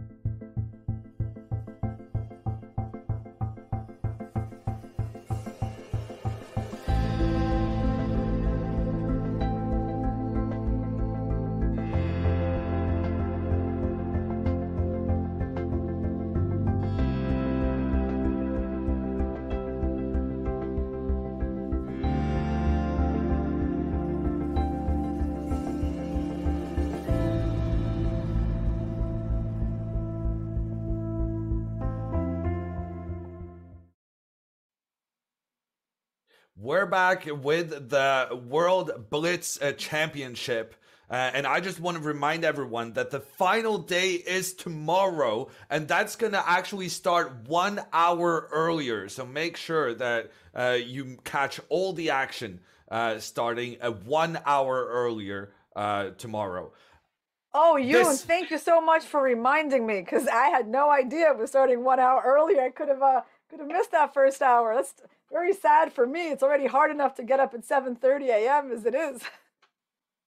Yeah, so everyone mark your calendars for that. This is the rapid recap, and we will be going through our favorite game of today, and the game we've chosen is the one between Bibisara Asayobayeva, who's actually in the lead after day one. Yeah, she has had an amazing day one. She has 8 points out of 9, and this game came pretty early on in the tournament when both players were on perfect scores, and we were, surprised at the ease with which she took down one of the top women in the game, Anna Muzichuk. So let's take a look at this game. She started out with d4, the queen pawn, moving forward. Anna Muzichuk is famous for going for this aggressive Dutch variation. And looking at the game, you can see that Black is already from the beginning starting to occupy the center with her pawns. However, that means she's spending less time getting her pieces into the game. And I noticed, especially here, how White moved the queen out early to put pressure on one of Black's pawns on f5. Yes, and so this pawn was protected by the other pawn, and White made a developing move, right? And Black made a move that seemed very natural. It turned out to be a big mistake, actually. If Black had known what White had coming, she certainly would not have played the move Queen c7.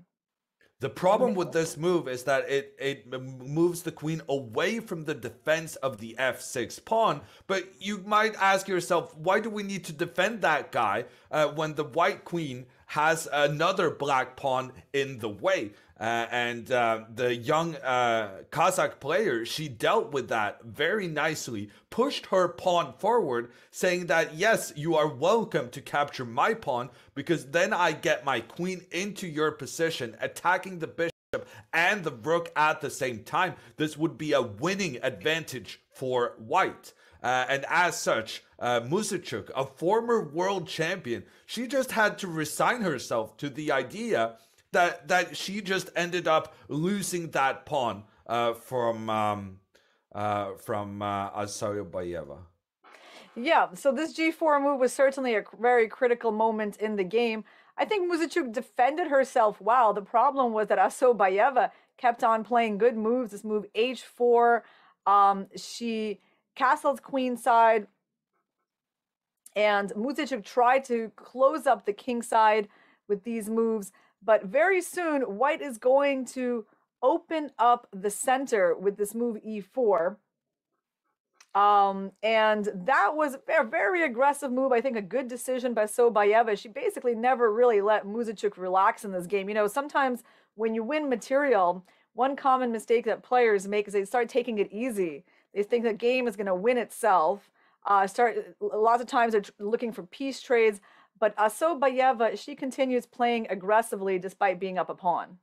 And Muzichuk, if she had taken this pawn, the white queen would come in and give a check on the black king. Instead, she chooses to push her pawns further forward, attacking the white queen and then getting her king into safety.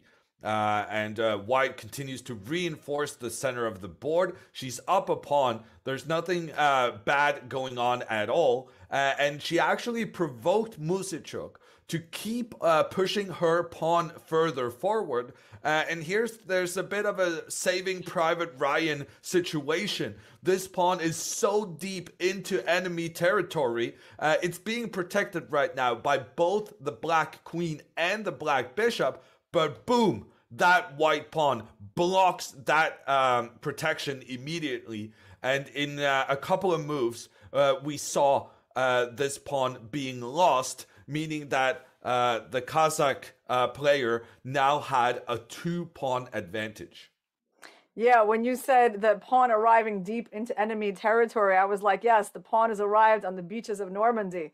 And that's why I was smiling, Yoon. But at this point, something really exciting happens, and black puts the bishop on h6, attacking the pawn, and white defending this pawn. I mean, she could have done it with a simple rook move, but she goes for knight g5, a really spectacular way of protecting the pawn, putting her knight on prise. And this is really why we chose this game for a rapid recap for this really relentless attacking play by Asobayeva. I mean, of course, it gives black an extra piece, but it also gives white very strong connected pass pawns and practically a pretty easy game to play.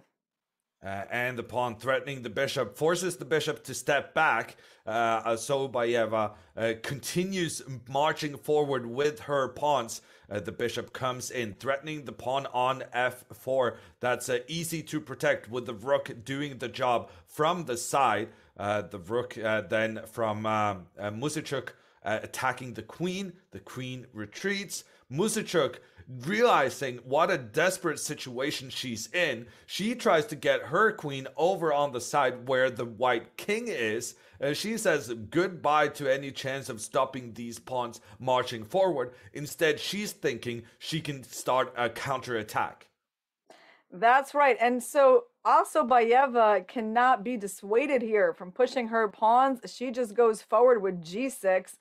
And look, things are looking pretty bad for black, but Musachuk decides to mix it up with the move bishop takes a3. I mean, it's not maybe objectively a good move, but it could certainly confuse somebody in a game where there's not much time. But Asobayeva, she just calmly captures on f7, leaving two of black's pieces under attack.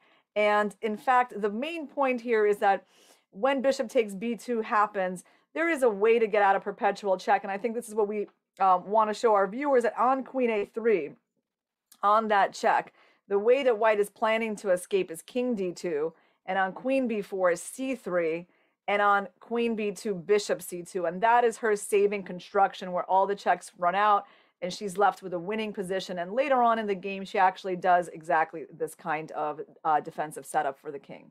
And if not for all of these moves, it would have been a draw. So that was like the one saving strategy of moving that king in towards the middle, blocking with the pawn, and then blocking with the bishop. Without that resource, Anna Musachuk's decision to sacrifice two pieces may have paid off. But as it turns out, even these tripled pawns, having three pawns on the same file, that's normally considered pretty bad. But at the same time, they're so close to becoming new queens. So they're super valuable as is. And Musachuk tries to give a couple of checks, tries to cause trouble for the white king. But as we saw earlier, the bishop is able to stop the queen's checks. And even though Musachuk manages to capture here a pawn, the important part is that white's king is safe. Yeah, white's king is safe, and she slid her rook over to the middle of the board to e5 right after attacking the queen. And black simply doesn't have that much to work with here. I mean, they actually not only down a piece at the moment, they're even still down a pawn. And the only chance for black was trying to create a double attack with the knight, attacking both the queen and the rook, but wanting to finish this game in style. Asobayeva, she gave up her queen. She captured the rook with the idea that even if she does lose her queen, she will get her rook up. And if there's a trade between these rooks, one of her formerly tripled pawns will actually go all the way and become a new queen. So she's really finishing this game off in style. Musachuk, she tried to capture back the white rook instead, but at this point, Asobayeva, she was able to force a trade of queens, and Musachuk realized, well, after the queen trade, there's absolutely no hope for me. She made the trade, but she also resigned the game. So that was the rapid recap featuring the leader after day one of the women's event from Kazakhstan, the rapid silver medalist, Bibisara Asobayeva. Yeah, and tomorrow we have a big day that is going to reveal who are going to be the World Blitz champions for 2021. Is it going to be Bibisara Asobayeva? Is she going to hold on to her lead, or is she going to be overtaken by more experienced players like Alexander Kosteniuk, Hampi Koneru, or Alexander Garechkina. And in the open section, we have Livon Aronian having a really good first day, but hot on his heels are Magnus Carlsen, Hikaru Nakamura. So I think a lot can still happen tomorrow. And I want to remind everyone once again that tomorrow's games will be starting 1 hour earlier than they have been the rest of this week. So that is a 2 p.m. start Central European time in Warsaw. And that calculates back to a 5 a.m. Pacific start. So keep that in mind, everyone. We're gonna be back then, and in the meantime, goodbye. See you tomorrow, guys.